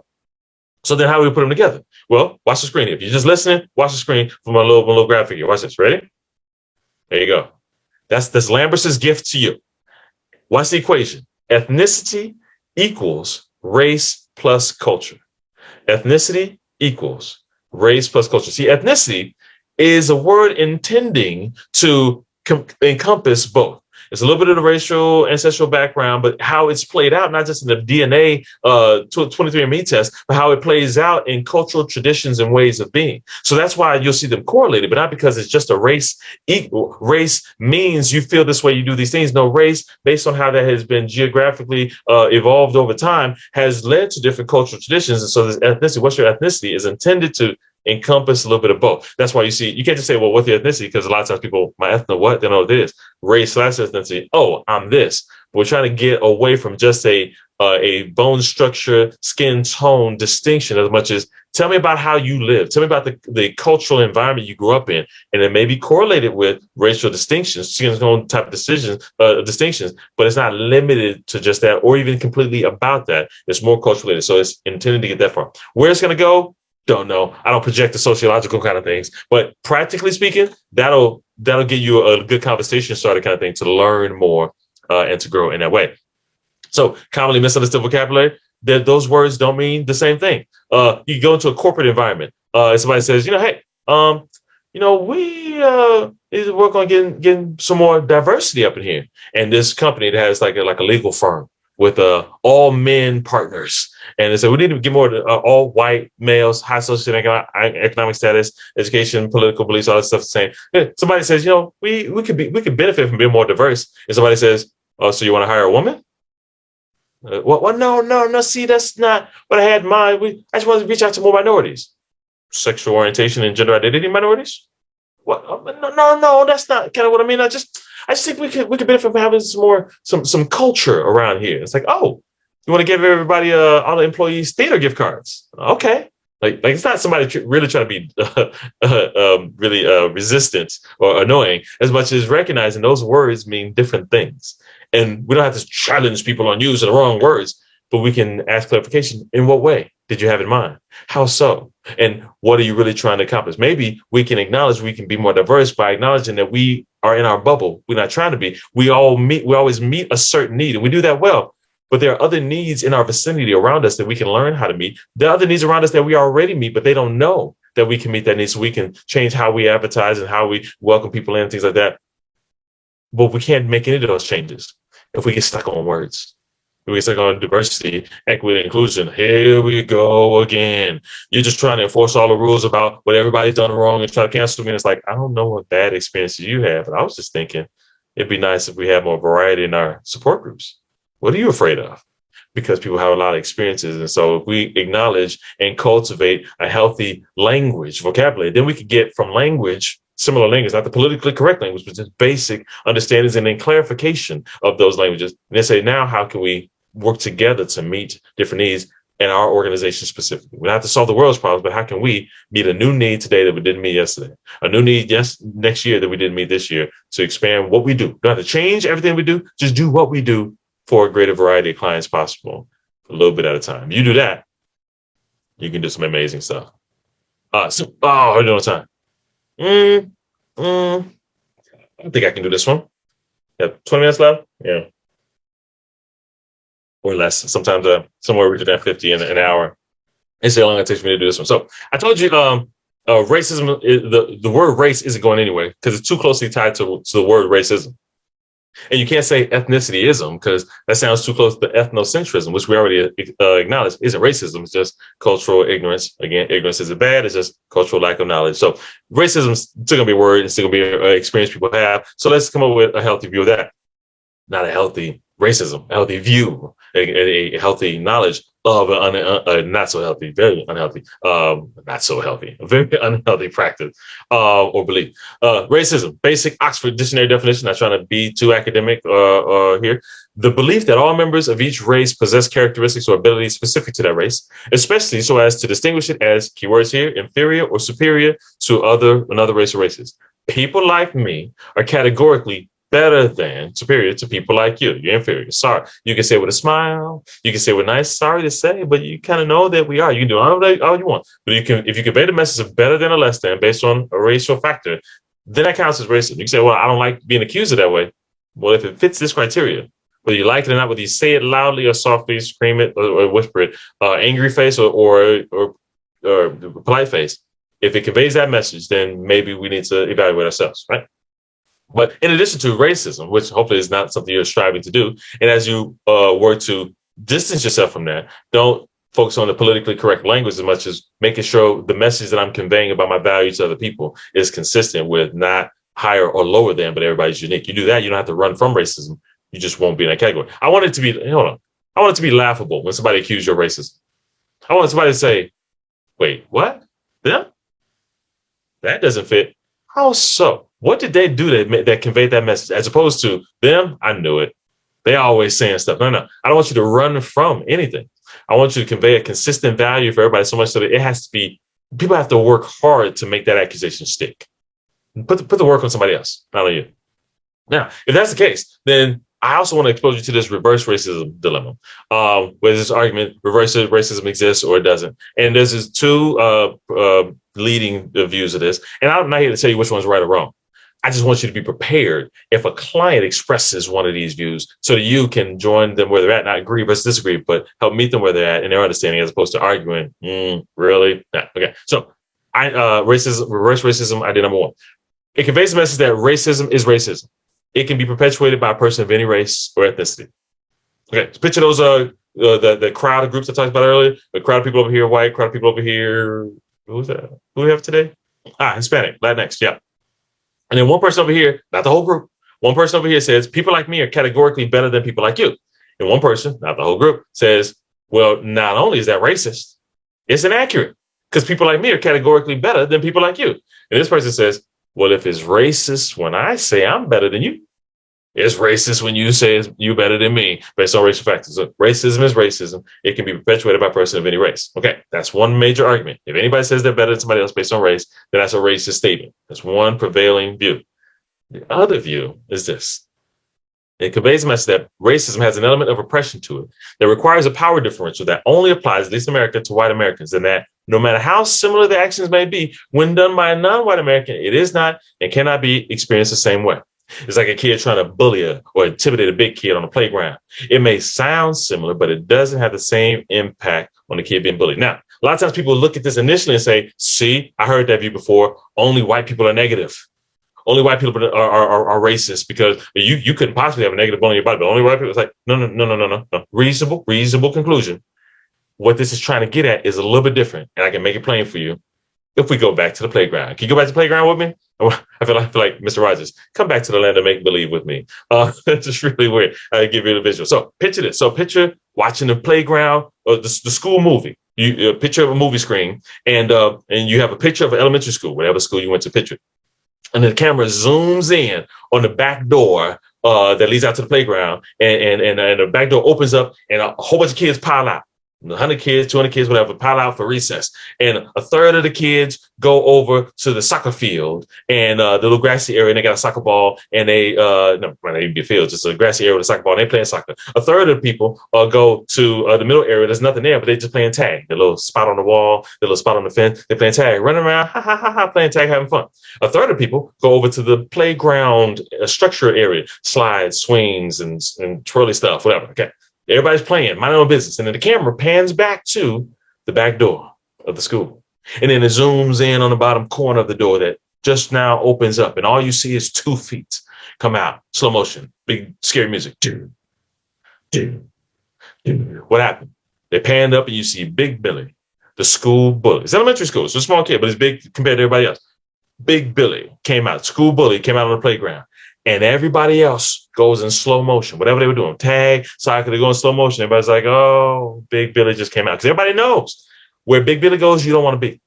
If you play soccer, he's going to kick the ball and accidentally kick you frequently. If he plays tag, he's not going to tag you, you it. No, he's going to tag you and accidentally knock you down. If you're on a slide, you don't want to be on a slide because people get hurt and they get pushed off or slide off. You don't want to be where he is. And everybody's like, what's Big Billy going to do today? And Big Billy, camera comes back to Big Billy. He looks left, and then he pans right, and then he pans back left to the playground structured area, and he starts walking in that direction. Now, the people playing soccer have a sigh of relief, and it goes from slow motion back to full speed, and they go and have a fun little time playing soccer at recess. The people playing tag go from slow motion to running around again, having fun little time playing tag. And the people on the slides and the swings say, you know what? I think I want to play soccer. I just don't know why. Just something came over me. I want to play tag, and everybody leaves to go do something else because they want to be where Big Billy is, except for Lil Johnny. Now, Lil Johnny is on a swing set, and Lil Johnny says, "I see Big Billy just like all y'all do, but I'm swinging today. He can come over here all he wants. He can use that swing or that swing. He can slide, but I'm swinging today." Everybody else is gone. He's swinging, and Big Billy's walking over. He knows what happens. He knows he can clear the room whenever people come. Sometimes they do, sometimes they don't. But he knows the trend. But he's intrigued by somebody just bold faced, just standing there, looking at him, staring him in the eye, just mind his own business. Little Johnny swinging on swing set. He comes over, curious, and as he gets closer, he stops a handful of feet away. And he's like, "You see me here, right? You know what you ain't new here. You see me about you know what I do. Well, why are you still here?" But he's doing this all with his eyes. You're not saying this. You're like, seriously? And little Johnny's like, "I'm swinging today." A little nonverbal communication. And the big brother's like, "Okay, if I start moving, you know what's gonna happen." And the little Johnny knows what's gonna happen. He's seen it before. And then Big Brother's like, "Okay," so he starts moving. Now he starts moving. But at that point, split second things happen all really fast. Little Johnny knows he's Little Johnny, and that's Big Billy. He knows if there's a fight, he's going to lose. He's seen it before. He's been part of it before, but it is what it is. He knows what's going to happen. And so he's like, well, if it's going to go down, I'm at least get a good hit in first before I get beat up. And so as Big Billy moves, Little Johnny goes back, and then he does something nobody on the swing set has ever done before. He swings forward, jumps up. We're not talking about across the field here. We're talking a handful of feet, but jumps up, lands right in front of Big Billy. Big Billy doesn't expect it yet. And before he can figure out what the heck is happening, nobody's ever done that before, Little Johnny kicks Big Billy where he doesn't expect to be kicked. And Big Billy boils over to the floor, holding himself like, "You gon' get it when I get up off this ground." Ooh. But before he can get up, just as he starts to get up, a teacher who saw it just before it happened ran over and separated them, sent them both to the principal's office. Fast forward the movie to the principal's office. They both sit in little chairs outside the principal's office door. The door opens up. The principal comes out, and Big Billy chimes up, "Principal, he bullied me." You see, when I'm physically aggressive, that's the term y'all always use for me. When I'm physically aggressive, y'all say I'm bullying. I didn't touch him. He kicked me. He bullied me. Hit him. The principal looks at Little Johnny and says, "Now, Little Johnny, you know the physical aggression is not the way we express our feelings here. Go sit in my office, and we'll talk about what your consequence should be. I'll be in there in a minute." And Little Johnny goes into the room and sits down. And Big Billy's like, "Ha, ha, ha, that's right." But he's confused because the principal is still standing in front of him for some odd reason. He's like, "Why shouldn't you be in there with him?" And the principal's like, "Well, I'm about to go in there. But before I do, what you need to understand is that what he did was not good. We don't condone that.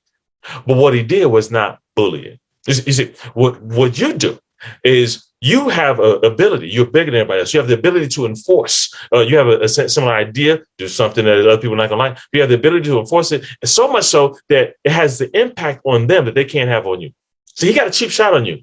But when you go out on the playground tomorrow, you're going to still be Big Billy. You can still do what you want to do. That doesn't knock your self-esteem down. You're not going to be afraid that he's going to come around. He got a quick one on you, but you're not going to let that happen again. When you are physically aggressive with them, it changes others' views of themselves. What they want, they think they want, and then they gradually think that maybe they don't even want it. But the value they give to their feelings, what I feel doesn't really matter because I don't have the power to control or influence it. You have the ability to influence them that they don't have on you. You don't have the ability to open. They don't have the ability to open their mouth. You can open your mouth. They can open their mouth. But you have a little bit of ability to have some enforcement behind it that that doesn't have the same impact on you that you have on them. See, it's similar, but it's different. And that's kind of what's trying to be gotten at. And this is different. It's not like, well, you're the only bad one. All the people who look like you from your family. You have the ability to do, you, Billy, have the ability to do something else. And there's people that describe this reverse racism element. This is not somebody who's a person of color can't be negative or can't say that they're bad. It's just like, no, the way this country has run, even though things are continually changing, people who are in person of color don't often have the same positions of power. You know how we know? Because every once in a while, we keep on having the first Black female Supreme Court justice, the first Black astronaut, the first Hispanic this, the first, yeah. The more first we get, the more we're reminded it's not the same yet. It's no judgment about anybody else. We're glad we have opportunities. It's just interesting. People are like, no, it's the same for everybody. It's like, It's similar for everybody. But when you have this opportunity, it says some people have the ability to say certain things. Well, boy, the ability to say certain things that have certain weight behind it. This, even though I don't have a slide, cutting room floor slide, it's not enough to get priority yet. This is often where those Karen type of things become. I feel so bad for anybody named Karen because you've been alive a lot of years, and then all of a sudden it's a bad word. I hate that. But this idea, it's not about a word or a certain person. This idea that says if somebody, based on their ethnicity, gender, whatever, white female, stereotypical sociological trend, white female says, "I'm calling the police." Yeah, other people can do this too, by the way. But they say, "I'm calling the police." Then there's a high likelihood, there's a belief that I will be believed, and you, person of color, and doing something I don't want, won't be. Is it always true? No, I don't live in always and ever. Is there a high percentage of negative experiences that support that belief? Unfortunately, yes. So it's like I can say negative things and you can say negative things. But when you, person of color, say negative things, that's you talking and expressing your feelings. When I say negative things, I might have a slightly higher likelihood based on how trends work. I'm not declaring how the world works, but there's a slightly higher response, whether it be in a position to do anything about it or having voice heard by people who are in position to do things about it. That's almost like, oh, it's different when you say it. People say it's like, oh, that, and if in a therapeutic environment, if you hear a client say that, I know I said something negative, but it's just different when they say it and a therapist says, wow, now who's playing the victim card? Oh, you said the exact same thing they said, but it's different when they say it. Wow, then we missed it. I'm not asking you to agree. I'm not asking you to change your worldview. I'm just asking you to understand what they're trying to convey. I've tried to express this, and it's different. When we both express feeling untreated, I've experienced that when the people of this particular group, gender, socioeconomic status, ethnicity, whatever, I felt like they were heard, and I had to prove why I should be heard in a different way. It's not the same when they said, so I have to fear other people's negativity because just their words, when they were just saying words, yes, but when they say words, others respond differently that can impact me. So I can say words that people say, if I see proof, then maybe I'll think about it. Other people hear the words, respond, and ask questions later. I'm not asking you to talk about right, wrong, law enforcement, legal, academic, your structure, or don't care. I focus on your ability to help your client feel that you at least understand what they're trying to say. Do you understand what they have felt their experiences are? Then, even if you haven't had that experience, and if you find it rare or a smaller percentage in your mind, not a problem. How can you then help them live healthily in their environment, whether you agree that it's rare or not? If we do that, then we don't have to solve the argument. We don't have to solve the debate. We can say, if this is your experience, how is that impacting you in your life? If this is your experience, how is that impacting you in your life? Because that's what my focus is, helping you. Well, I bet you don't experience this like that way. Well, we're not going to a self-disclosure thing, even though I'll talk about that in the second half. You're right. I don't have your same experiences, but that doesn't stop me from acknowledging the validity of your experiences. And I want to help you have different experiences in your environment that are more healthy. You can start there. I haven't taught you about everybody's background, about all the top 5 or 18 cultural groups. I haven't taught you everything that you need to know about yourself and all the politically correct words. But you can have an understanding of diversity language, cultural language, multicultural awareness language. You can say, okay, I know enough to listen to the person in front. That's what we do. We listen, we respond, and we help them live healthily. You can do that right now. That, I think, probably good enough space. Got like 5 minutes to once that's right in between that note. Says good enough space. I think we go here. Yeah. So I go there. If you can make it this far and you're not mad at me for bringing up all these difficult topics, then it's all downhill from here. This is all deep stuff. The rest just gets more and more practical. I made it 32. That's about halfway of my 62. So we're gonna make that mark, and I'll skim through the rest. So feel free to explore what you need to over lunch.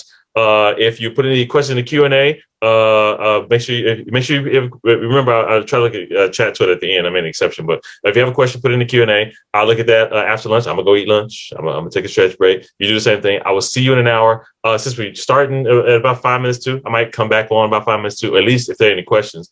But somewhere between 55 on the next hour and the top of the hour, you got about an hour to go eat, stretch, do what you need to do. Thanks for making it this far. I think the numbers out. Nobody's bolted yet. Nobody's dwindled yet. We got a couple more that we start off with. So yay. Bon appetit. I'll see you in an hour for the home stretch. All right. See you. See you soon. Hello.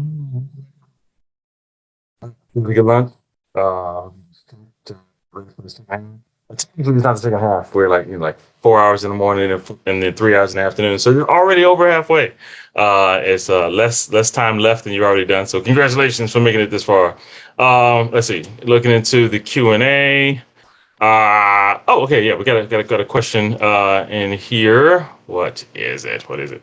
Okay, so one question came in. Okay, so the question is, so is quote unquote, when I look at you, I don't see color, considered to be a possible microaggression? Question 28. Question 28. Is it in a test question? Yes, actually. I don't know if that's part of the test question or just a slide question or whatever, but yeah. Technically, yes. Because here's the thing. Just like I said, I don't chase politically correct language because it changes every day. That's hard. It's hard to manage. As opposed to just trying to make sure I'm doing my best to be considerate of the person in front of my face and the needs of their expression or concerns of their expression. And so microaggressions, what I'm about to talk about very soon, but since we talk about it here, the questions here, I just address it, are not necessarily listable because they fall into the category that I like to describe as unintentional. Yeah, all right. Unintentional offenses. Microaggressions be unintentional offenses when you offend others without intending to do so. And so, what people consider to be offensive changes over time, or changes from person to person. And so it's almost like, is that offensive? It's like if the person you're talking to considers it to be, yes. That's also why I strongly recommend it not be, like just avoid everything that's offensive. Here's the list of things that offend people and then stop it. Because you can just have a phrase, like that phrase, when I look at you, I don't see color. And 10 people say, no, I prefer it when you ask me that. I prefer when you say that. It sends a message. And somebody else says, how could you dare say that? Because a number of people ask me to. They say that's the thing that you people, say that phrase, prefer. It's like, well, that could be what they prefer, but it's not what I prefer. Now, I have the challenge of not assuming you knew that and didn't care. I leave room for the possibility that you didn't know. But the question is, when I tell you, what do you do in response? So could it be a microaggression? Yes, because it could send a message that could unintentionally offend people. Does that mean it's bad for you to say it? No. It just means that when we encounter people who let us know that something that we do is offensive, then we need to do our best to respond in ways that shows that our priority is not, I have the right to use this phrase, as much as I understand that what I'm saying is having an impact on you that I'm not intending to do so. And let's work. And then let me show you that I'm willing to do something differently out of consideration for you, which is the brief preview of the repair section that I talked about before. Accept the inevitability of offense, but reduce the frequency of those offenses as much as possible. But what about when you unintentionally offend people? Microaggressions. Well, here's some strategies for how to do so, which I get into in just a few slides. So, yeah, great question. Great question. And I think that should help you with the test question too. Very, very cool. All right. And then I think that can be it. Okay. So, all right. So let's get on to the next slide here. And let's move on forward. So we went to all the commonly misunderstood vocabulary, the racism versus reverse racism kind of stuff. That's all the big stuff. So let's make it even more practical. So what about if you're accused of racism, something like that? Well, let's make sure we make sure what these distinctions are. What about I don't think I'm racist? Like, what is it if it's not that? Well, it could be racism. Put even more simply, like I said, conveys a message that people like me are better than, greater value, greater worth, importance of skill than people not like me.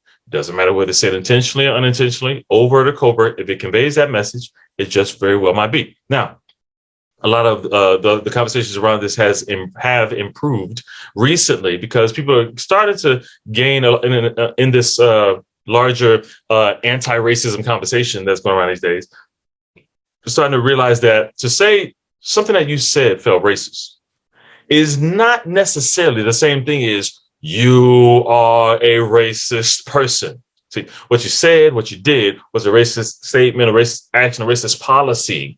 It's not the same thing as you are categorically racist. See, a racist statement can be clarified and can be changed to better reflect what a person means. A racist policy can be modified to better account for different people. A racist person is hard to undo. If you declare a person a racist person, they have a vested interest in arguing with you, not to minimize your experience of them, but because more often than not, a racist person is not allowed, not given the space to change.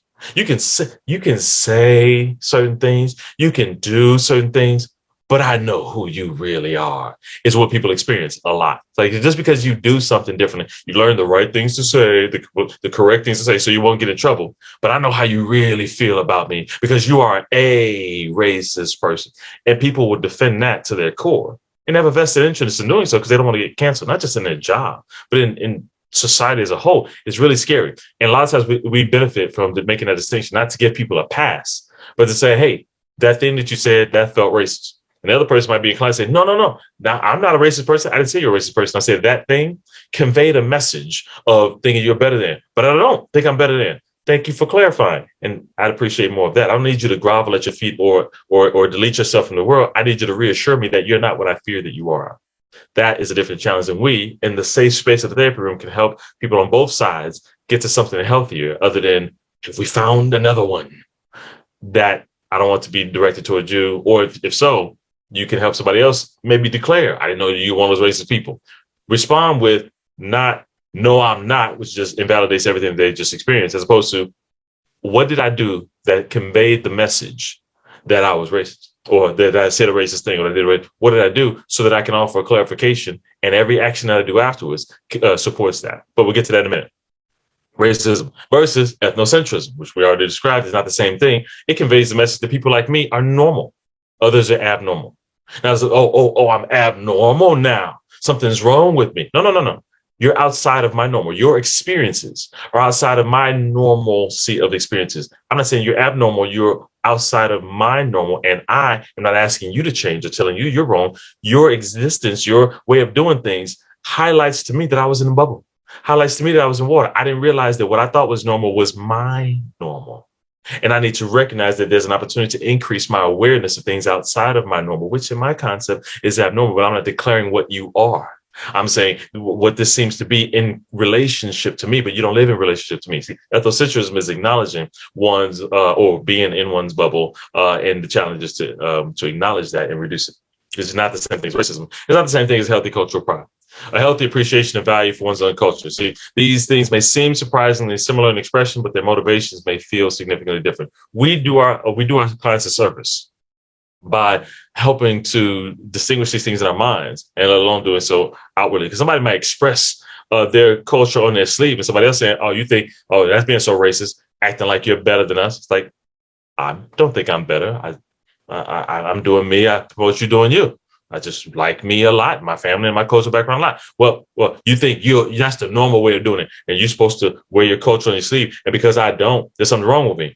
No, this is how much I value my culture. This is how I decide to express that value. I assume you're expressing your culture as much as you want to, and you're okay with that. See, I just have a healthy appreciation and value for my own culture, and a particular way of describing it. Don't assume that my expression means that I think I'm better than or normal, because then that just reflects how you see you more so than it reflects how I see you. And we make sure it may look similar, but they're not the same. And if you can help make that distinction, you can help your clients make that distinction as well.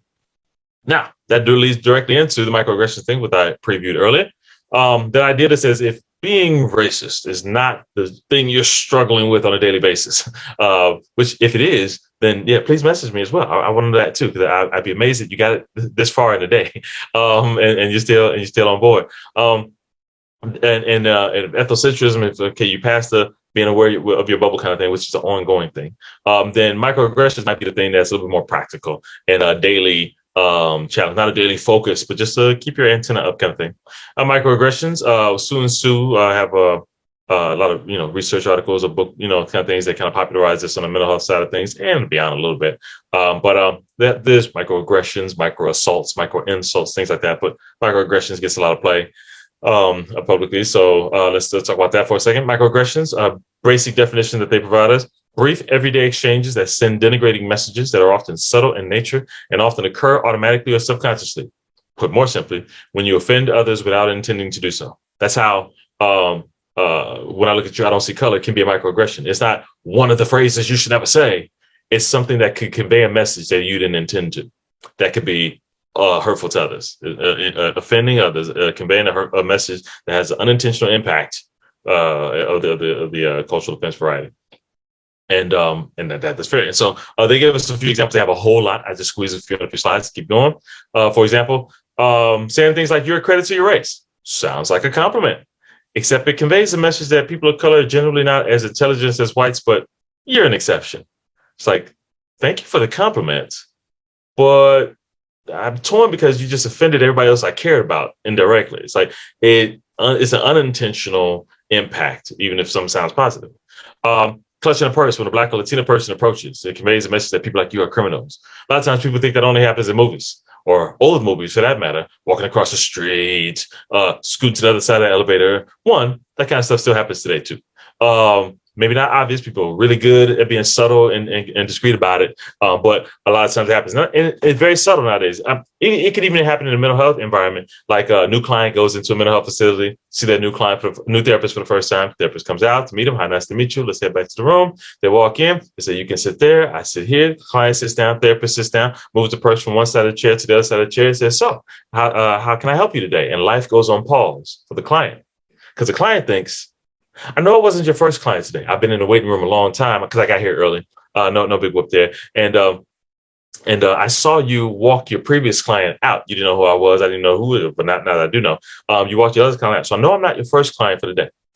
I'm guessing I'm not your last client of the day because it's a lot of afternoon left. I'm a early afternoon kind of person. I'm guessing I'm not your last client of the day. What made now the time when you felt the need, subconscious compulsion, the need to move your purse from slightly closer to your client, me, then slightly further away? I'm not even talking about like an intentional, you see what I'm doing, moving it further away. No, just a subconscious. You didn't even make a big deal out of it, but I did because I've had other experiences where it wasn't so subtle. Is that how you see me? A microaggressions happen. You may not have even been aware of it. Probably didn't do it on purpose, not you, but the client, the therapist. And sometimes an unintentional message was conveyed that doesn't make somebody else feel appreciated. And so sometimes some of these things happen today. I'm not saying things like I'm not a racist. I have several black friends. It conveys a message I'm immune to racism because I have friends of color. Take it out of black and white, Hispanic, and all that kind of stuff for today. It says, I'm not heterosexist. I'm not homophobic. Can I use that word? Heterosexist? I'm not even quite sure which word I should be using. The person says, I can't be any of that stuff because I have a gay friend. Okay. Are you expecting extra points for that? Yeah, I'm not even saying it's a negative thing, but sometimes it might convey that you're immune, like you couldn't possibly be, when that doesn't actually say much about you. Just because you had a friend since childhood who came out to you 30 years later and you just decided not to just own them as your friend, that doesn't tell me anything about your character or how you feel. And the fact that you feel that it doesn't necessarily mean a bad thing, but it could mean that that I have to worry about you. Here's the thing: if you have a gun in your hand, and I say, hey, watch where you're swinging that thing. And you say, don't worry, I can't make an accident. I can't make a mistake.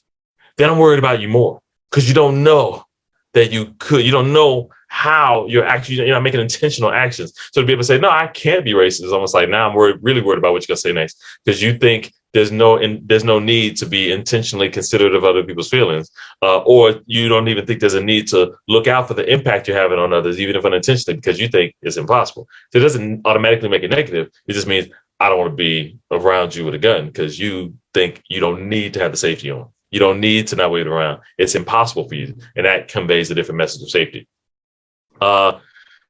Microaggressions. Assuming a person of color is a service worker conveys a message that people of color or low class can occupy high status positions.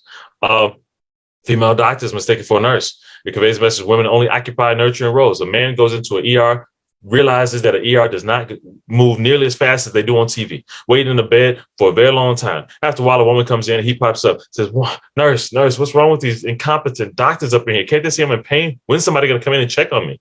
And she says, first of all, I'm the doctor, not a nurse, so I'd appreciate some respect. Two, I'm the one that's going to be operating on you, so you better check that attitude a little bit, or I can really have some fun while I'm in there. I'm facetious about it a little bit, but that idea that a lot of times the assumption is just a reasonable statement from somebody in pain, except if that's the hundredth time that person has not been treated with the respect they've well earned, then you can also understand that might not be appreciated and could send a message of lesser value. It's not always have to be correct. Just convey his message. Assuming the only two options for relationship status are married or single. Says the message that LGBTQ plus partnerships don't matter or are meaningless. New client goes into a mental health clinic for the first time. Goes to the front desk. Sees a administrative staff there. Says, "Hi, I'm here to see so and so. I think my new therapist is. Oh yes, we see you here at the 2 o'clock appointment. Okay, fill out these papers, and then your new therapist will be out to see you soon." The new client takes the paperwork. He goes, sits down in the waiting room chair. Name, age, marital status, or no, relationship status. And it goes back up to the front desk. Excuse me, ma'am, can I ask you about this? It says relationship status and it says married or single. Well, see, the way my relationship works is, and the person at the front desk says, "Oh, don't need to worry about that. Are you married?" Well, no, but then just put single and you can explain the rest when your therapist comes out. It's like, just put single and minimize my 15-year same-sex relationship because it doesn't fit into your two boxes. Just put single. I prefer not. A microaggression has happened, and you haven't even said hi to your client for the first time because the paperwork didn't leave boxes. That's not that there's anything negative about the paperwork. It's about the message that's conveyed is, am I seen here? Not that anybody said anything negative. No, you're not welcome here. They leave boxes for some people, but there's no box that says I'm welcome here. That's why I'm a big fan of underlines as opposed to boxes, because you never can find out the right amount of boxes. So, relationship status, underline, put whatever you want. Tell me about you in a way that makes you feel like you get to say who you are and be seen for that. Easier said than done, but sometimes unintentional messages get conveyed depending on how we do certain things. Hard to navigate every single time. You may not even be able to position to change your forms and things like that. But then there's no perfect right form that I've seen. Everybody's got pros and cons. I just appreciate when people try. And your clients will too. Two men hold hands in public and receive stares. It sends a message that you should keep your PDA, your public displays of affection, private because it's offensive. Picture this. I'll do this graphic briefly. Big green screen, right? Top down view of a park, cement pathway walking through, people walking in, picnicking, a couple, a man, woman, child on a picnic banquet with a picnic basket, blanket and basket. That's weird.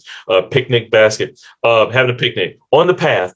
Two men walking together, holding hands, G-rated, peck on the cheek, and as you get closer, the gentleman, the man on a picnic basket. Jeez. Says, "Excuse me, sir." Gentlemen, would you mind keeping your public displays of affection private? We're not quite ready to teach our kid about same-sex relationships yet. I hope you understand. Now, before you react to that, internally or anything else, pause for a second and flip it. Grassy area, park, pathway, picnic basket, picnic blanket. Two men sitting on the picnic blankets with the son having a picnic, family picnic. Man, woman walk by on the path, holding hands, G-rated, peck on the cheek. As they come by, one of the gentlemen says, "Excuse me, sir, ma'am, I hope you don't mind. Would you mind keeping your public displays of affection private? We're not quite ready to teach our son about heterosexual relationships yet." Now, some of you, at least a few of you, might be compelled to say, "But see, Lambert, that's different." In many ways, it is.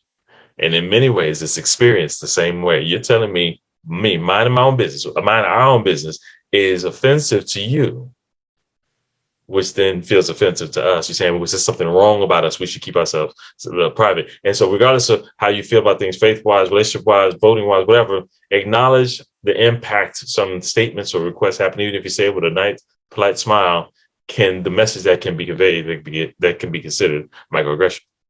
So we're going into the nice progression. Racism, ethnocentrism, which is slightly different from microaggressions, which leads into this. Okay, well, I think I made mistakes before, or made mistakes again. Then leads into this guilt scenario. There's white guilt. We're moving the same. Now I start off with white guilt, but I transition way past white, but I got to start there because that's often how it's described.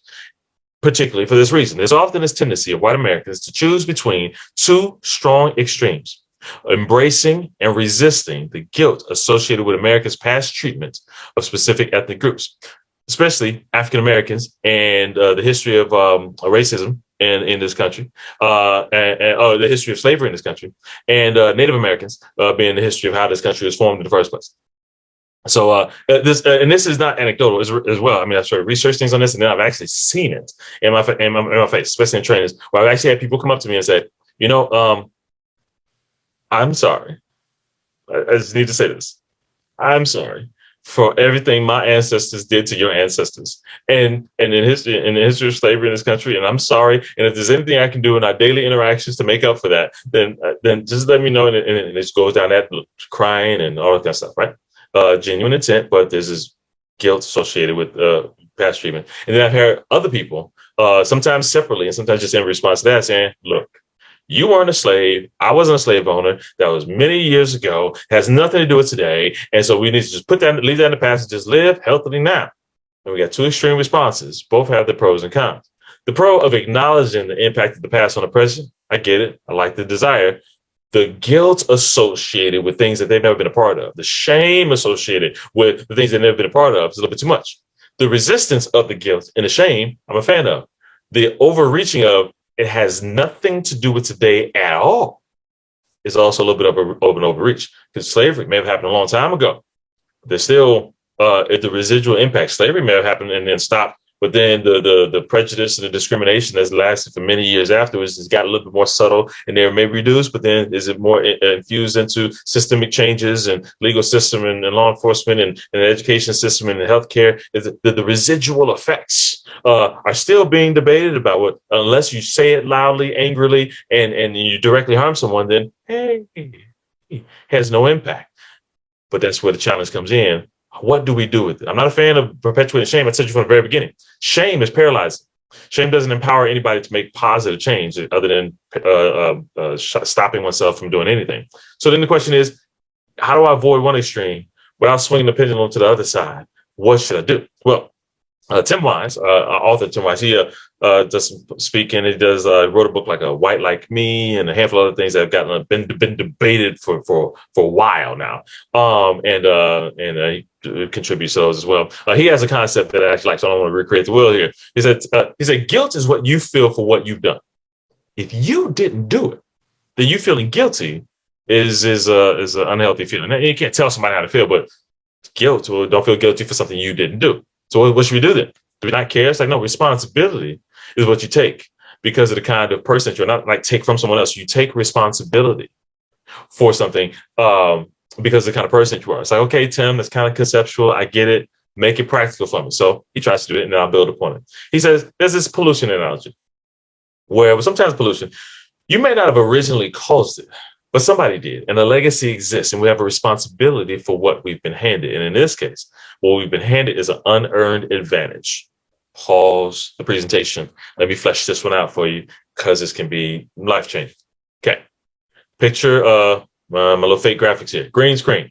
Top-down view of a forest. Top-down view of tops of trees. Green forest. And stick a blue line down the middle. It's a stream that's cutting through this forest. Upstream, downstream. Top-down view. Way upstream, there's a little village that uses the water they drink. They farm. They do a few little things. Way downstream, there's a little village that drinks the water. They farm with the water. They don't even know each other exists. Just two little villages minding their own business, using the water, farming and drinking, do whatever they need to do to grow and live and be great.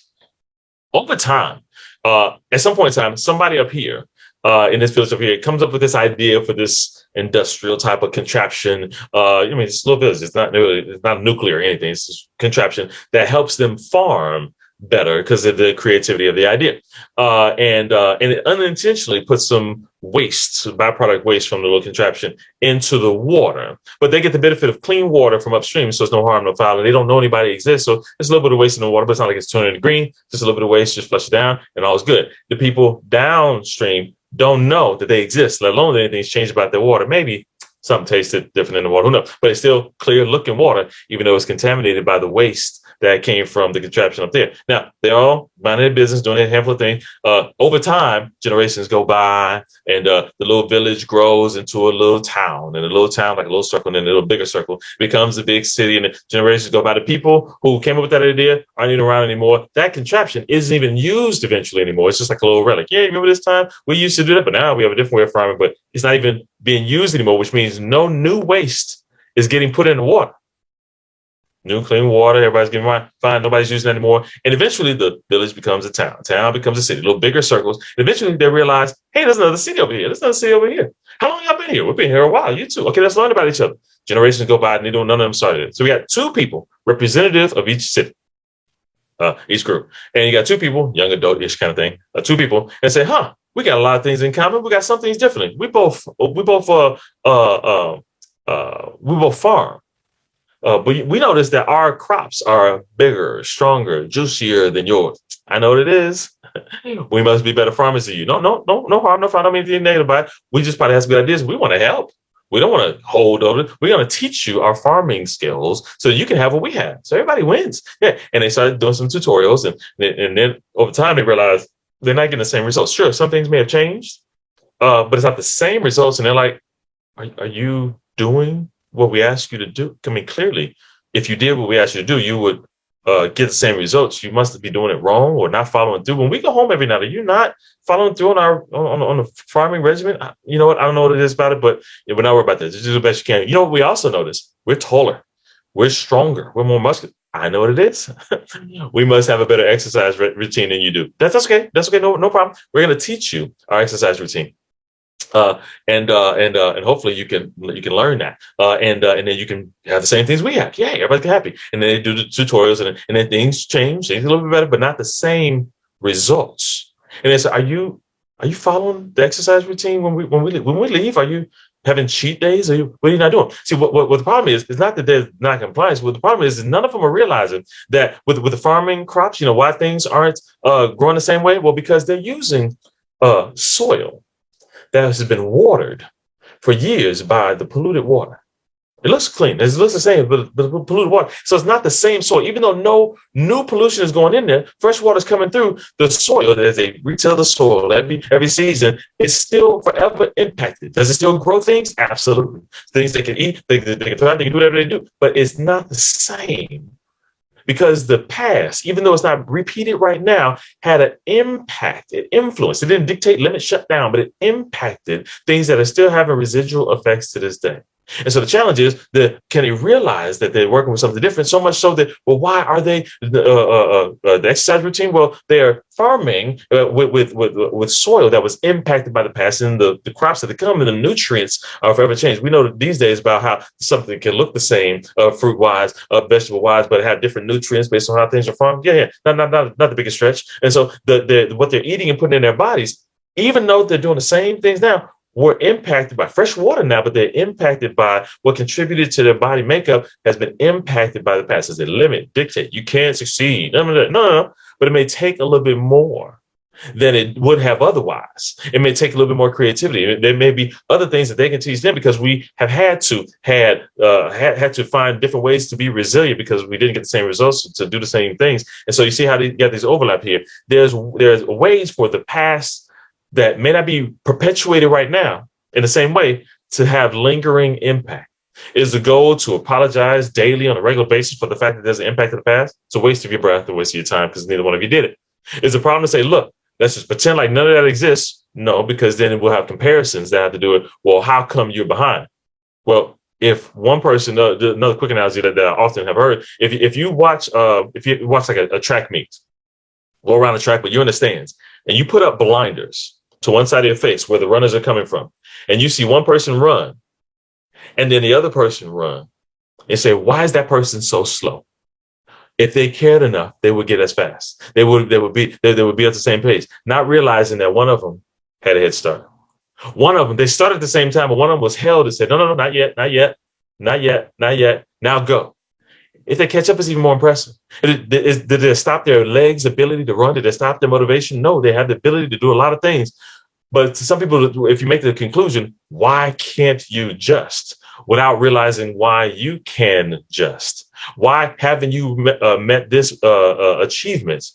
You must not care enough. Then we may be missing the impact of the past. We're talking about generational things that are getting passed down. Why are you so scared? Nothing happened to you. No, but if something happened to my grandparents and then to my parents and they then passed down a caution to make sure nothing happens to them, somebody could be cautious for something that never happened to them. with the person in front of the face when nobody's ever done anything to them, but have lingering effects. That's when we get into long-term trauma compensation, generational trauma, historical trauma, cultural trauma. That's where it kind of bleeds into that conversation. But it starts with acknowledging at the basic level the impact of the past can have residual effects on the present. It's not your job to list them, dictate them, dismiss them, but just to explore what impact is this having on you, client, on your perception of your abilities, of your cautions, of your fears, of your hopes. Well, I've been taught from generation to generation not to have too high hopes because they've been pushed down and they've been pushed down. I haven't been pushed down, but I've been taught by people who have, and they have to overcome that barrier to believe that it's even possible before they even actually can make any differences. You may be a part of helping identify barriers that you may never have had, but to at least see the validity in them to help overcome them, not the validity and to perpetuate the victim mindset, but to help support, hey, how is this impacting you? What is in your ability to change? And what risks are you willing to take to see if the past is still relevant right now in the same way that it was before? We start with removing the paralyzing guilt and shame. That doesn't help anyone. One's guilt and one's shame is not a gift to the other person. They're not going to say, well, now I feel better because you feel bad. No, if I still feel like I have a picture with like a big person, a taller person is holding a little kid by the face and they're trying to run. It's like you're feeling bad about it, about what somebody else did doesn't help anybody then improve the situation. So that's why you have these books talking about, the progressive, white tears and things like that. It's like, yeah, not how dare you be sad? How dare you have compassion? No, if you were hoping that your tears would just be a healing force, not as much as some people have hoped. It's not to say how dare you care, but what can you do to then be a part of helping someone improve their situation? That's what makes it interesting. So that's the goal here. And then that leads right into the privilege conversation. Again, a lot of times people lead to the white guilt versus just the guilt, and then the white privilege versus just privilege because there's more than one type of privilege. That's where I lead into right now. Where it starts off with the white privilege conversation because that's what really started or really popularized this conversation. Peggy McIntosh's white privilege article, Unpacking the Invisible Knapsack. You can, I think I might have a URL in the references. If not, you can just Google it. There's PDFs everywhere. You can find it. And Peggy McIntosh, a white female academic, is trying to help her white male academics understand the concept of white privilege. And they're talking, hey, we don't. There's no white privilege. Just because I'm white doesn't mean I have all political power and socioeconomic power. I still have to work for a living too. I still have to work hard too. I'm not a part of some secret society. I'm not privileged. And that's because a lot of times people have privilege and they have this certain assumption that everything will work out for you. Privilege means you have everything handed to you. You don't have to work for anything. It's like, that's not what privilege is in this kind of situation. That might be entitled or something. That may be sport or maybe a different conversation. But privilege in this part of the conversation is talking about, she elaborates and says, okay, if that conversation is too hard to get across, then she likens it to male privilege. It says there's unearned, unacknowledged, denied, taken for granted, or protected privilege that some have that others don't have. If you can't wrap your head around it for the white privilege side, then okay, guys, think about the male privilege. And like, see, there you go, Peggy. There's no male privilege. Just because I'm a guy doesn't mean everything works out for me. It's like, yeah, you have to go no further than the wage gap to prove the point. She has to go no further. The wage gap. This number changes every year. They do the new stat. I think the latest is like 7.9. 79 cents on the dollar. Men make more than women. Women make like 79 cents on the dollar. So it's like 76 for a while. So we'll do 79. Either way it goes, it's not 100. It's not dollar for dollar. And so it's unearned. It's not same resume, same job title, same work experience. Men on average make more than women. It's proven, statistically proven across various fields and across the country. It's unacknowledged. It's not like guys are walking around saying, yeah, I make more. Yeah, I mean, sucks for you. It's like, no, they're not even thinking about it because you have the privilege to not think about it. It's denied. Nah, see, Peggy, see what happened was I know a woman on the other side of town who works in a similar organization to me in a similar role, and she makes 50 cents more per hour than me. Boom. See, I told you, I just disproved male privilege. No, you found an exception. The whole idea with the wage gap is this averages. You find some who make more, you find a lot more who pay make the same, and a lot more who get paid less. And so on average, women get paid less. You can find an exception all you want. It doesn't disprove the idea of the reality. And it's taken for granted. Okay, maybe some get paid more, some get paid less. I'm sure it'll all work out. I'm sure it'll balance out in the end. Why do we have to make a big deal out of it? You can take it for granted because you have the privilege to take it for granted because you are making more. And it is protected. Hold up. hold up, wait a minute. See, Peggy, I see where you may be coming from, but see, the way our company works is there's a finite amount of money. And yes, I get paid more and you get paid less. But if the only way to solve that is for me to get paid less, for you to get paid more, I'm sorry, I can't support you on that. I shouldn't have to lose out on anything. I didn't do anything wrong. I have to protect what I have.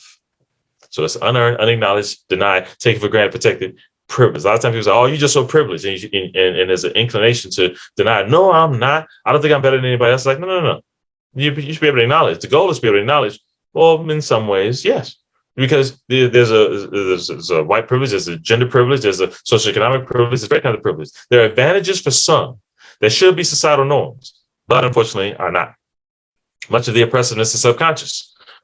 Many are taught that racism puts others at a disadvantage without realizing that not sharing that disadvantage puts them at an advantage. Let me say that one slower, because that's key. If you do not share a disadvantage that you can see somebody else has a disadvantage. If you do not share a disadvantage that somebody else has, then at least in that particular way, you are advantaged. I haven't changed how much is in your money is in your pocket. I haven't changed your political or socioeconomic influence or anything.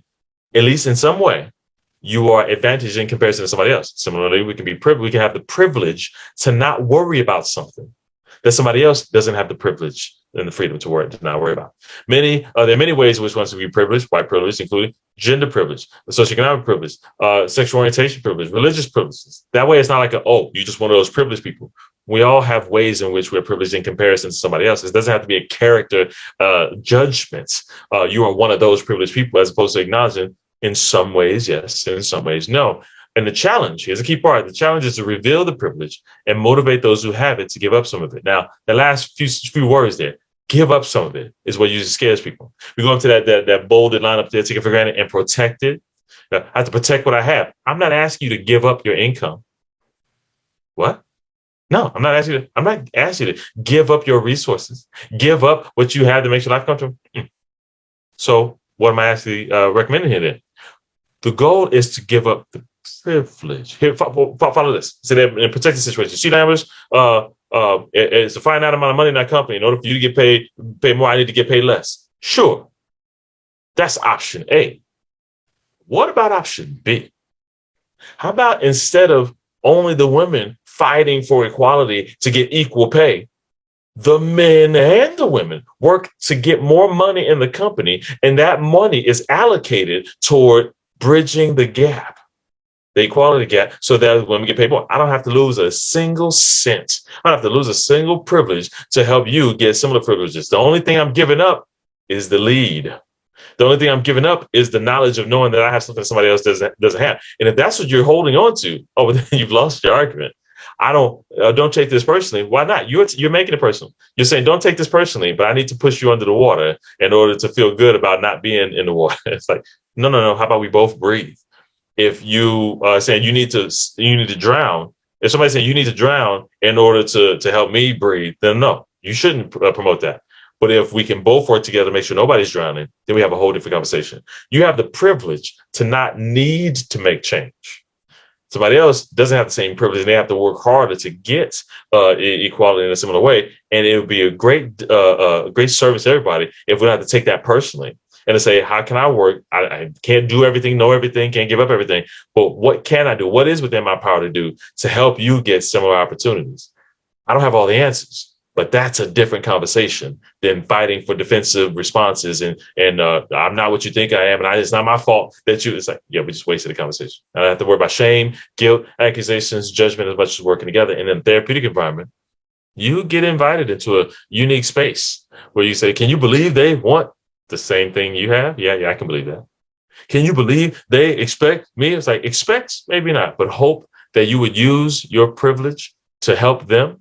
So what privileges do I have? I work hard. I have to work hard for what I have. You have the privilege to be heard when you speak, when some people have to fight just to be heard. That's a privilege. You have the resources to be able to say, I'm not feeling well. I think I'll go to the doctor because I have insurance and a low copay and to do it. And other people don't have the privilege to say, I'm sick, but I do need to pay rent. So I don't have the privilege to go to the doctor. Wow. wow, look at that low care for healthcare system, or they just don't have the privilege to do it. I remember this is probably about I don't think I've said this on the training yet. I remember being in before high school, so maybe like freshman year something. Before I was learning to drive, I knew I was gonna be driving soon. I'd be looking out at my mother's car, which wasn't fancy, like an old Chevy Cavalier. It's a great, it's cool little go kart of a car that I loved. The little car, not impressive, was cool. And I'd see all the cars on the street that were dented, starting to rust, things like that. And I'm like, wow, my little clueless high school freshman self, like, wow, I never realized until I started looking forward to driving how many people don't care about their cars. And obviously, if you got a dent, the responsible thing, I don't even have a car. And I know the responsible thing to do is to take care of your car. If you leave the dent, it's just going to get worse. If you leave the rust, it's just going to grow. Obviously, you must not care about your car. And then I started to drive. And then I started to pay my own insurance. And then I got a little fender bender. And I said, I mean, I love my car too. And I care. But how much is that deductible? How much it costs to get fixed? It's just a little dent, because I got to pay the insurance and I got to pay other stuff. It's like I gained a great appreciation because I was in a privileged mindset. Some people outside of clueless freshmen, so some people just have the money to a little ding, don't mind about the copay. They have the privilege to just do it. And then when other people don't, it's like, wow, you don't even care. It's like, well, maybe they do care, but they don't have the socioeconomic privilege to just make the same decisions you do. Or the same region, if you don't like that neighborhood, just leave. I can tell you any point in time, whenever you're watching this recording or if you're watching live, at any given time, just leave. It's not always easy to do. You have the privilege to just pick up and move everything and financially not worry about it. Other people just happy they have a place that they can afford. Let's make sure we're not imposing our privileges on other people. But in order to do that, we need to acknowledge that in some ways we are privileged, in ways that others are not. And that doesn't change our character. It doesn't change what kind of person we are, as long as we're doing our best not to use that to negatively impact people. Somebody says, wow, you don't understand. You're so privileged. Save your breath from defending, no, I'm not. And you can just simply respond, I never thought about it that way. In what way does my response make it seem like I'm privileged? Well, you just assume this. Oh, I didn't realize that. Yeah, my first thought is to just go get it fixed. But now I get a better understanding for how that's not so easy for you. Good point. Now let's work with what is within your power to control. What resources you do have. I still want to be of service to help you figure out what's within your power to control. And all of a sudden it's like, oh, you're not just going to waste time defending yourself. You're actually still trying to keep the focus on helping me. That's different. And you can be of great service to no matter who you see, no matter where you share privileges or not. The power can be, the influential therapeutic power can be great. So, yeah. So I think I have here some different examples. Yeah, I'm not going to read through all these. These are just a summary. If you look up the article, you see a lot more examples. Peggy describes in her article. I just skimmed through a few on a couple slides, and then we move forward. I have the privilege, some people can say, to turn on the television or front page of the magazine or newspaper and see people of my race widely represented. Some people go a long part of their lives without seeing a TV news anchor look like them, or a cover magazine look like them. It's like the first this, the first that. It's like people are like, oh, that's special for you. I mean, I'm happy for you, but all the TV anchors look like me. That was never a thing, because you have the privilege to not worry about it. I can go shopping alone most of the time and be pretty well assured that I won't be followed or harassed. A lot of times, there's a lot of conversations in ethnic minority communities where the parents talk to the kids, hey, now when we go to the store, we're not going to be running around. And when we leave the store, we're definitely not going to run. It's like, why not? You said we have to run home in order to make it back in time. It's like, yes, we don't run from the store, because sometimes they might think that you stole something, even if you did. But mommy, I didn't. I know, but sometimes people assume just because of our skin color that we did, so we're not going to do this. Like, some people have the privilege to just go shopping and not worry about being followed, worried about assumptions being made. It's like, oh, I never actually had to have that. I mean, I considered a possibility, but no, as long as I don't do anything to provoke anybody or to bring on suspicion, there won't be any.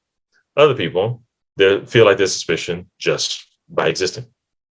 And go to a barber and a hairdresser shop and find someone who can cut my hair. A lot of times with people with different cultural differences in hairstyles and textures, have different experiences going to the barber or hairstylist. Some people can just go to the latest Supercuts or Fantastic Sam's and say, show them a picture of their favorite celebrity and say, give me this. And other times people have to go through and wonder if the place closest to them even knows how to touch their hair competently, let alone style it or treat it right, and how far outside the city they have to go. It's not a good or bad thing as much as some people have the privilege to not worry about it, and that the experience can be more impactful to some than others. I mean, actually, on that note, this also has privilege that was also happening in the news. I had the privilege to go to send my kid to school and not worry that they'll come home with their haircut because their hair, which I've been growing out since birth, was against the school's policy. It's like their hair, the existence of their hair, because it wasn't styled in a way that the vast majority of the students are. You didn't even ask me if you could cut the hair, but you're going to expel them or cut it without me asking. These are conversations that other people say, oh, well, why didn't you just? It's like, 'cause my hair doesn't work the same way as yours. I can't do the same style. You put a hairstyle in a policy and procedure dress code. Yes, they wore the pants you said to wear. Yes, they said they wore the shirt you said to wear, to shirt you said to wear, but they can't do your hairstyle. And this is culturally supported. It's not trying to be unique and singling out. This is culturally appropriate. So I'm not trying to say anything's wrong with yours. So don't change my child's hair. And a lot of parents have to worry about that. And a lot of parents have the privilege to not think about that at all. I can choose a blemish cover, bandages, and flesh color, have to more or less match my skin tone. Oh, one of the things that irked a lot of people, I found it a poor tact move, but I'm not protesting anything. When for years, like Band-Aid brand, would get like people like small businesses and stuff, be like, hey, we can partner with you to do like different bandages and different skin tones, and like it's different shades of brown. They're like, that's cool, but we don't think it'll sell, and that's not what we're in for. And then they have like these little small businesses. Some they get a contract with Target or Walmart, whatever. And all of a sudden, it starts to fly off the shelves. And then all of a sudden, Band-Aid's like, "Hey, guess what we got? Different skin tone Band-Aids." And like, oh, now you think it sells. Now it's worth your time. So I kind of feel bad for the small businesses. Like, that's not a good look. Or Crayola brand for years before Amazon, for years, the only way you could get different shades of brown crayons was at like teacher supply stores. You can find that's 8-pack of different shades of brown. Otherwise, you had peach, chocolate, black, and white. That was it. Now you got these 16 packs of different shades of brown, and then you find like these off-brand teacher supply store things. And then Crayola got a hold of it and be like, oh wait, that sells? Our new multicultural crayon pack. I'm like, oh, now you want it. It's like, oh, and some people have the privilege to just get peach and keep on rolling. Or maybe you get lucky and your family fits the shade of chocolate. But a lot of other families are like, now, why does it matter? Because anything's wrong about those companies? Absolutely not. I'm not making that fight. But I know as a therapist, when you have a draw your family type of activity, house tree person, I don't know, draw your family portrait, and I've seen kids with a pack of crayons and or marking something, and they're trying to say, which one of these is closest to me?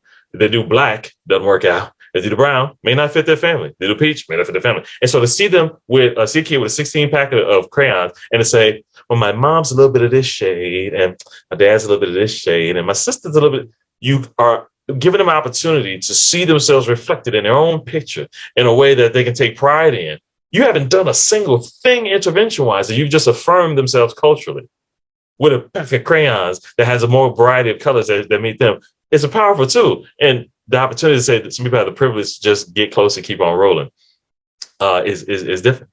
Let's see, I have the privilege to never be asked to speak for all people in my racial group. Well, like I said, I've been in many situations where I'm the only African-American or the only male, taken outside of just white and black stuff, where a lot of times, a lot of people I know, especially professionals, have never, ever, and I don't say never, never, always, but never been an experience where people said, I really struggle with wondering, understand how white people think about this. And the whole room stop and look at them with the expectation of an answer. And yet I've been in rooms, especially in educational environments, where the professor is talking about stuff and say, I wonder how people from, ethnic minority backgrounds think of this. And I'm just being a student, writing my notes, realizing that the room got quiet. It's like, oh, the floor is mine. The teacher has literally non-verbally given the floor to me, and the room is waiting for me to give an answer on representing all of ethnic minorities. It's kind of like, wow. Now, I have a thing about informing ignorance. And if I saw, hey, the floor is mine, I have a room of people with eager eyes wanting to know something. I don't know everything, but I'm going to make the most of the moment. And I know many people who resent it to the core. Because how can you expect me to speak for everybody? The fact that you think that we're all the same, and it goes down a different path that you don't have to solve, but you can understand and say, or the same idea as represent. A lot of people, especially is popularized around 9/11, but also in many different crime scenarios, as you see on the news, where there's a breaking news. There's a report of a gunman suspect and whoever miscellaneous crime, but something we're worried about the suspect, and people in homes across America pause from whatever they're doing, cooking dinner or whatever. They pause and say, "Please don't let them look like me. Please don't let them look like me. Please don't let them look like me." Why? Because that's not just that's an interesting coincidence. That's now I got to worry about what people think when I go into work tomorrow. Yeah, people after big, I didn't know you people thought that, and they're gonna be treated differently because one person did anything, it represents everybody, and other people are like, I haven't met a single person.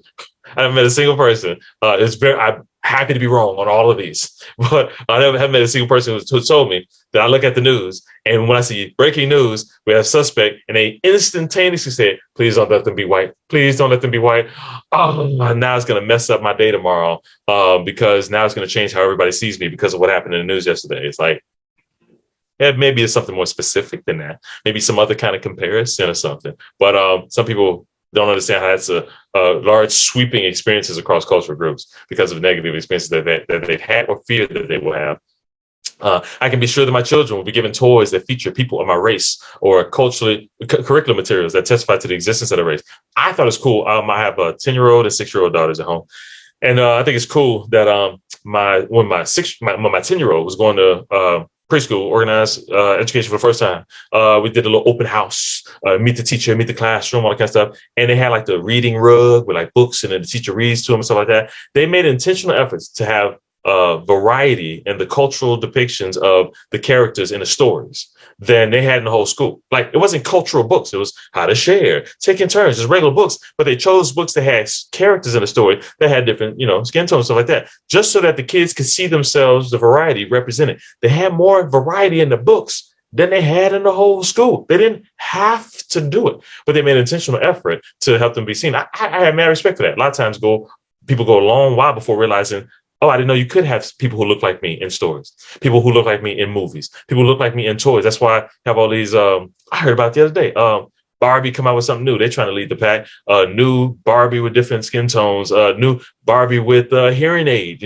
Representation, because they recognize. They didn't recognize it forever, but after a while, they kind of want to recognize people are longing for the toys that represent them. Say, I want to give my kid a toy that represents them. And how many stores do you have to go to before you can get close?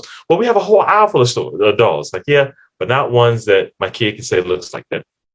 And other people have the privilege to just pick the one that either pees, changes clothes, extends the hair, or has different, clothes and stuff like that. They just pick variety because all of them look close. I have the privilege of criticizing my government and talking about how much I fear its policies and behavior without being seen as a cultural outsider. When we're doing this live, which I hopefully will be pretty soon, we'll see when I get back out. We're just doing the webinars now. But when I get a chance to, fly to a different city or a different state, and then go from city to city to city on multiple different days, and then come home, I fly, and in the airport. While I'm in the long, windy amusement park security line, there are times when I consider myself to have a higher likelihood than average of getting asked to step off to the side and do an extra little wanding or something like that. Well, I honestly don't know for a fact whether it is a higher likelihood, because I have no clue what the percentage is. I just know that I have to do that a lot. Maybe because nobody knows what a Lamberts is. I know I'm not on anybody's list because nobody knows what a Lamberts is, but I don't know. Something happens, whatever. But even though I walk with that possibility,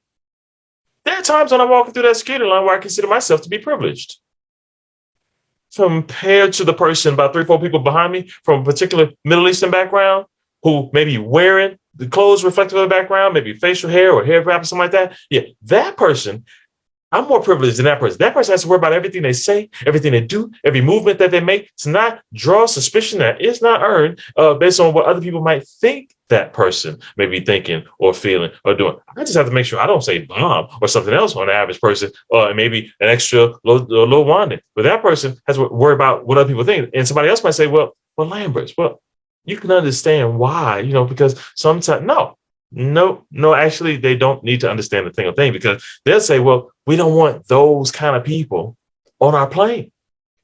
And they'll look right back at you and say, me neither. I don't want those kind of people. The people you're talking about, the people who believe these things and do these things and are threatened these ways, I don't want those people on my plane either. But see, you happen to think that because I have a similar skin tone or come from a different cultural background, that I believe those things and I support those things. I do not. And nobody in my family does, nobody in my circle, no network. I'm not some exception. There's a vast minority of people who I interact with that fit that bill, if any at all, or even any people that I've ever associated with or know. So the fact that you are treating me differently and then have the freedom to go up to law enforcement officers and say they are doing things suspicious. What? They drank water. So are you, man. But I don't know if that's all they have in that bottle. And the conversation goes bad. They have to worry about not just what they do, but others' fears about what they'll do that they did not earn. And a lot of times people have the privilege to not have to dictate their lives based on what other people fear they've done that they not have earned. And sometimes I can say whatever I want to the law enforcement officer. I can say whatever I want by government. Other people are like, you go ahead and do that. I don't have the privilege to do that without different ramifications than you. I have the privilege of if a traffic cop pulls me over, I can be assured that I haven't been singled out because of my race. Some people will drive down the street, minding their own business, and they see you flashing blue, white, red lights in the background. And as they pull over and comply, their first thought is, was I speeding? Their first thought is, seatbelts on. Their first thought is, did I run that yellow? And it was really a red, it was a stop sign and a miss. I'm not quite sure. I'll pull over and wait for the officer to come to the window and tell me what I did. Other people drive down the street, minding their own business, under the speed limit, everything. Let's see behind them. And as they pull over and comply immediately, their first thought is, I hope I drive away from this alive. I hope that the officer who comes to the window is less afraid of me than I am of them. I hope that they don't, out of an unexplained and unearned need to protect themselves from me, they don't shoot first and ask questions later because I made a split-second move following their orders. Some people have the privilege to not have to worry about that. If you combine those two, some people have the privilege to say whatever they want to the police officers. And other people have been told. A lot of people know the talk the parents have with the kids, the talk. Yeah, you know what the talk is, the birds and the bees. Oh, no. That's the second talk. For many families, the first talk is how to behave in front of law enforcement officers when we're not around so that we'll be able to see you alive again. Yeah, because you have the right. You have the right to be treated differently. You have the right to know how to keep yourself alive and how to say things or not say things you have the right to, because we don't have the privilege to just do certain things. Some people have the privilege to walk around with a gun that they have licensed to carry and be treated as such. Give us that gun. I have a right to have this gun. You can't take that from me. This is my constitutional rights. Other people don't have the rights. Give me that gun or I'll shoot you first out of a need to protect myself from your gun. Stereotypes, all police officers know. We're going to talk about social justice stuff in a minute. I'm not worried about the realities and the statistics. I'm worried about people's perceptions and their fears and how they respond based on anything that they've experienced or witnessed to support it. So we have the privilege to not worry about it. I'm not telling you declarative facts. I'm telling you, some people have the privilege to not worry about it and others don't. That's all I want you to focus on. Don't worry about still. Well, yeah, but is that really likely to happen? A lot of times, I don't think I say this in the social justice section, so I'm gonna say it now. A lot of times, people professionally, when we're trying to apply these things, somebody expresses a concern. I felt cautious. I felt scared, and then the therapist will say, "Have you ever experienced a negative encounter with a police officer?" It's like, well, no, I don't have any experience with a police officer. So you've never been beat. So you've never been shot. You've never been experienced negative and overt racism. No. Then is this really a legitimate concern, or should we explore some paranoia about things that are unjustified in your negative views about the police officer based on these isolated events that you see in the news and we missed it? It's not worried about the facts. It's not worried about all police officers are bad. All police officers are not bad. I'll say this later, but I'll say it now. All police officers are not bad. All lawyers and judges are not bad. There's systemic things that need to be changed, but no, it's not all bad. It's not about that as much as you can say, well, your fears are unwarranted because those were isolated events. And then the client can look right back at you and say, noted. Can you understand how I don't want to become the next isolated event? Your odds mean nothing. Your percentages mean nothing as much as things that were passed down or cautions about things that may not have happened to me, but they may have happened to somebody I know, love, care about. There may not be one, talk about degrees of separation, generational degrees of separation between things that were negative. Well, that didn't happen today. I'm glad that that's reassuring to you. but it's not as reassuring to other people. And so we need to make sure we're not perpetuating that. You don't have to feel bad, but just make sure we're putting ourselves in their shoes. Not, well, I'm not worried, so you shouldn't be. Tell me why you're worried. Tell me what you're worried about. And how can we help you navigate that space in a healthy way? Then I can take a job. I alluded to this one earlier. I had the privilege of taking a job with an affirmative action employer without having my employers, my coworkers suspect that I got it because of my race. Affirmative action works both ways, by the way. You can go for a job interview and not get the job. Was it because of my race? Did I not fit the work environment picture you had in mind? You can go for a job interview. You get the job. Was it because of my race? Do you really want me here, or are you just trying to sprinkle a little pepper in a company photo to get a suspicion away from you and say, okay, glad you're here, welcome. Don't disrupt the way we do things. We have no desire to change or accommodate you in any way. Not that the goal should be to change and do all these accommodations, but are we making everybody feel welcome, or just the highest percentage and things like that? So some people have privileges, other people don't have. None of this changes people's character, makes people good or bad, but are we acknowledging our privilege? Oh, I have the privilege to not worry about those things. Good to know. And when other people express things to the contrary, are we saying, sucks for you, not my problem? Or how can I use my privilege to help you with yours? It's a lot of times when you have those law enforcement, unfortunate things that happen. Unfortunate is not even a big enough word to describe things that happen. But a lot of times when people say, well, I have the privilege to say somebody else who's in the same family, taking a cell phone picture, stop doing that, get off them. It's one thing. When you have other people stand in the gap, and other people look like them. One of the interesting things what I saw around when the murder of George Floyd was that, the riots that happened afterwards. I'm in the Twin Cities, so a lot of that stuff was very nearby, boarding up, things like that. And so you have protests where you have people yelling different things. You have people of color, largely African American, but not only African American, yelling protest, defend, protect our, Black Lives Matter kind of stuff. But even outside of the organization, just we matter, our community matters type of things, even outside of the organization or the phrase. And you have people protesting. You have law enforcement officers ready to either start something or stop something if it goes down. And it's getting tense, and it's getting tense, and it's getting tense, and it's getting tense. And then you have a line of people who are white get in the way, and they're getting in front, and they're in front of the people who are protesting, saying, "No, this isn't going to happen. What they're saying matters. They matter too." And as long as you see these tension of the people like, we're about to stop something, and they're like, "Oh wait, but you're saying it too? Well, we can't. We're not going to do the same thing because." And it's an amazing picture. I don't know if the sociologists figure out what's going to happen, but some people have the privilege to speak up and expect to be heard. And other people don't have the privilege. They speak up and expect consequences because they don't have the same privilege to know that the odds of you hitting me for yelling are different than the odds of somebody else hitting you for yelling. It's like the social justice things need to change, and I don't need you to solve the problems. It's not your role necessarily. But when clients express concern and exploring different possibilities, we need to make sure we're understanding where they're coming from. What are their cautions? What are their fears? What are their hopes? And help them choose the healthiest decision possible, whether it's a protester in that scenario, whether that's a law enforcement officer in that scenario, whether it's somebody trying to stand in the gap. How do I be an ally? It's like, well, maybe help people find healthy. We don't have to bash or judge. You don't have to feel the pressure of doing that. But I'll make sure we're not perpetuating the problem by saying, now, does it take all of that? It's probably not that bad. Who's being, let's explore some delusional symptoms. It's like, ooh, please don't fall into that trap. You don't have to know everything, but we can reduce some of the easy traps that you can fall into and then say, well, now what? And it'll be that in and of itself be a great gift to your client of joining with them in the unknown while you help them brainstorm the possibilities. All right. So, a little transition here. Let me stay teed up here. Oh, wait, are we doing time? Oh, yeah, we good. Yeah, we got about half hour to the next break. Oh, we smooth. So cultural influences and assessments. I talked about assessments earlier with the DSM-5, and I told you I'll talk about it later. This is the time I'll talk about it later. So I'll skim through a few. Oh, no, skim through. But DSM-5, I should update this, add DSM-5 TR, even though probably a third of you actually have it already.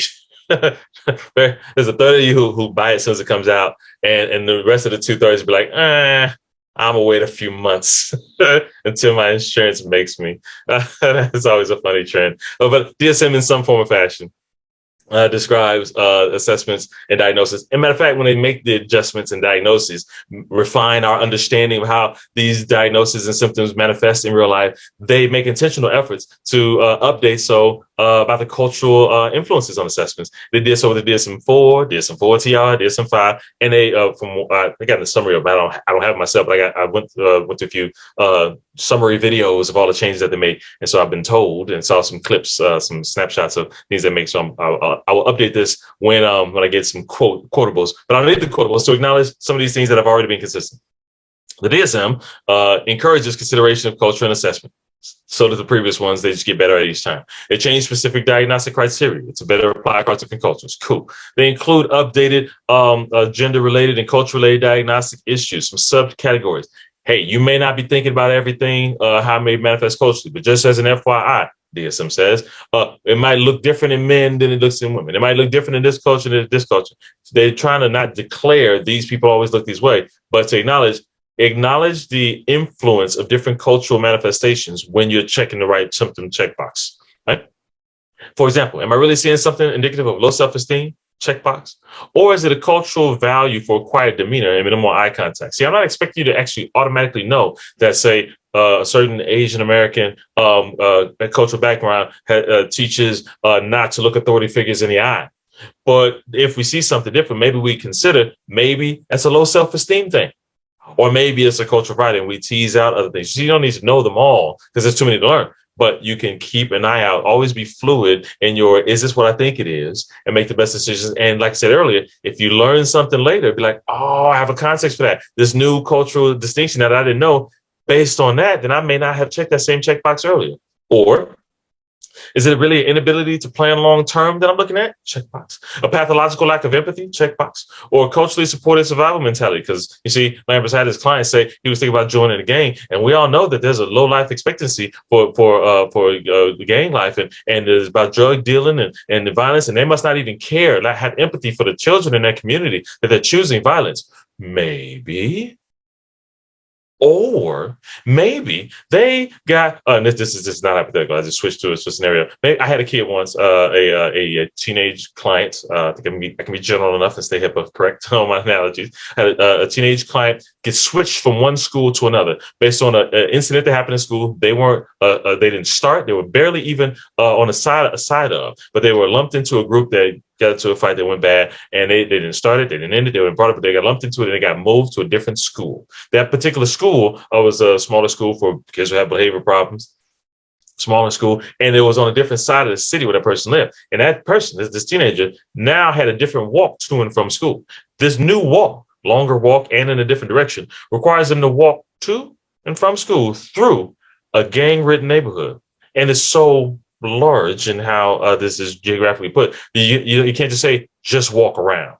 That's not quite how it worked. Public transportation is not quite how it worked. There's very low options.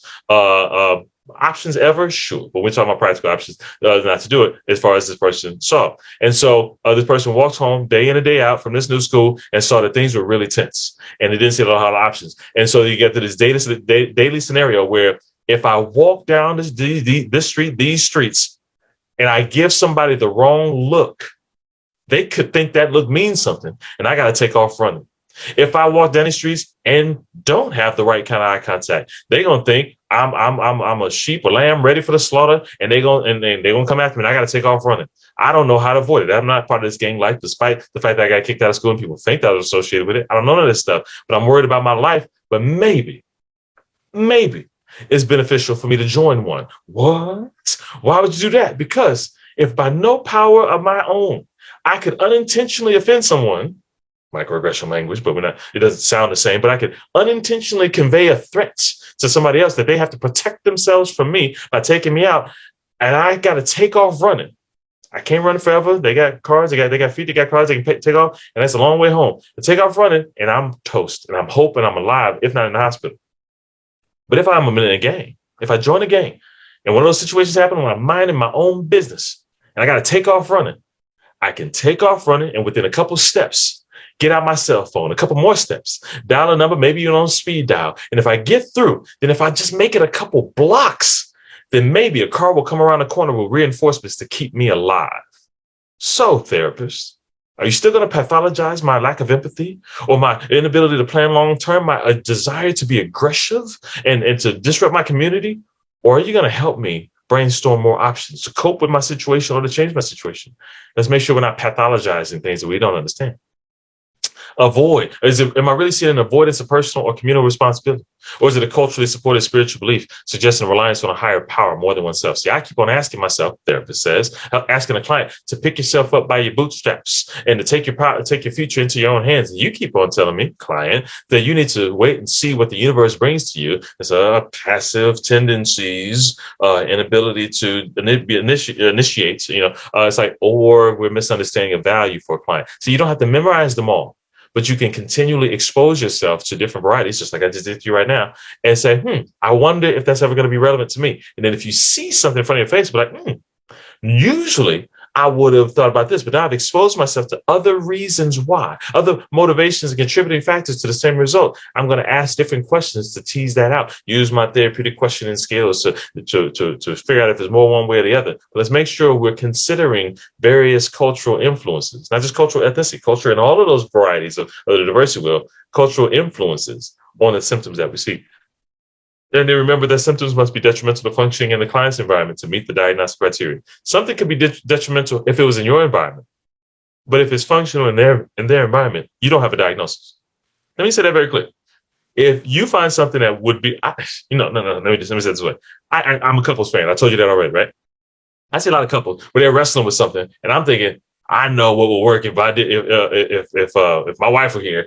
She say, "Oh, don't do that, do this." And I say, you know what? Some people prefer it if you do this, and like to the husband, like tactfully say, maybe you would consider something like this, and she's like, no, I'd never want him to do that. And I'm thinking my wife would definitely want me to do that, and he's like, no, I prefer him to do something like this. And she's like, no, my wife would not want me to do that. And he's like, really? I can do that. Really? You'd be willing to do that? I'm like, you're okay with that?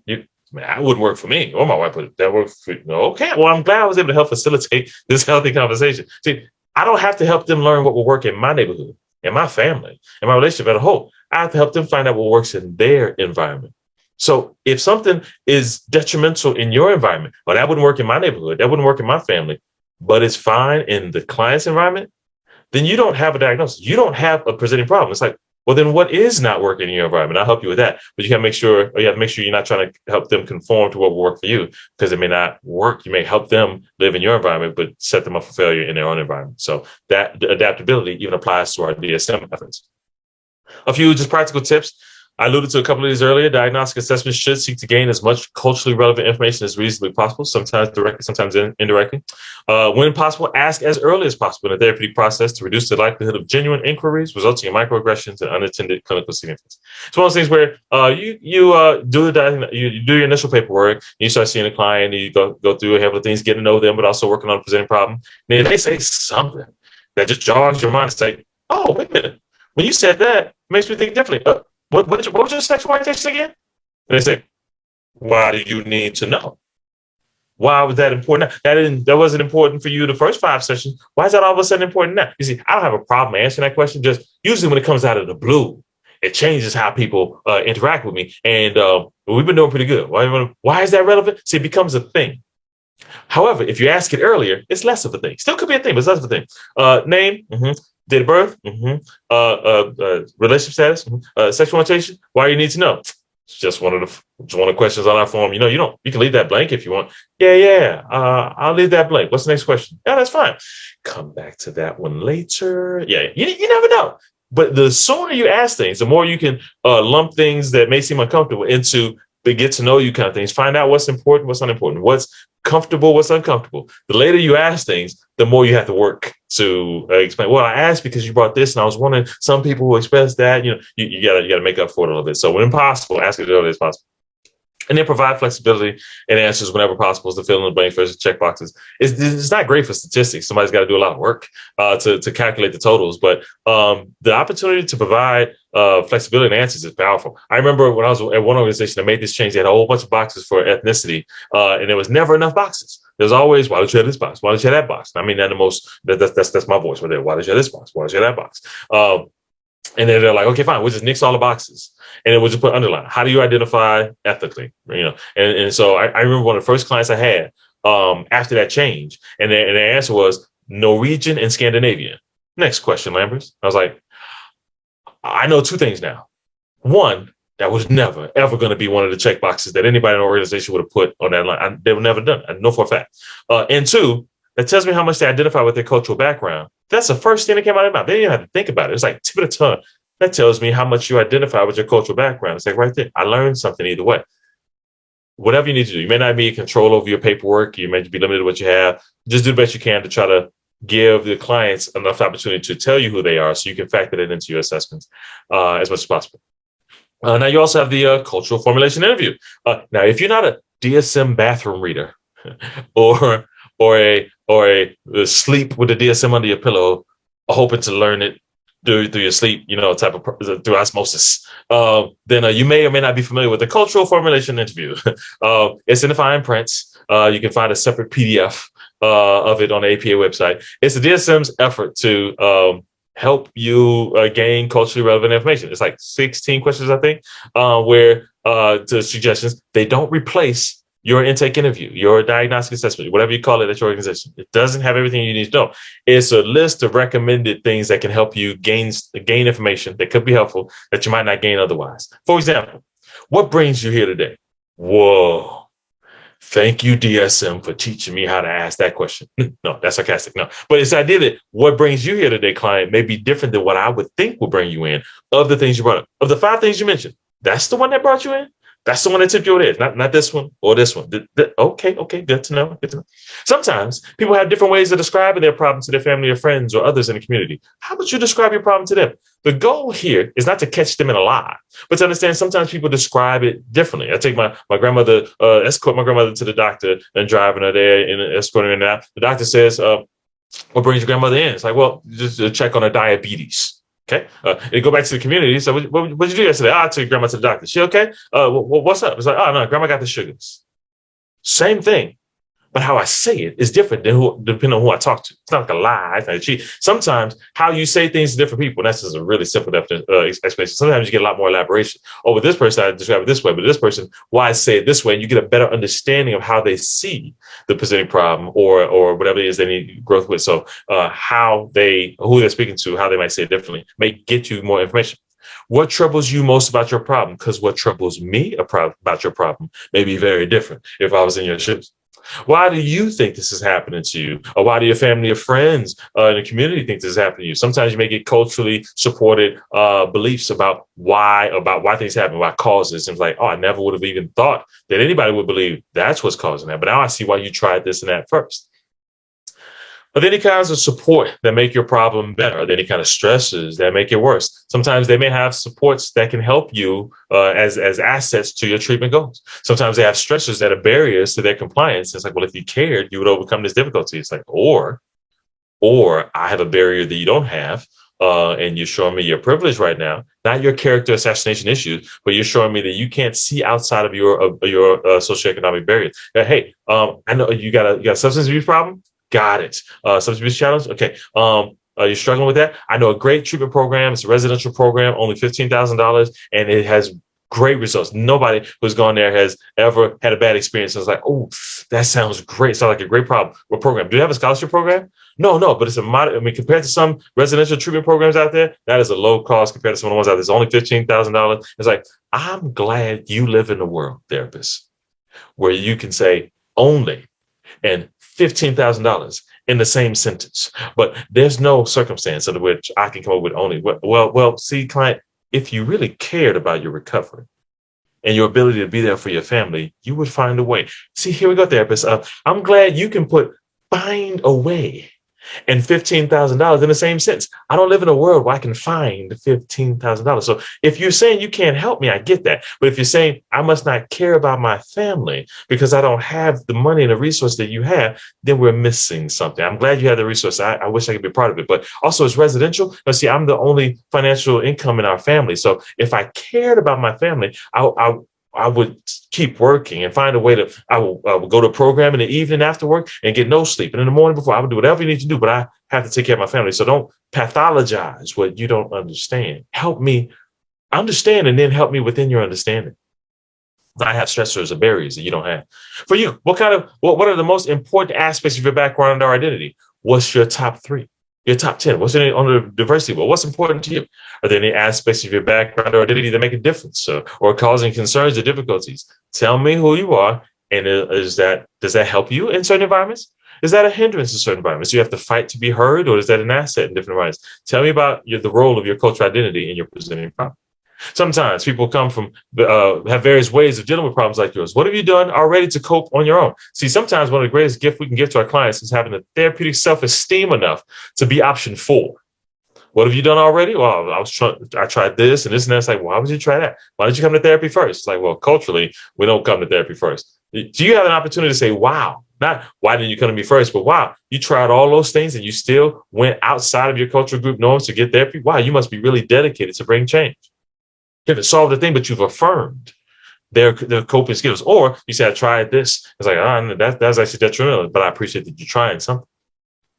Oftentimes, people look for help from many different sources: healers, doctors, helpers, healers. What kinds of help have you tried already? You need to acknowledge that sometimes maybe they go to a medicine person or different types of practices and to say, well, why did you do that? Everybody knows that's not real. It's like, no, you may believe that's not real, but there's nothing that everybody knows. And my cultural background believes strongly in this. So is this gonna be a pattern where you tell me everything about my culture is everybody knows that's bad? Or are you gonna validate that I tried some different things and the fact that I'm still trying and I came to you?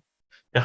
Let's see. Has anything prevented you from getting the help you need? The money, resources, stigma. Like I talked about earlier with the stresses, sometimes there's barriers that other people don't have: stigmas, positions, community things. What kinds of help do you think would be most useful to you at this time? What kinds of help do your family and friends suggest? Sometimes there's preferences. I hope that I present you with this particular challenge and you tell me what to do. And somebody may hope that they come to you, spill out all their problems, and then you give them a solution, almost like a primary care physician. But you say, you know what? I'm not one of those advice-giving therapists who just dictate things. And I'm more of an egalitarian therapist who help work with you to solve your problem and get confused when they don't appreciate it. Say, well, no, but this is a healthy way of doing therapy. Say, sure it is. Of course it is. But you might need to help them understand why that's a beneficial thing. It's like, well, how dare they just assume that I'll just give them advice and they just pigeonhole me into that kind of that expectation. It's like, how dare they? Well, I can tell you really easily. Go to a primary care physician tomorrow, right now. Say, have a wound, an ailment, or something, sickness, and then go to the doctor and say, what brings you in today? It's like, well, I got this symptom, and then I got some pain here, and it's just getting excruciating. And then the doctor says, and what do you think is causing that problem? Well, I don't know. That's why I came here, hopeful. I mean, maybe this, maybe that. It's like, good theories, huh? And what do you think you should do to make that better? I don't know. That's why I'm here. But I mean, maybe this. I can change my eating. I change my exercise or something. I don't know. And I say, oh, I like the brainstorming. That's good. That's good. I like how we're processing that. How about we try that out for between now and next week, and then we'll come back and we'll talk some more about how that's working for you. And then for some reason they come back, and a couple of weeks they'll go down the road, and a couple of weeks, and they'll wonder, when are you just going to tell me what to do? I keep on coming back every week, telling you what I'm doing, what I'm trying to figure it out. You just talking me through my own solution to problems. When are you going to tell me what to do? And the therapist says, and then the doctor says, oh, yeah, I'm not one of those kind of doctors. No, I don't actually tell you what to do. I just help you figure out what you should do on your own. You'd be pissed if a doctor did it to you. You'd be pissed. Stereotype, assumption on my part, a statistically significant percentage of you would be pissed. Some of you will be very understanding. And I'm grateful for the doctor who gets you as a patient. I'd be pissed. And sometimes we may need to clarify what our role is early on. Hey, this is the kind of process I do. If that's cool for you, if that's beneficial, then great. If not, maybe I can refer you to somebody who can help meet that need. But to understand, what are you hoping for here? I'd hate for us to go too far down the road, you hoping I'm going to do something I have no intention of doing. I was hoping you'd help me at A, B, and C. It's like, well, actually, I live and breathe in A, B. I don't do C as much, but I had a lot of experiences with A and B. Would you like to try A and B out? And maybe you won't even need C. They'll be like, oh, I mean, yeah, sure. But if you had a lot of experience with that, then it's great. Other times, be like, oh, I don't plan on doing A, B, or C. Then maybe I misunderstood what this is. Thank you for your help. I'll just go somewhere else. You never know, but you can help clear up misunderstandings that can contribute to misdiagnoses because of misunderstood symptom checklists and things like that. Sometimes doctors and patients misunderstand each other because they come from different backgrounds, have different expectations. Have you experienced or been concerned about this? And is there anything I can do to provide you with the care you need? Yeah. Sometimes I rephrase that in my head to, have you experienced any microaggressions from any professionals? Please describe them to me so I can make my own mistakes, please. I would like to not recreate the mistakes of other people. I like to make my own mistakes or unintentional offenses and things like that. Excuse me. See, the goal here is not, you said 16 questions. You see how that does not give you all the answers you need? This is not a replacement for a true assessment, but you can see how these concepts can be infused in some kind of way into the questions you already have. Maybe a new question, maybe you still want, maybe not. So here's my suggestion to you. Just unofficially, ask yourself this question.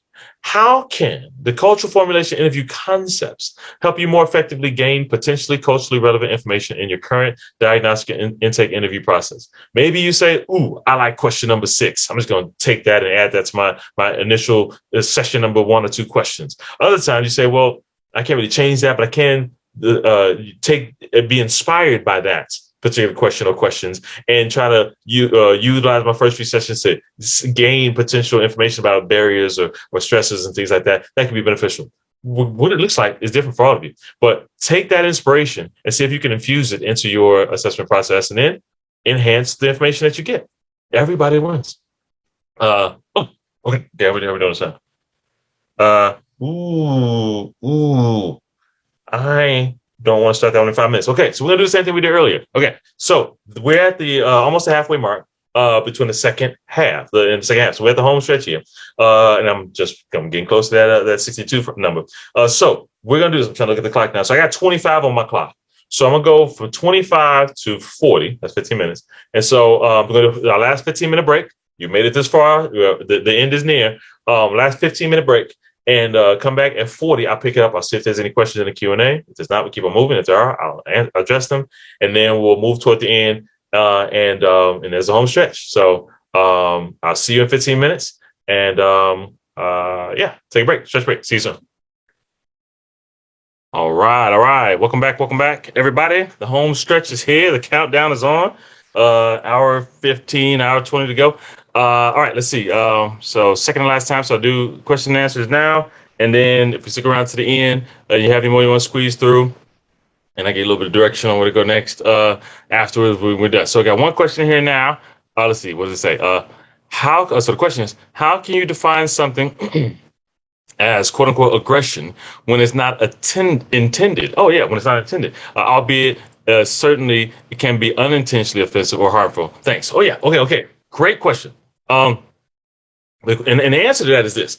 I have to think about words. I find words to be limiting in general because they convey certain things and they miss out on other things. And so we're always limited to certain words. If I was going back in time and creating terms myself, then I probably wouldn't use the phrase microaggression because it has its pros, it has its cons, it conveys certain things, but it has its limitations. The limitations is exactly what the question implies. A lot of times when we use the word aggression, it's not just the physical act. A lot of times think of physical aggression or verbal aggression. It's not just the act itself, the words itself, as much as the intention behind it. The intentionality is assumed in the word aggressive. If it's not aggressive, then it was physical, it was undesirable. Was it aggressive? Aggression assumes intent. But when we have the phrase microaggression, it's not necessarily limited to intent. You can have unintentional aggression, unintended aggression. And so the aggression is not necessarily then focused on the intention, but the impact. Same thing with offense. How can it be offensive if I don't intend it to be? Well, because I experience it to be. I experience it to be. Now, let me give you an example, because this just goes into terminology, and I just want to debate terminology more so than whoever asks this question. Wherever you're at, I probably want to debate more than you do, because I have to think about words. So I have to make it practical. Whenever I think about practical, I think about my couples, right? And in this situation, I think about a couple who is struggling with a connection and something like that. And one person, let's say, I won't say stereotypical, but no, I can think of a couple of scenarios, couples who fit this scenario because it comes up frequently, where she'll say, sometime he's just too much. And he's like, well, I'm just expressing my love for you. It's like, yeah, but sometimes you're just so smothering. I just want to be able to give a hug where it's comfortable. It's like, me too. And so yeah, but you always just squeeze me tight, like I'm just like a little puppy or something. And you're trying to, squeeze me in half. And he's like, I'm not trying to hurt you. I'm just trying to give you a hug. It's like, I'm trying to give you a hug too. What are they doing? They're arguing about that's too much. No, it's not. It's just the right amount. And it's the right amount to reflect how much I care about you. It's like, yeah, I appreciate that actually. I appreciate that you're not intending to hurt me. And you're probably scaling back because you're twice the size of me. You're probably only giving me 50%. But even though you say, well, it's not, no, stop squeezing me. No, this isn't a squeeze. This is a hug. Well, I'm glad you have your 0 to 100 grade and a 75 and above is a squeeze. And you're giving me a 50 out of consideration. But what you don't understand is your 50 feels like 100 to me. Can you scale it back? Not scale back your love, scale back your care or your intention toward me. Scale back out of consideration for the fact that you're comfortable. I'm in pain. You are hurting me. It feels aggressive. Not it feels intentionally negative toward me. It feels hurtful. And so when we talk about that, it's like micro hurts, micro insults, micro assaults, microaggression, things like that. It's like a microaggression. Going back to the earlier question so when I look at you, I don't see color. A microaggression, yes, not because and I think I said then it can be in and of itself automatically. The words linked together, the phrase doesn't magically become a microaggression. A microaggression is in the eye of the experiencer. Yeah, the eye of the beholder is in the experience. The one on the receiving end of it determines the person on the receiving end of a hug determines whether it's too much. It doesn't determine that the other person didn't care. It doesn't determine that they intended to. Not even an issue. It's, oh, this is too much. But no, see, you can't be hurt. See, you're not the first relationship I've been in. And every other girlfriend I've had before you said they like my hugs. So you're the one who has the problem. I hug just the right amount. Anybody hear how that conversation ended before the sentence even came out? You can't tell somebody how they should feel. If I experience it as offensive, then at least in this interaction, it's offensive. You can find 10 other people who prefer you say it that way. Good for you. Then go speak to them. And I'm not even dictating how you should feel about yourself or what you should do for everybody else in the world. But if I'm telling you it hurts me when you do that, when you say that, then even if you only tailor it to me, when you're tailoring your experiences to me, I'm asking you not call me that. You not say that because I'm experiencing that as aggressive, especially if I tell you and you minimize it. No. See, it's not that bad because you shouldn't have a problem with it. Then it actually loses some of that intentionality because I know now you do it on purpose. You may not be hurting me on purpose, but I'm saying it's hurtful and you know it. And then you still do it anyway, justifying why you're doing it. And then we missed it. You can still have the intention not to hurt. But we lose the ignorance factor. And that's why this whole argument really loses its play. I don't like the word either. It's not the 100% accurate word to describe what's encompassed in it. And yet I accept it because a lot of times, accept it for what it is and how we use it, because it conveys how people experience it. And more often than not, that's the more transformative thing, not accusing someone of being aggressive, too close to intentionally, but to say, oh, you're experiencing me as aggressive. You're experiencing me as offensive. I don't have to take offense by it. I can say, what part of my hug is too tight? Thank you for letting me know. I can modify that. You're welcome. And then the conversation changes and we can just go around the argument. We can go around the debate and get to healthiness. That's where we can have transformed. So great question. But no, we don't have to literally stick to the words and the definitions and the combination of the letters and the words. It is not that beneficial. Yeah. So let me pick up. So we got the countdown is on. Got to get to my 62. So clinical strategies. Hopefully, you've seen clinical strategies the whole way through. But I get a little bit more direct in it. Just much as research the whole way through. The DSM the whole way through. I have a client-centered approach here to cultural competence as a framework for assisting in this endeavor. A lot of times, I'm not trying to change your theoretical orientation. I don't have a Carl Rogers tattoo underneath my sleeve, and I'm trying to convert you to a different theory. That'd be weird. But to acknowledge that beyond building rapport, you can make intentional efforts to utilize the client-centered approach to applying this cultural diversity stuff, cultural competence stuff we've been talking about all day. Mainly the main tenets of empathy, unconditional positive regard, and genuineness. Apply, not just general. Apply, you can acknowledge the fact that we can validate a client's perspective and feeling. not as right or wrong, but as legitimate based on their cultural experiences. I don't share your same cultural experiences, but I can see how you feel this way. Using your closest, similar, and personal professional experiences to accepting limitations, and accepting the limitations and similarities and differences of each. If you ever say, I may not have experienced that same kind of loss, but I understand, I had experienced some kind of loss and can understand a little bit. And I imagine you must be experiencing more. No, I haven't had the same type of mistreatment, but I have been misunderstood before, and it felt frustrating. Or maybe I understand enough to know that some other clients who I've met, some people in your situation have been frustrated about this, that, and the other. Is that close to what you're experiencing? I don't have to have shared everything or even close, but to show that I understand based on whatever academic or personal professional experiences, I understand enough to get close to what you're feeling, enough for you to personalize it and to tell me. What people usually have a problem with, well, I don't want to ask too many questions. Yeah, the phrase there that's a problem is too many. You have the freedom to ask questions about things that you and the other person both know you don't have experience with. But when you have to ask 100 questions before you can even help them, then they're like at 50, like, you know what, fine. If I got to teach you from scratch how to help me, I'll just skip it and find somebody who can, which is different than it's my understanding that this, that, and the other is that close to what you experienced. It's like, you know what? You know more than I thought you knew. Okay, well then I'll take that baton and then add to this. Can you understand? And you go back and forth because you cultivated skills of empathy, which you already have.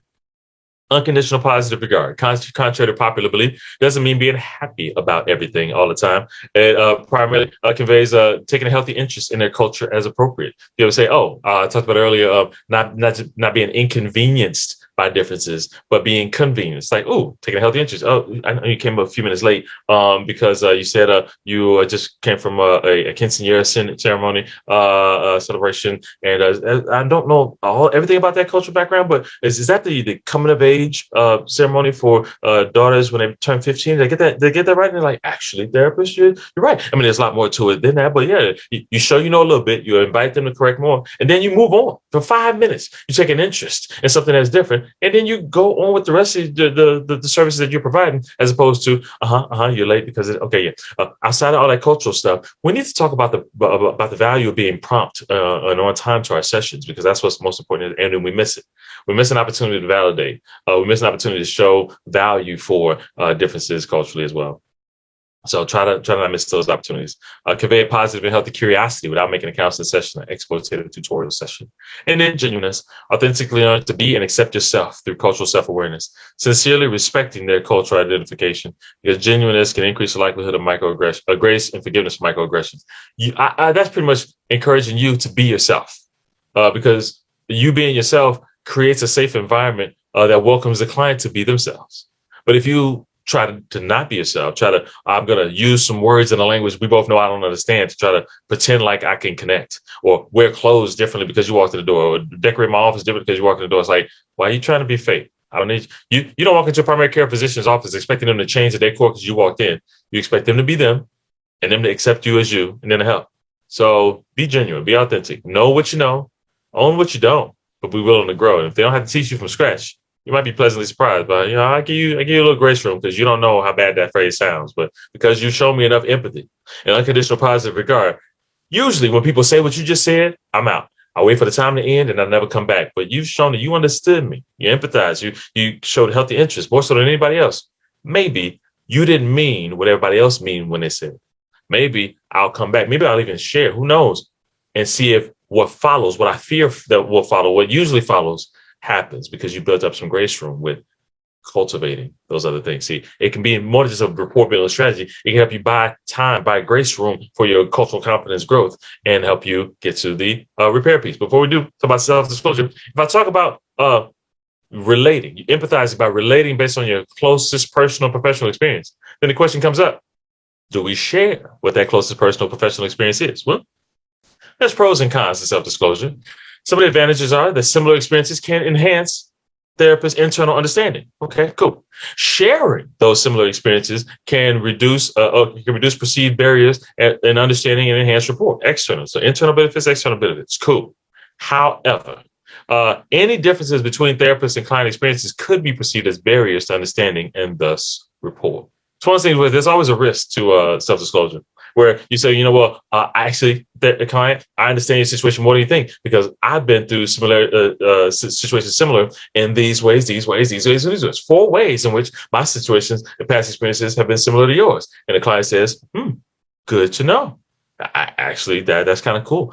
Unfortunately, although I see that our experiences are similar in this way, this way, and this way, this last one that you described sounds similar, but it's not because of this particular difference. And because that's the most important factor to me, you just confirmed that you can't relate and understand anything I'm having to say because we differ in that. So thank you for letting me, for being willing to help. But I'm going to go find another professional who can actually understand me. And you're left there trying to pick up the pieces like, wait, no, see, what had happened was I think I can try to understand because, and then we missed it.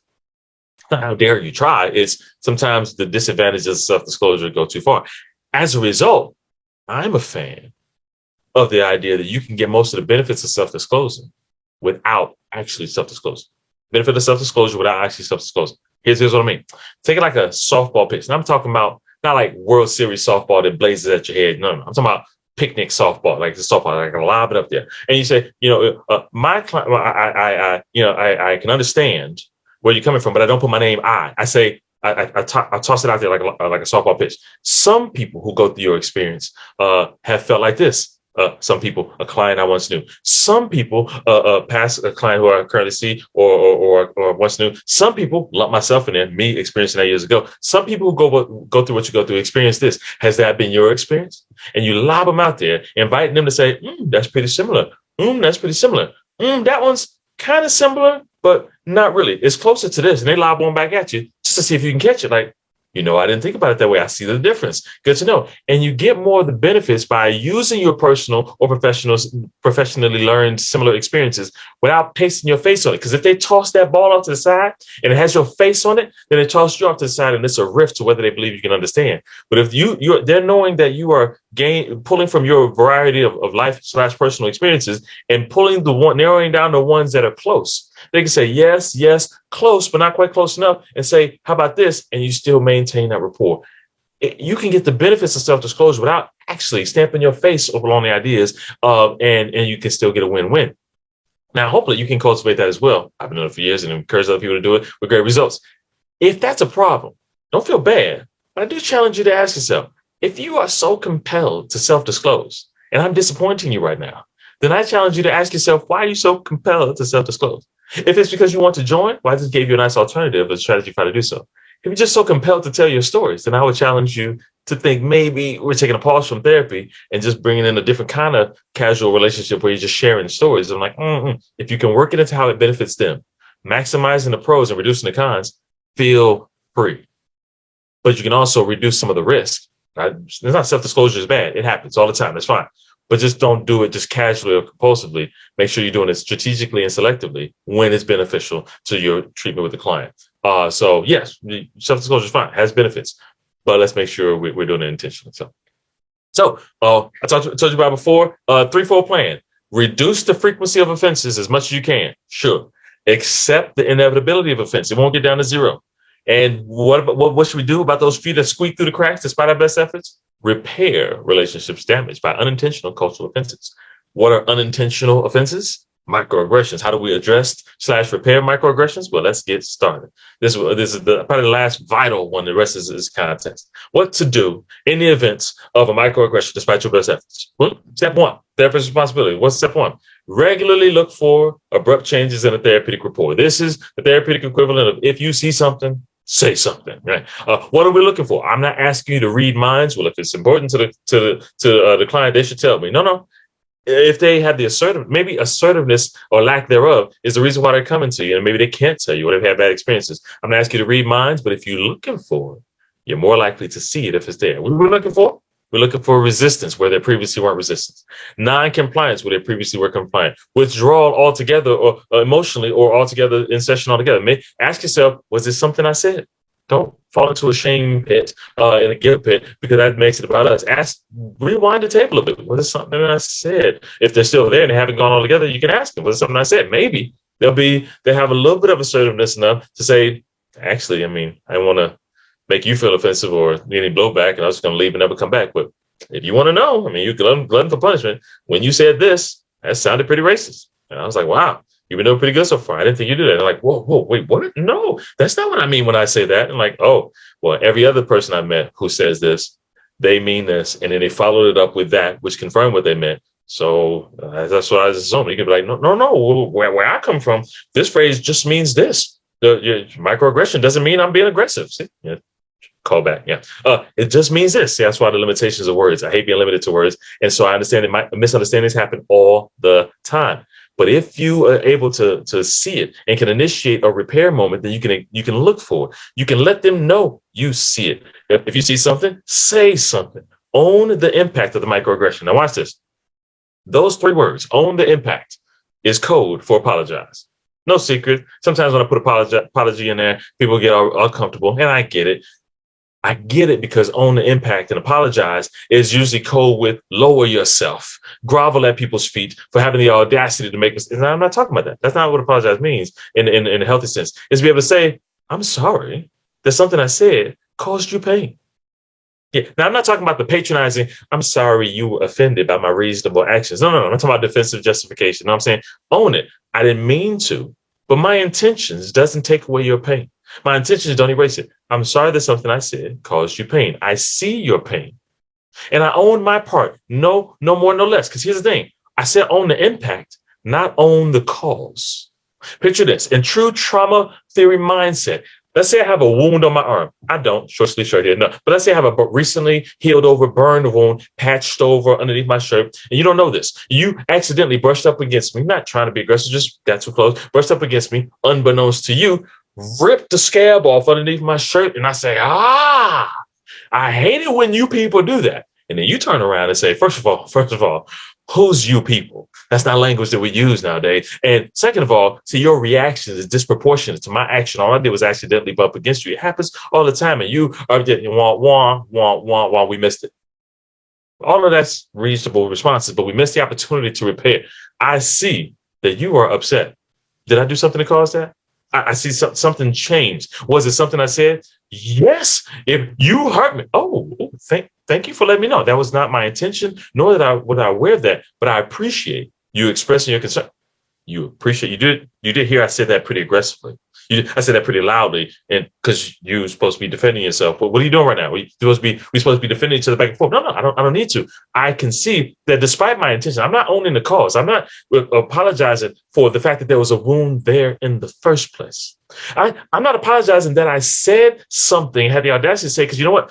Other people asked me to say that particular phrase. They said, don't say this phrase, say that phrase. They asked me to. So I have reason to do it. I'm not apologizing for being so unprofessional to say. What I'm apologizing for is the fact that something I said, regardless of my intentions, caused you pain. That was not my intention, causing you pain.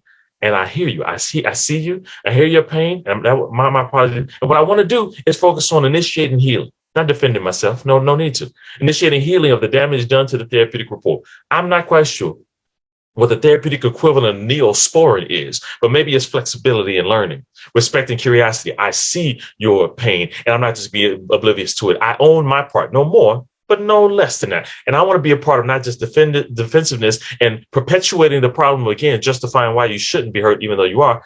I want to be a part of a healing experience, even if I can't change your whole life. Because you expressed yourself to me and let me know that something I did caused you pain, I will let that not be in vain. At least in our relationship, I'll say something different next time. See, next time I walk a little bit wide on the outside, I'll walk on the other side. How about I just not bump into you again at all? I will find a way relationally to show you that your expression of offense was not in vain. I'm not offended by you having an experience of me. I will clarify every action that I do, every word and action that I do that doesn't re-injure that, proves my point. I don't have to defend it. I don't have to prove my point. I can show that I'm not trying to be intentional. My intention does matter in that sense. My intention doesn't matter as a minimizing of somebody's hurt, but my intention does matter in reassuring that not only now, but in every action that follows, you'll see I don't make the same mistake in the same way. Will I ever say anything? Sure, but I won't say that thing. I won't injure that hurt. The more I understand about why that's hurtful, I cannot do a variety of things to not even come close to that. Is it a shirt thing? Is it an arm thing? Is it only the left side thing? Are there wounds on both sides? Help me to understand you, and I will accommodate out of consideration, not apology, guilt, shame, cultural, historical, associate. No. Out of consideration for you in front of my face. And they're like, oh, well, that's not usually the answer I get when I complain about being offended. I mean, I actually want to know. I mean, I just don't like it when people do this. Got it. Good to know. I'm not tied to that. What other phrase would you prefer? Any other phrase? Maybe this. Got it. Let's get back to work. You're not mad that I got mad? No, I see why you were mad. You're not feeling bad? No, because I know what my intentions were, and hopefully my actions will show that to you over time. I'm not expecting you to know that. You don't need to reassure me of anything right now. You coming back would be a reassurance enough, and hopefully I can offer you enough reason to do so. Everybody's self-esteem is intact. Repair of a relationship. You know why? Just like in a relationship, sometimes after an affair, the relationship can be stronger than it was before. Yeah, and don't worry, I'm not going to that. Affair was good for a relationship conversation. A lot of people do that better than I can. I cannot do it in a way that sounds professional. I won't do that. But in the sense that all hope is lost after the affair, things can never be the same. Well, the same, probably not. But here's where I've been pleasantly surprised by this. I wouldn't have even guessed this early on. The idea that a lot of times in people's relationships, the first relationships, high school sweethearts, college sweethearts, whatever, first relationship, main relationship they were in, they can't fathom the other person ever hurting them. So someone's like, well, no, I don't have to appreciate that they do this. That's just not the kind of person they are. And then something happens. Devastating. They work through it with you and repair. Cool.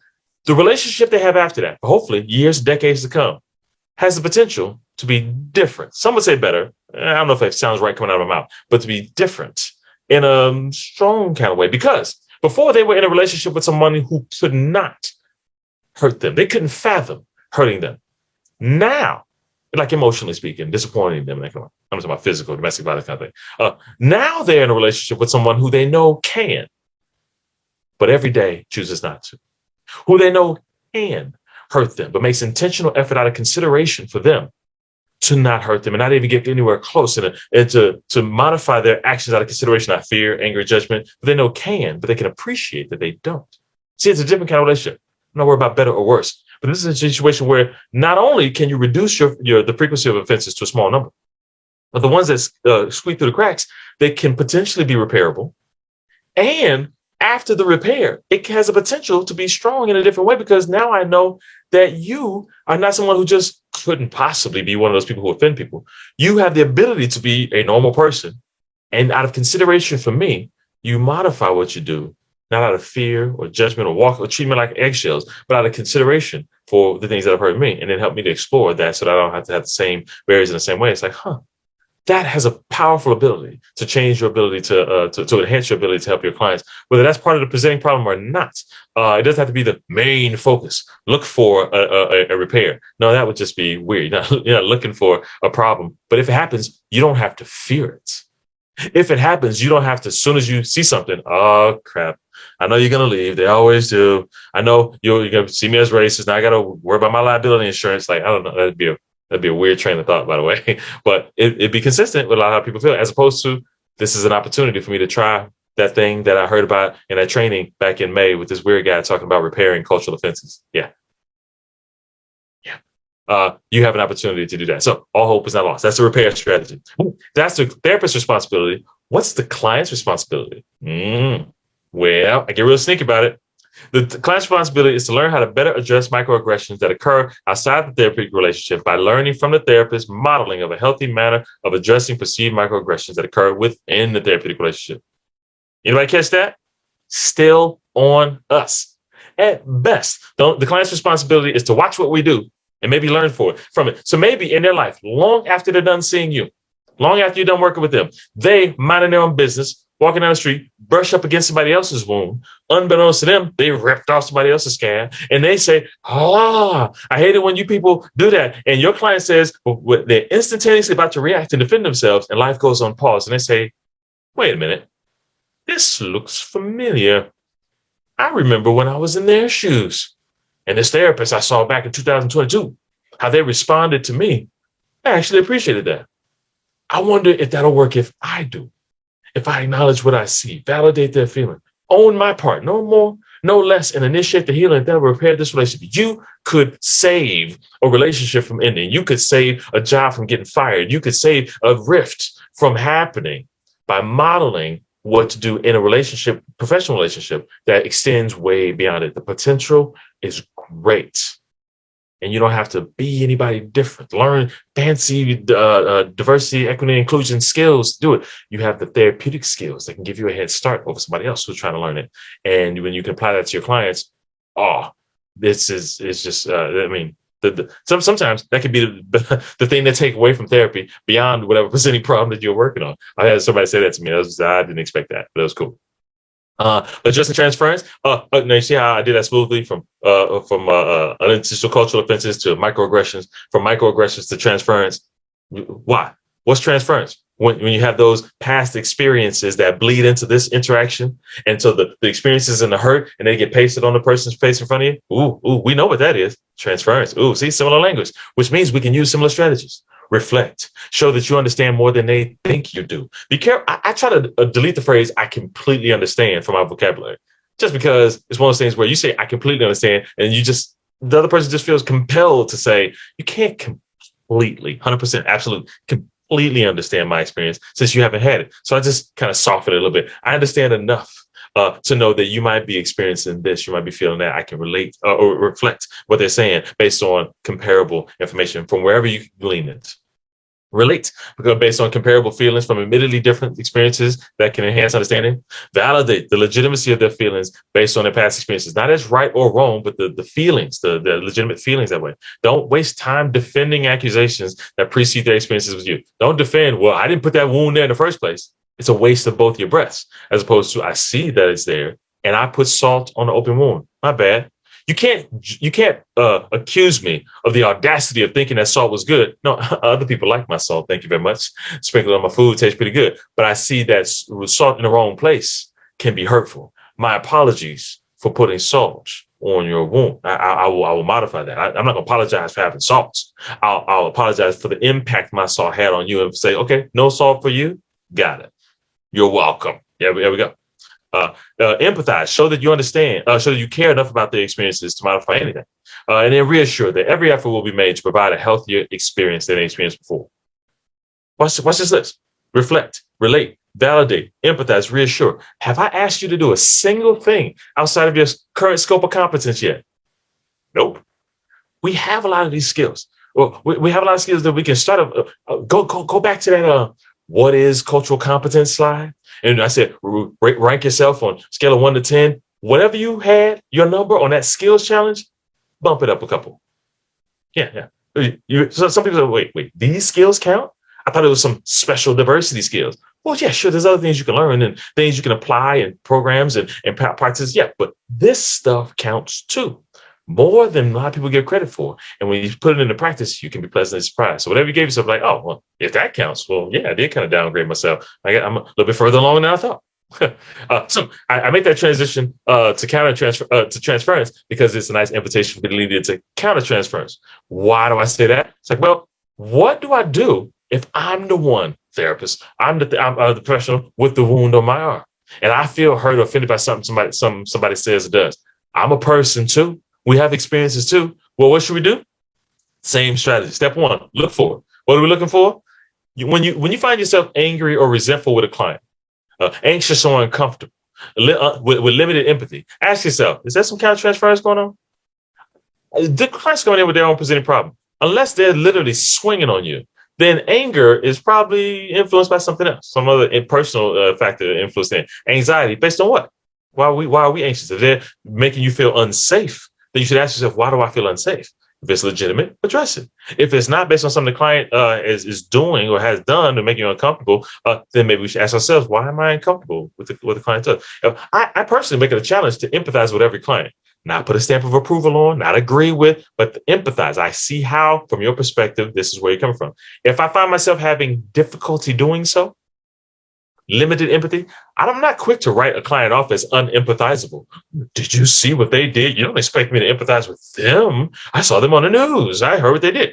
No, you're not putting a stamp of approval on everything they did, but to put yourself in their shoes, understand how their experiences, pros, cons, strengths, and growth areas, to put yourself in their shoes and empathize with them, because that's the best way for you to help them move to a different place, a healthier place, to do something different. If you have difficulty doing so, then it's probably hard for them to receive your assistance, let alone for you to be as effective as you want. So look for counter transfer.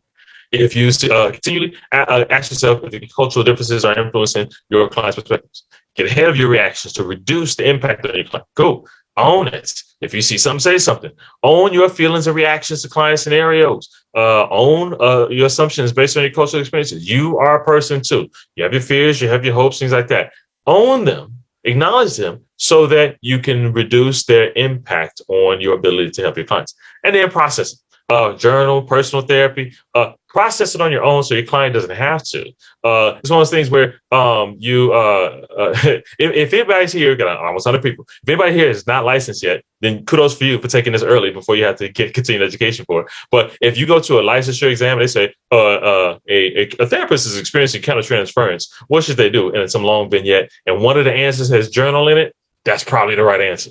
Everything I read says we're supposed to be journaling all the time, and I don't know nearly enough journalers to be able to put a stamp of expectation on that. But basically, process it on your own so that you don't have to use the client's time to process it with them. That's not their role. Do it on your own. So don't judge yourself for being.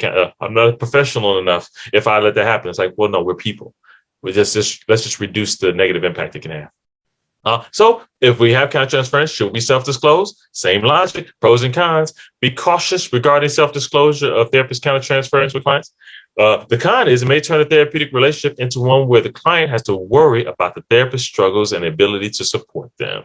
Yeah. It's like, well, I'm sorry, client. I didn't mean to make this about me, but when you mentioned that your loss, it reminded me when I lost my mother, and I just thought I had processed it enough. And you start going on, and then the client slides a box of tissues over to you and be like, you want to talk about it? And you just shifted the whole therapeutic relationship where now they're helping you. It's like, that's not what their role is. So self-disclosure could be not so appropriate. However, it may be therapeutically beneficial to see an acknowledgement of a growth area with appropriate boundaries, of course, and to see the ability to understand and empathize with them as a client.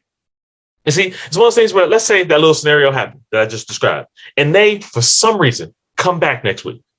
Not believing that it's going to happen again. Before you say, let's just pick up where we left off with you, you might want to say, look, before we start off, pick up where we left off with you, I want to address what happened last week. My apologies for letting my stuff spill over. Our scenarios were a little bit too close, and it reminded me of something that I thought I dealt with and need to do. I'm going to process that on my own, journaling, self-therapy. I'm going to process it on my own, so you shouldn't have to worry about that happening again. And then they can be like, oh, thank you for acknowledging that. And every session that happens after that, where it doesn't happen again, can be transformative and be like, wow, I remember that time, a handful of sessions ago, when my therapist acknowledged that they were human. I thought they were just superhuman. They couldn't possibly feel things. One, they were human. Two, they didn't do that session after session. They got some help. And just like I'm getting some help, I don't have to feel bad for getting help. Even therapists need help sometimes.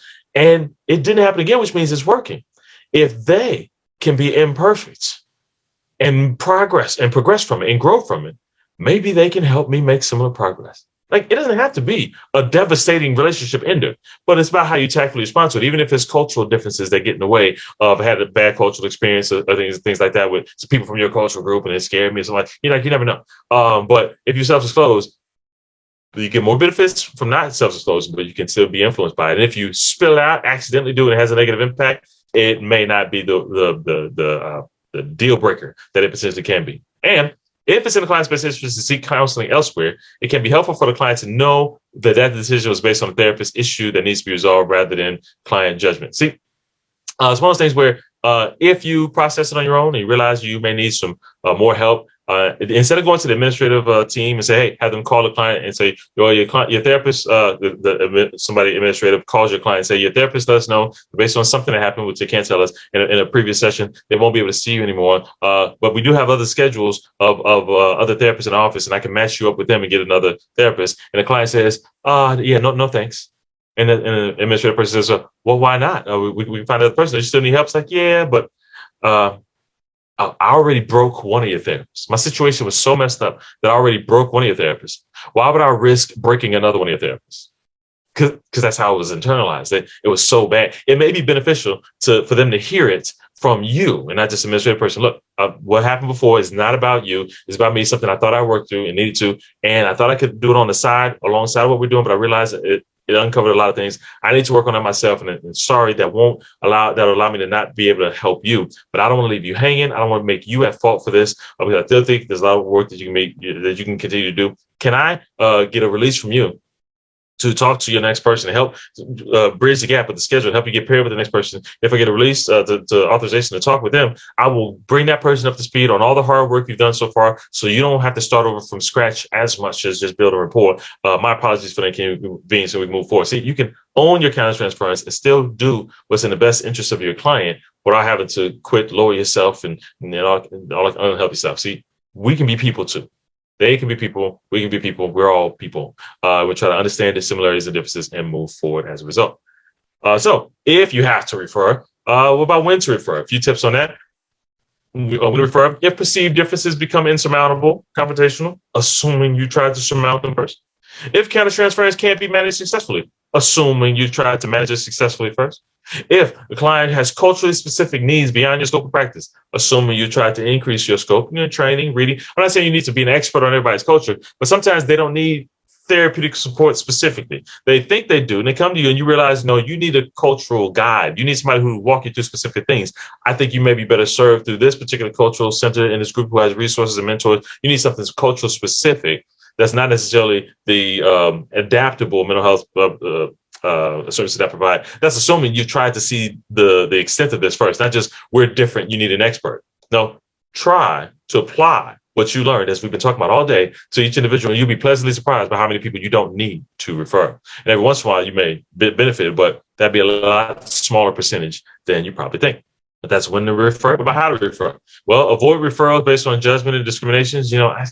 I'm gonna say it with a nice face, but I just don't work with those kind of clients. They probably would be better off with somebody else. Communicate early, clearly the reason for the referral to avoid microaggression. If you just refer just cause and don't make it clear, then based on experiences outside of you, people can reasonably conclude there was something wrong with them. And then they didn't follow up on your referral. Well, why not? Because the person who referred them was doing it out of judgment, as far as they knew. And we didn't make an intentional effort to clarify otherwise. So be clear in your communication. It's not you. It's me. It's not something bad about you or something wrong with your scenario. But I think I don't have enough information based on what you need. And I look forward to that changing. I will take this as a motivation to increase that. But instead of doing that along the side, based on what you need specifically, I think you'd be better served. As long as we're trying to increase our scope, move further down that road a little bit further each time, then that's not a cop-out. Highlight the goal to benefit the client, not the therapist, sure. If appropriate, own any countertransference, sure. And then build a network of appropriate referrals.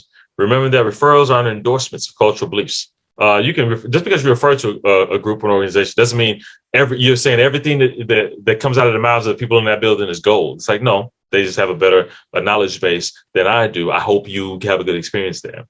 So know when to refer, and then don't get trigger happy when you refer.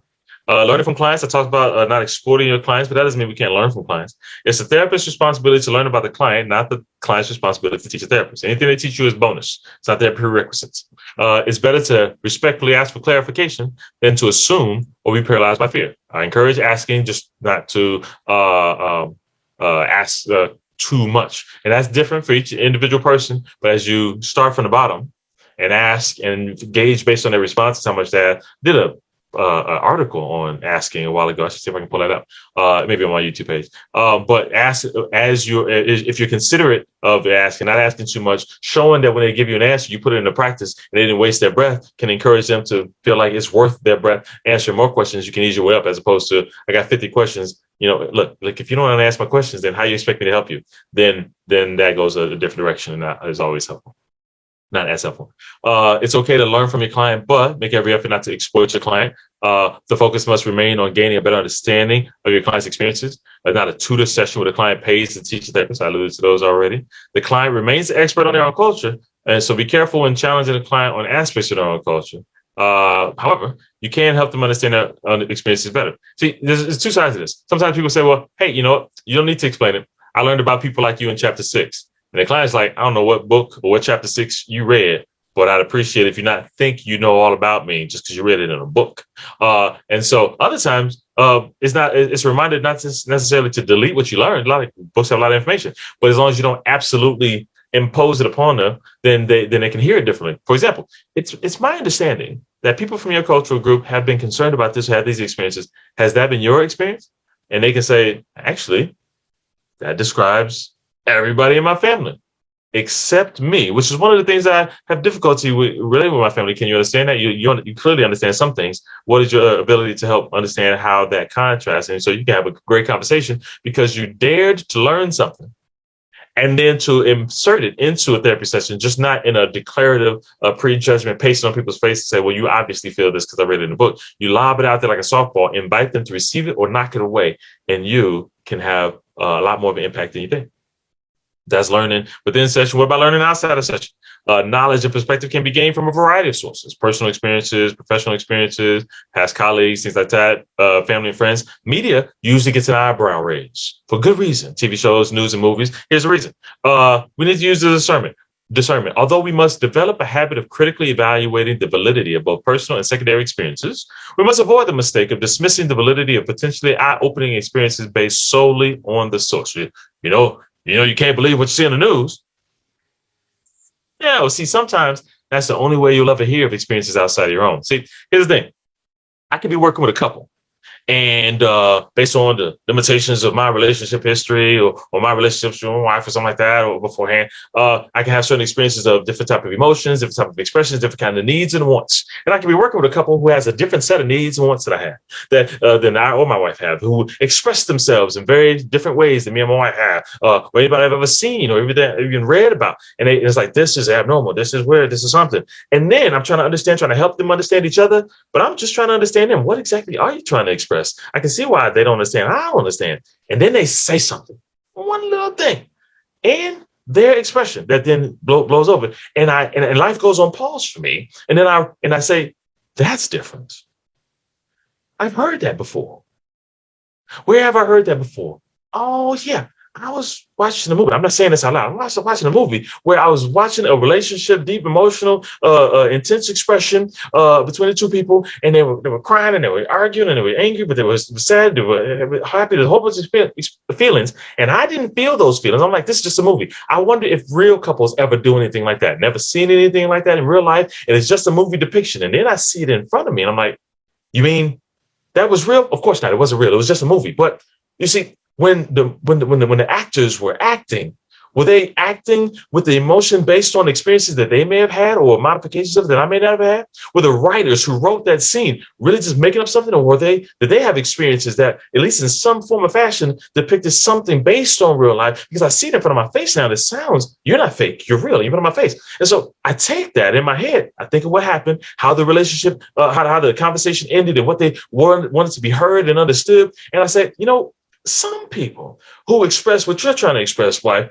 when you're saying this, another way of saying what you're saying, what you hope the other person hears is this, and I rephrase it and paraphrase it and reword it and translate it kind of how I heard the movie. And the husband says, well, you never said it like that. If you would have said it like that, I would have understood. That makes more sense. I was just trying to fast forward a little bit, and I say, I get it, right? You don't understand that because when you said this, it wasn't trying to be contradicting. It was you trying to convey how much you care and love in this way, and what you're trying to say. It sounds like one thing, but it's really another thing. And he's like, yeah, exactly. He's like, what do you mean exactly? You never said that. If you would have said it that way, I would have understood. But that's not what you said. And at no point do I ever say, well, you see, because I was watching a Notebook one time, and no, never, ever do that. Don't do that.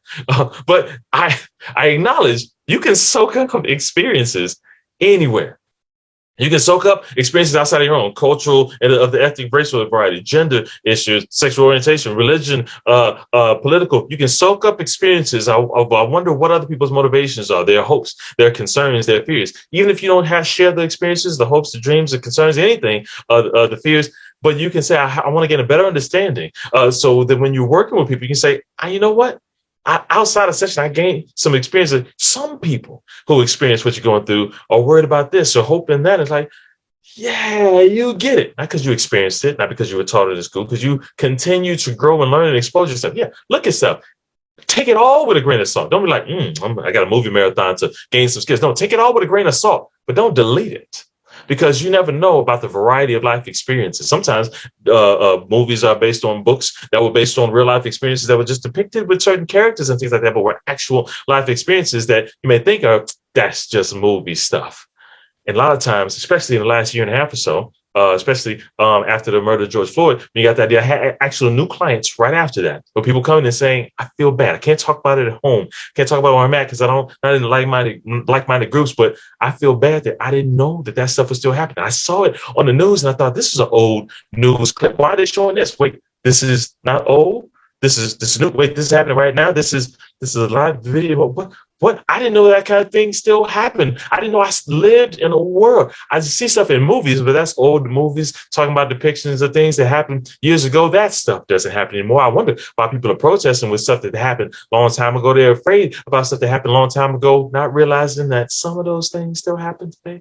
You may not have personally experienced it. I'm not exposed to that. That doesn't happen in my neighborhood. But listen, with a grain of salt, listen to political skews and network skews, sure, but listen and make your own discernment. If you have somebody in front of your face who say, I thought that was fake, I thought that was political mumbo jumbo, I thought that was just propaganda, and then somebody says, I'm concerned about this because you saw it in the news. What's in the news? I'm not talking about news. I was talking about something that happened to me yesterday. Oh, that's real? Yeah. Soak up whatever you can from wherever you can, and then enhance that. Use that to enhance what your understanding is about people. And then cultural competency is like intimacy. It starts long before the session starts. I do this real quick. I picture intimacy in a sense that, picture like a husband, stereotypical, husband works, mom stays at home, boy watches the kids. He comes home from work, wife's there washing dishes, kids are running around like chicken with their head cut off, playing, hey, daddy, hey, wife, and like, nice to see you, husband, cool, welcome home. It's like, okay, I'm going to take off my stuff and wind down upstairs, where the bedroom happens to be. And he goes upstairs and she finishes washing dishes, helps clean up, put the kids to bed. And then after done, starts walk up the stairs to where the bedroom is, and right at the top of the stairs, the bedroom is there with the door kind of cracked open, but the lights out. It's like, I thought he came upstairs. Where did he go? I thought he came upstairs to unwind and things. And as she gets closer, she sees that the light's not off. It's just dimmed with a little satin over the lampshade, and there's a little bit of music she hears as she gets closer. Turn off the lights. Light a candle. It's like, what is going on in here? She comes in and he's laying down on the bed with the boxes on, and she's like, what are you doing?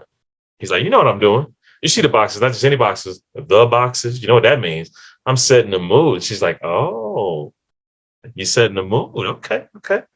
You know what would have set the mood? If you would have put the kids to bed while I was washing the dishes, we could both have been a little bit sooner here, both in the same mood. I'm tired now. See, he thought setting the mood started when you crossed over the threshold of the bedroom, not realizing that setting the mood started long before you get to the bedroom. See, I'm a couples person. You apply that to this diversity. So that your diversity awareness, your multicultural awareness and competence starts long before you cross over the threshold of the therapy room.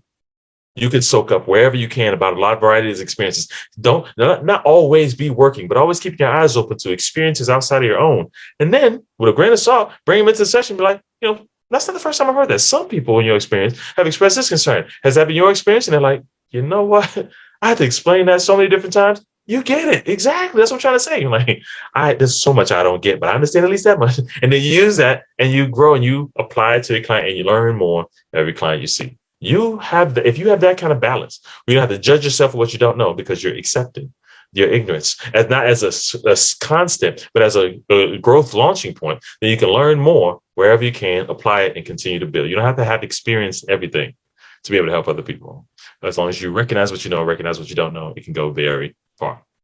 A few terms of reference. As you notice today, I don't focus a lot on terminology like these people always like to be told different things. Whatever I type, whatever I say is going to be different tomorrow. It changes. So instead of giving you these people always like to be called different things, I'll give you the accepted preferred terms change as culture changes. Be intentional about and cautious about your choice. Use the most respectful term available, even if the client uses a less respectful term. Accept that there are terms that an individual who identifies with a certain group can use, but you can't. The therapy room is not the time for you to argue. If you can use that word, I should be able to use that word. Let me tell you something. You win nothing by winning that argument. You gain nothing by gaining that. You want to have that argument, have it at home, or not at all. As much as meet people where they're at. They're uncomfortable with you using the word, then don't use the word. Whatever the word is. When in doubt, quote, you may be more comfortable with Caucasian and African American, but you say, as you mentioned before, African American and Caucasian relationships in your community have been difficult. But they're like, I'm sorry, what? I never mentioned that. Cauca what? I don't even know what you're talking about. Well, as you mentioned, black-white relationships in your relationship have been difficult. Oh, yeah, I mentioned that. What's your point? And so when in doubt, quote, while still trying to keep the other considerations in mind. and avoid overgeneralizations whenever possible. Again, it's a wording thing, generalizations versus overgeneralizations. It's a fine line. I'm talking about have the in parentheses there, the you people always. Asians always like it when you do this, and women always like when you say, the 100% things, the absolutes are what make people cautious, as opposed to it's my understanding. It's common for people of this or that group to prefer this. People from this or that group tend to do this. Has that been your experience? If you soften your absolutes and invite correction, you can encourage personalization that I have here, then you don't have to fear as much. Oh, you think you know about us. Wow. What else do we like to do? Yeah, you can avoid most of that fear because you're lobbing it out with inviting of correction. And when they do correct, then welcome it. Ooh, thanks for the clarification. That's not how I understood it before, but thank you for the clarification. And now let's move forward. And like, oh, you don't mind being checked. People who mind being checked have an experience of being checked as a confrontation, as opposed to, no, after a while, it just becomes routine. No, I know that makes sense. A lot of people think that it's more like this. And then they just keep on going because they know you can take it. They know you won't take it personally. And they know you will use the information they share to help them even better. That's the type of interaction I want you to be able to have. You don't need to be an expert to start. And I have a social justice piece. I've alluded to a lot of these already, so I'll just get through them. Know your role. We have an ethical mandate to advocate for our clients, but it's not an ethical mandate to be an activist. That's different. That's a different thing. You can advocate within the therapy room, depending on who you have to serve.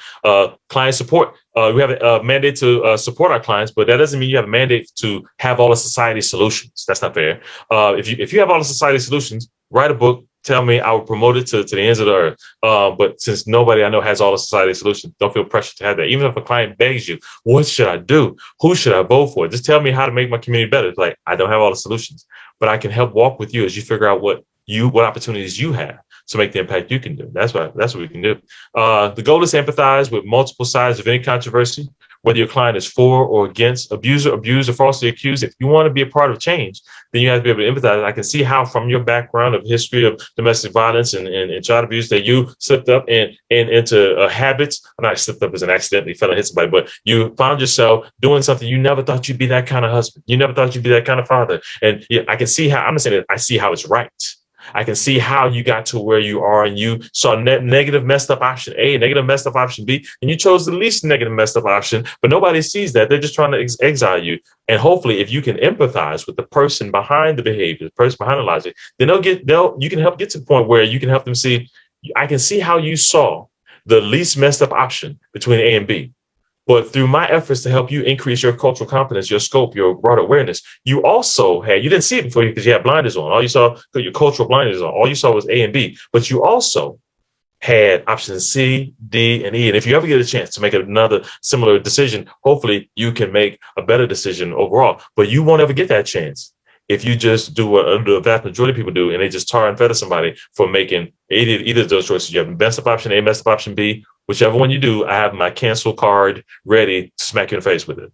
And we as therapists get to be in a safe place, as in create a safe place for them to help them feel heard and seen and then make healthier decisions moving forward. We need to be prepared to support, not justify every client.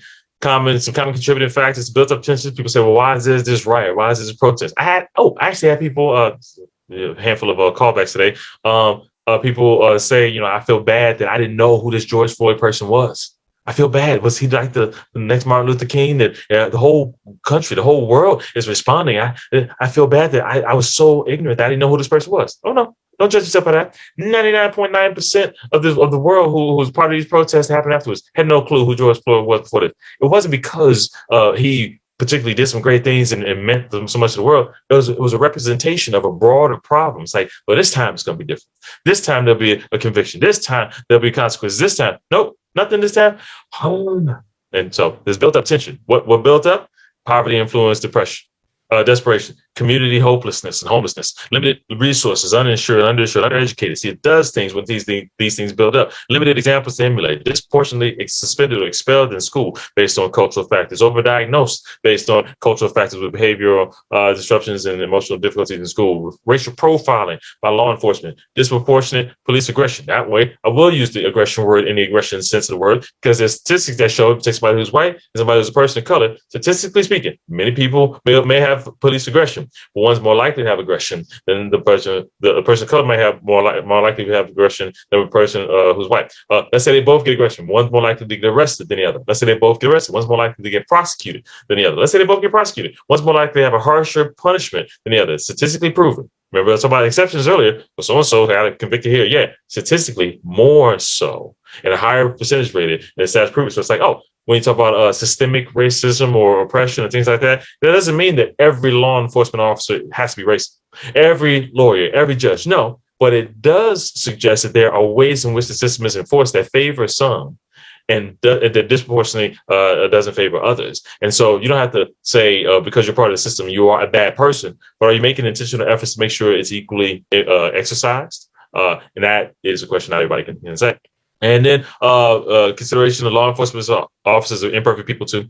The goal is understanding and change rather than condemnation and retaliation. I hate, like I've alluded to a couple of times even just now, the idea that a lot of times people will say, well, every law enforcement officer is bad, every judge is bad, every lawyer is bad. Those people are out to get us type of things. It's like, no. I know just for a fact, I'm talking about exceptions. So I know I either have extended family members or have worked with in different ways on the professional side of many great police officers, many great law enforcement in a broader sense of corrections, probation officers, judges. Went to high school with people who are now judges. That is weird. That's just like, I saw you when you were cutting up in gym class and you're a judge now. It's really weird. But these are good people. Extended good people. It's like, well, the whole bad apples argument, you can have people who shouldn't be in a role, and it doesn't mean that nobody should be in a role. And just because there's only a few people doesn't mean nothing needs to change. You have this balance between something needs to change, but it doesn't have to be pendulum swinging one side, pendulum swinging the other. Change, understanding and change. And sometimes that means consequences, but it's not about, well, we need to make them be afraid too. It's like, that just brings more fear and more negative reactions as opposed to healthy discussions. It doesn't always have to be quiet. Sometimes a protest isn't quiet. Sometimes a riot isn't quiet, but what it is an attempt to try to change something. And the goal is to be able to help people find healthy change. I don't think I have this in here, so I'll say this. The difference between a protest and a riot is an unhealthy expression of feeling. And a protest is a healthy expression of feeling. The feeling is legitimate either way. It's just a matter of how it's expressed. And if in a desire to end a riot, you discount the feeling, you haven't helped as much as you thought. Well, why would you break this building? Because I feel afraid for my life. Well, you should watch out for that building. That's not fair. Are you going to address my life? Now, we can talk about it later. Just stop doing that. Tell me you will help me stay alive. Now, I need you to say that quieter before you be hurt. And then see, we have this unhealthy trend. You can help people express themselves healthier in your therapy room. You can help people hear healthy and unhealthy expressions healthier in your therapy room. You never know which side you'll be called on to need to help. But I don't need to be on one side or the other. I want to be the person to help create healthy conversations.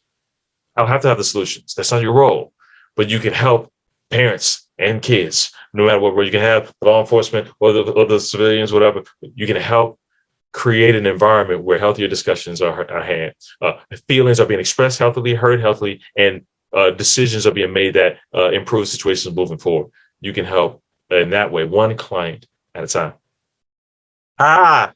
44. Okay, or 41. I made it. Okay, now see here. So here we go. Bonus common experience is non-exhaustive cultural experience. I'm happy. I'm happy right now. I made it to the end. So that's it. Everything else is bonus. Go way through. So I'll skim through the next ones because I told you everything I say from now on in for the next 18 minutes is every slide could be its own training.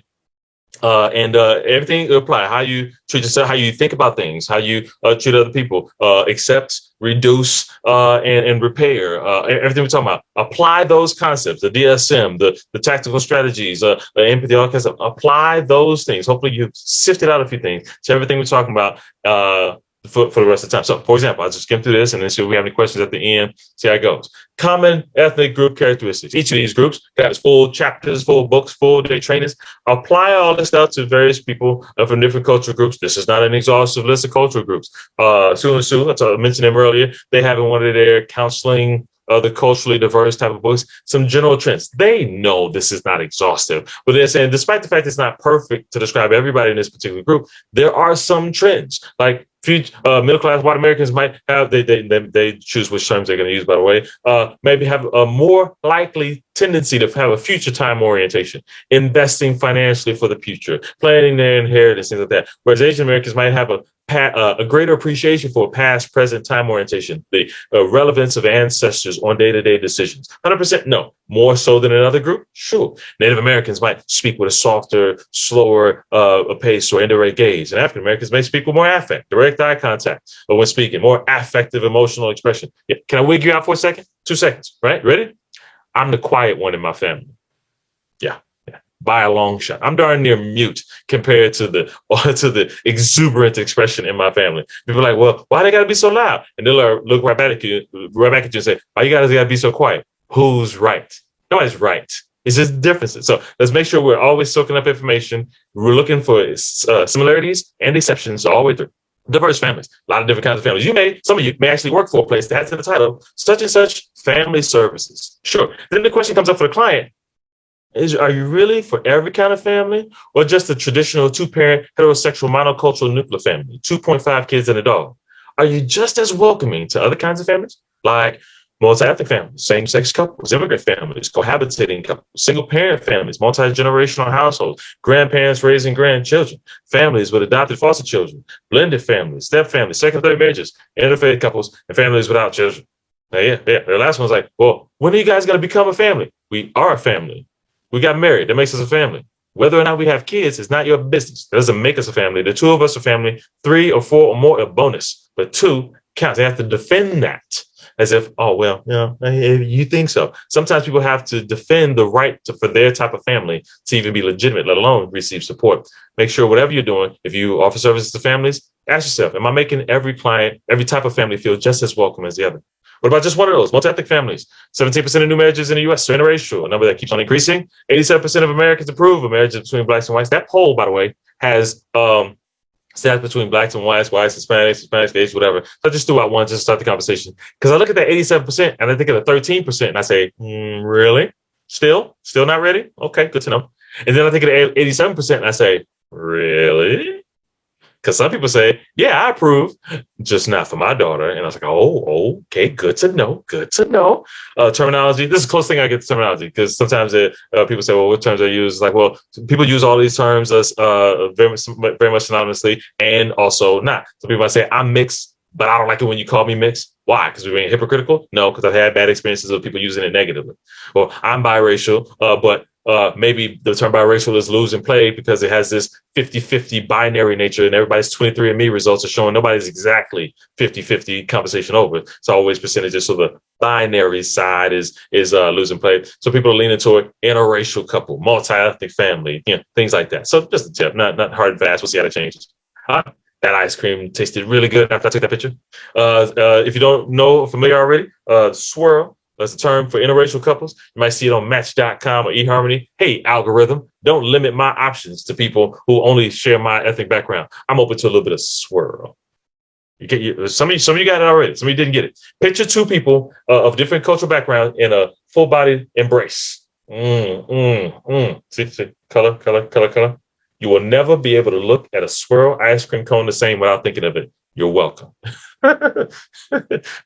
Stigma still exists. Society's pressure to maintain it all.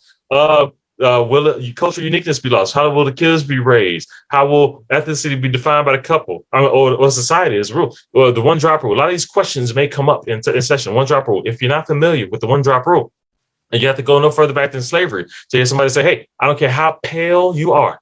If we find out you got 1 drop of African blood in you, get in line with the rest of them. And people think that ended with slavery. How many times have you actually heard out of somebody's mouth? Not just conceptually, but actually heard out of somebody's mouth. Man, Barack Obama was the first multi-ethnic president. That's cool for him. Like, no. People say first black president. You forget his mama's white, right? But nobody really says that unless you read the book, man. You probably even thinking about that. Like, oh, you got this. Think of Tiger Woods. Best black golfer. Now, he'd say I'm the best golfer, period. But the best black golfer. And he's like, you just Nick's, is different size. He's got black. He tried to make up his own term. I'm like, Kablan Asian or something. It's like I got black, Asian, Caucasians. Like about 5 or 6 things or something. And he's like, I'm not just black. Don't just call me that and distance me from my significant family members that I care about. I'm more than that. But We had this one drop thing. You a little bit of this. What are you? I'm a little bit of this, a little bit of this. I don't get to know. And black. Oh, so you just black then. Or whatever the case may be. It's not just that, but we have the one drop of something. And then sometimes you may be called on to help with a relationship struggle. We're from different backgrounds. I love you. I care about you. But when I bring you home to my family, that's going to be a problem. What? You care more about your family than me? No, I care about you. I just also recognize the reality of life's going to be difficult if we keep going with this. And you may need to help them wrestle with the pros and cons of whatever they're doing and pick up the pieces wherever it goes.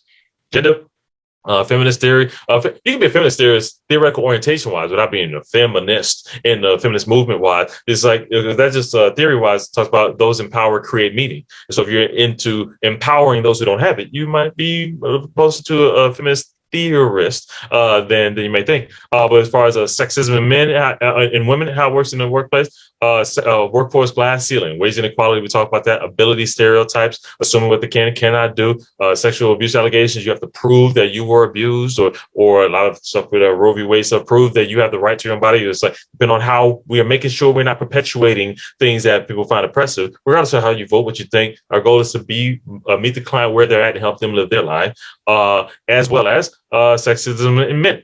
Hate the fact, to be totally honest, that this gets anywhere close to equal time on this slide. But just for make sure we're talking about it, a lot of people think you can't be sexist toward men.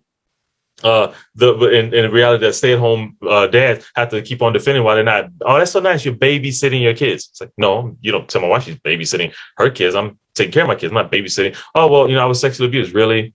See, with guys, it's not possible. See, it's anatomically not possible. See, if you didn't want to, you wouldn't have been wrecked. Really? Tell that to the guy who was in prison. He must have wanted to.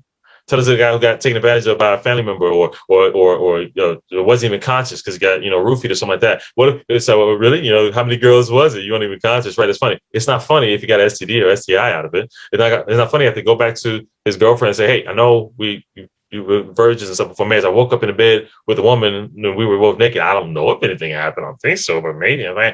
Well, I don't know." And they come to you and she says, "I was taught that once a cheater, always a cheater." I know he says he was on subconscious, but he's a guy. Maybe subconsciously he should have fought her off or something. I don't know. Does that make him a cheater?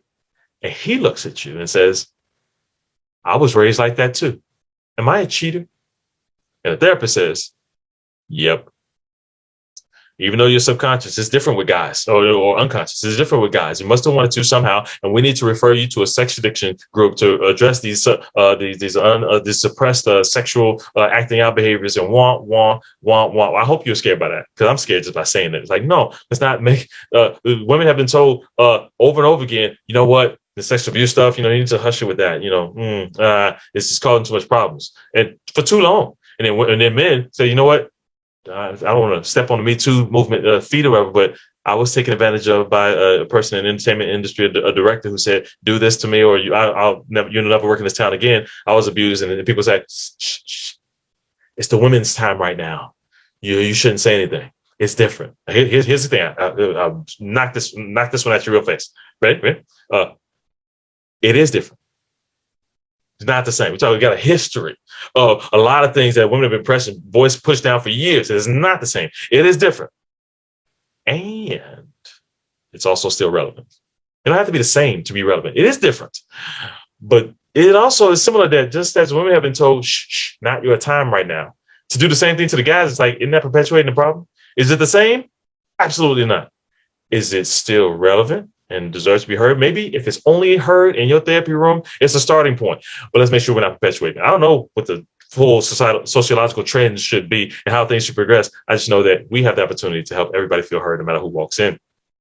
LGBTQ2IA or LGBTQ plus as the letters keep on going. Again, I have I know I'm skimming through these, and that deserves a lot more time than skip through. That's why I have two sources up here. One's at the beginning, one's at the end. UC Davis, University of California, Davis LGBT Resource Center has one of the best glossary of terms I've ever seen, particularly because they update it on a regular basis. And to the end is the PFLAG glossary of terms. That's way more than any of these acronyms. They just keep on going because it's not about, well, they're just making up terms. No. That scares me when people say that. It's about putting words, things of our language, putting words to things that were so long had to be in secret, or you're afraid to talk about, so you don't develop words to accurately describe how you feel because it's too scary to even talk about. So why waste time coming up with words? And so now that there is a little bit more freedom to talk about different things, more, not complete freedom, more to talk about them. Now I can put words to things that people in this community have known for years. Now we just have the freedom to talk about it. So it's evolving in understanding, not as just making up stuff, which is kind of scary way to think about it. But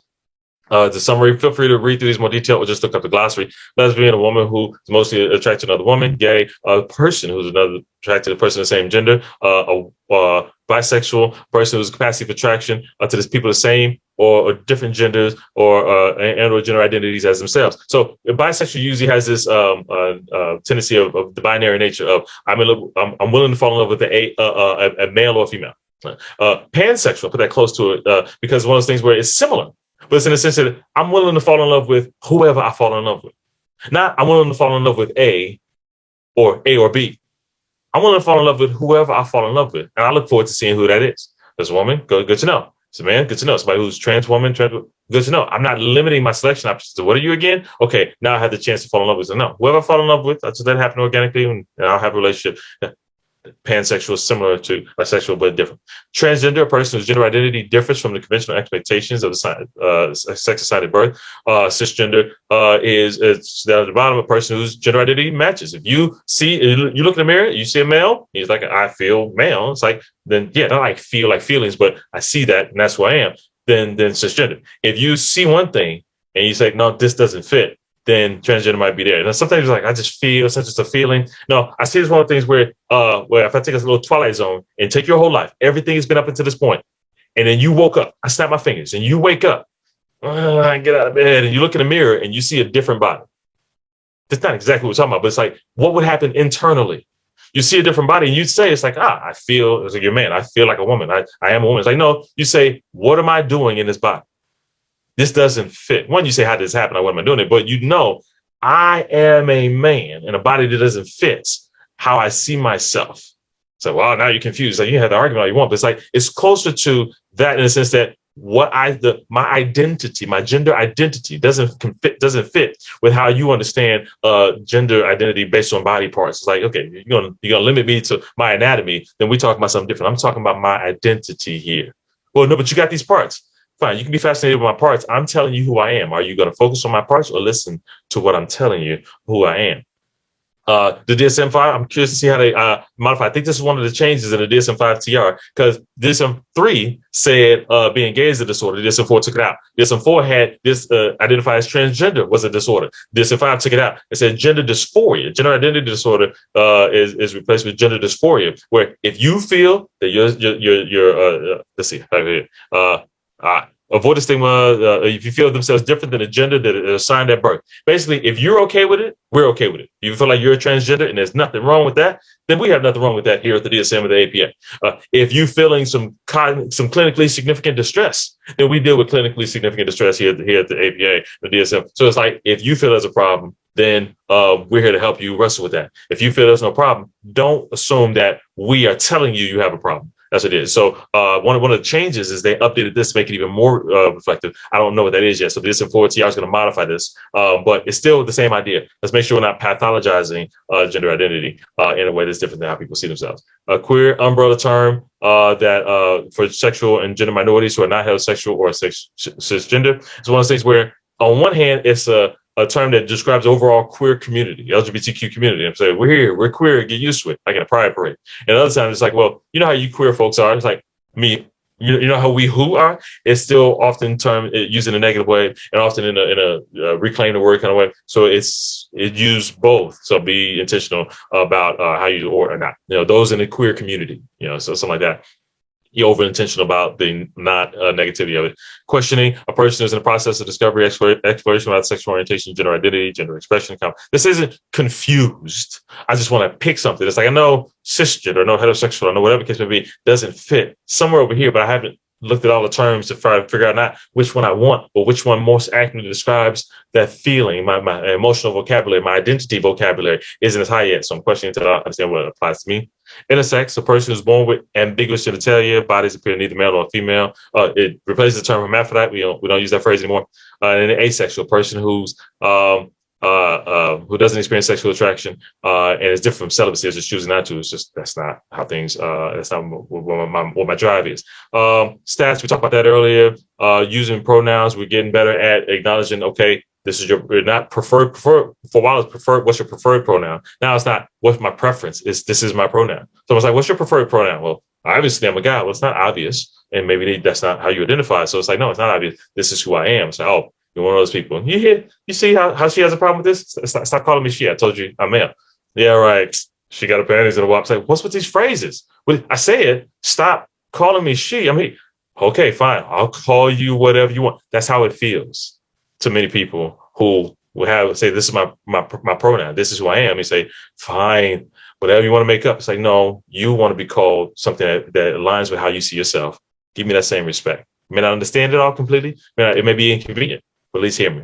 I understand the arguments for same-sex marriage. People say, well, it's legal now. Why used to talk about it? Because just like Roe v. Wade, there's still people actively trying to take it away. You may just not hear about it until it happens. And then look at the PFLAG website where when you have questioning kids, refer to them as well.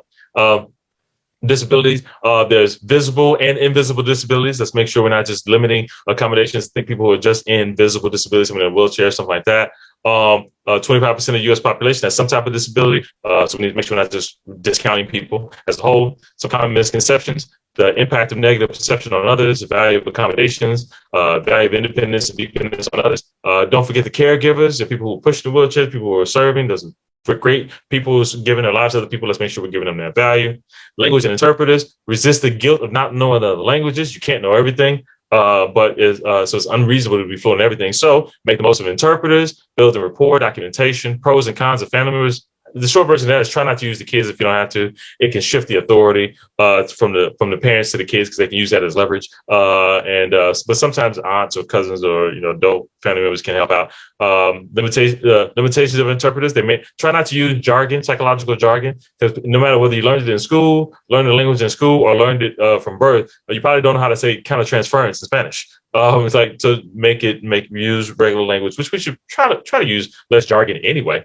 And then I had a hard of hearing client professional, that client, come to one of my trainings, and they brought their translator, their interpreters there. And on the breaks, I was asking how I was doing, if there's anything I could do to help. And they said, yeah, you're doing great, but there's one thing: you use translator and interpreter synonymously. And I said, yeah, I guess I do. I said, most people do, by the way, but since you seem to be open to learning, because they've been listening. And it's like, translators interpret written text. Interpreters translate oral expression. So they are interpreters, sign language interpreters. And you translate the written things. Like, oh, I like that. I'm going to share that. And I've done it ever since. Age, people are living longer. People, over 20% of the population over 65. Sometimes there's physiological changes that are legitimate. Sometimes we just assume that there are. So let's avoid some common misconceptions. Physical and mental abilities. Let's try not to discriminate against people for being older or younger, and assume that just because you're older, you're not interested in stuff that you used to be interested in. Religion, we have different faith beliefs in the world, different faith beliefs in this country. A few things as I wrap up here. Assess the role religion plays in the client's life. Assess whether the client feels support from their beliefs or they don't. It sounds like one of those cultural formulation questions. What type of support do you feel in your family?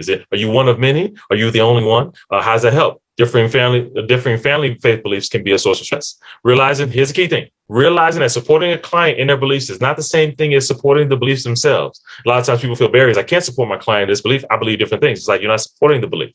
You're not supporting a stamp of approval on the belief. You're supporting the client in their beliefs. How are you going to live in your belief? Well, you believe differently. True. And I don't have to deal with the consequences of your decision, but I can help you make a better decision that works for you and your family and your community. That's what we can do. It's especially significant if your beliefs differ.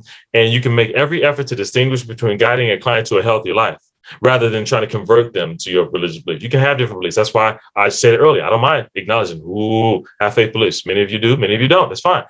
But when you can still be professional and say, yeah, I have faith beliefs, but that you don't have to worry about that negatively impacting my ability to help you make the progress you want to make.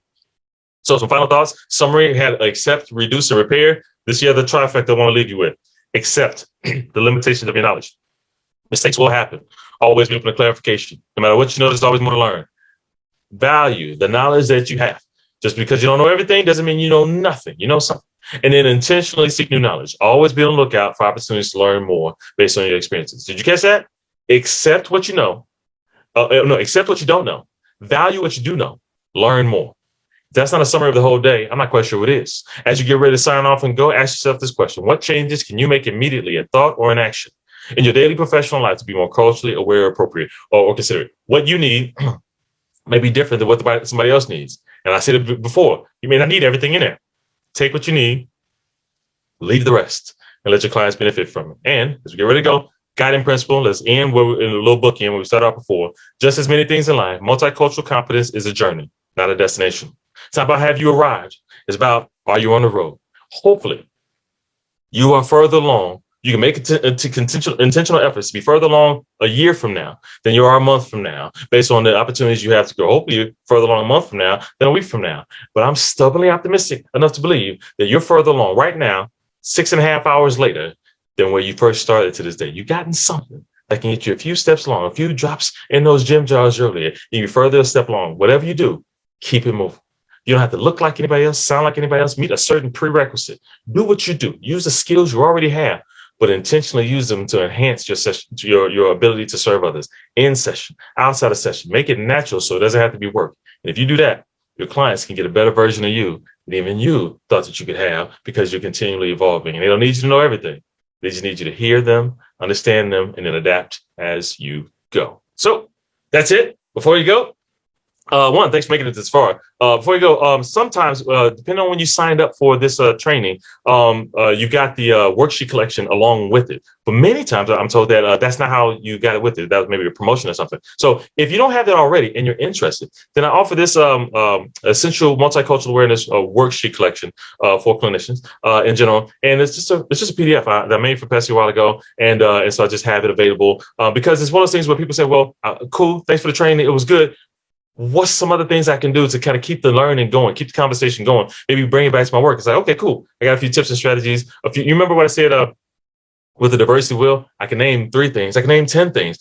That's one of the exercises. How do you identify in each of these categories? To increase cultural self-awareness. Have to think about the definition and terms. In what ways have I seen bias and prejudice in myself and other people in my workplace to start that? It's a little journalish kind of thing. So it's kind of self-assessment worksheet collection. Sometimes people say it's like, that could be interesting.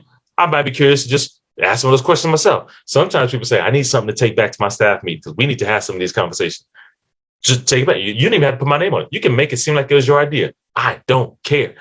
As long as you are contributing to the work that's done to help every client feel seen and heard, then it'll be warm in my heart.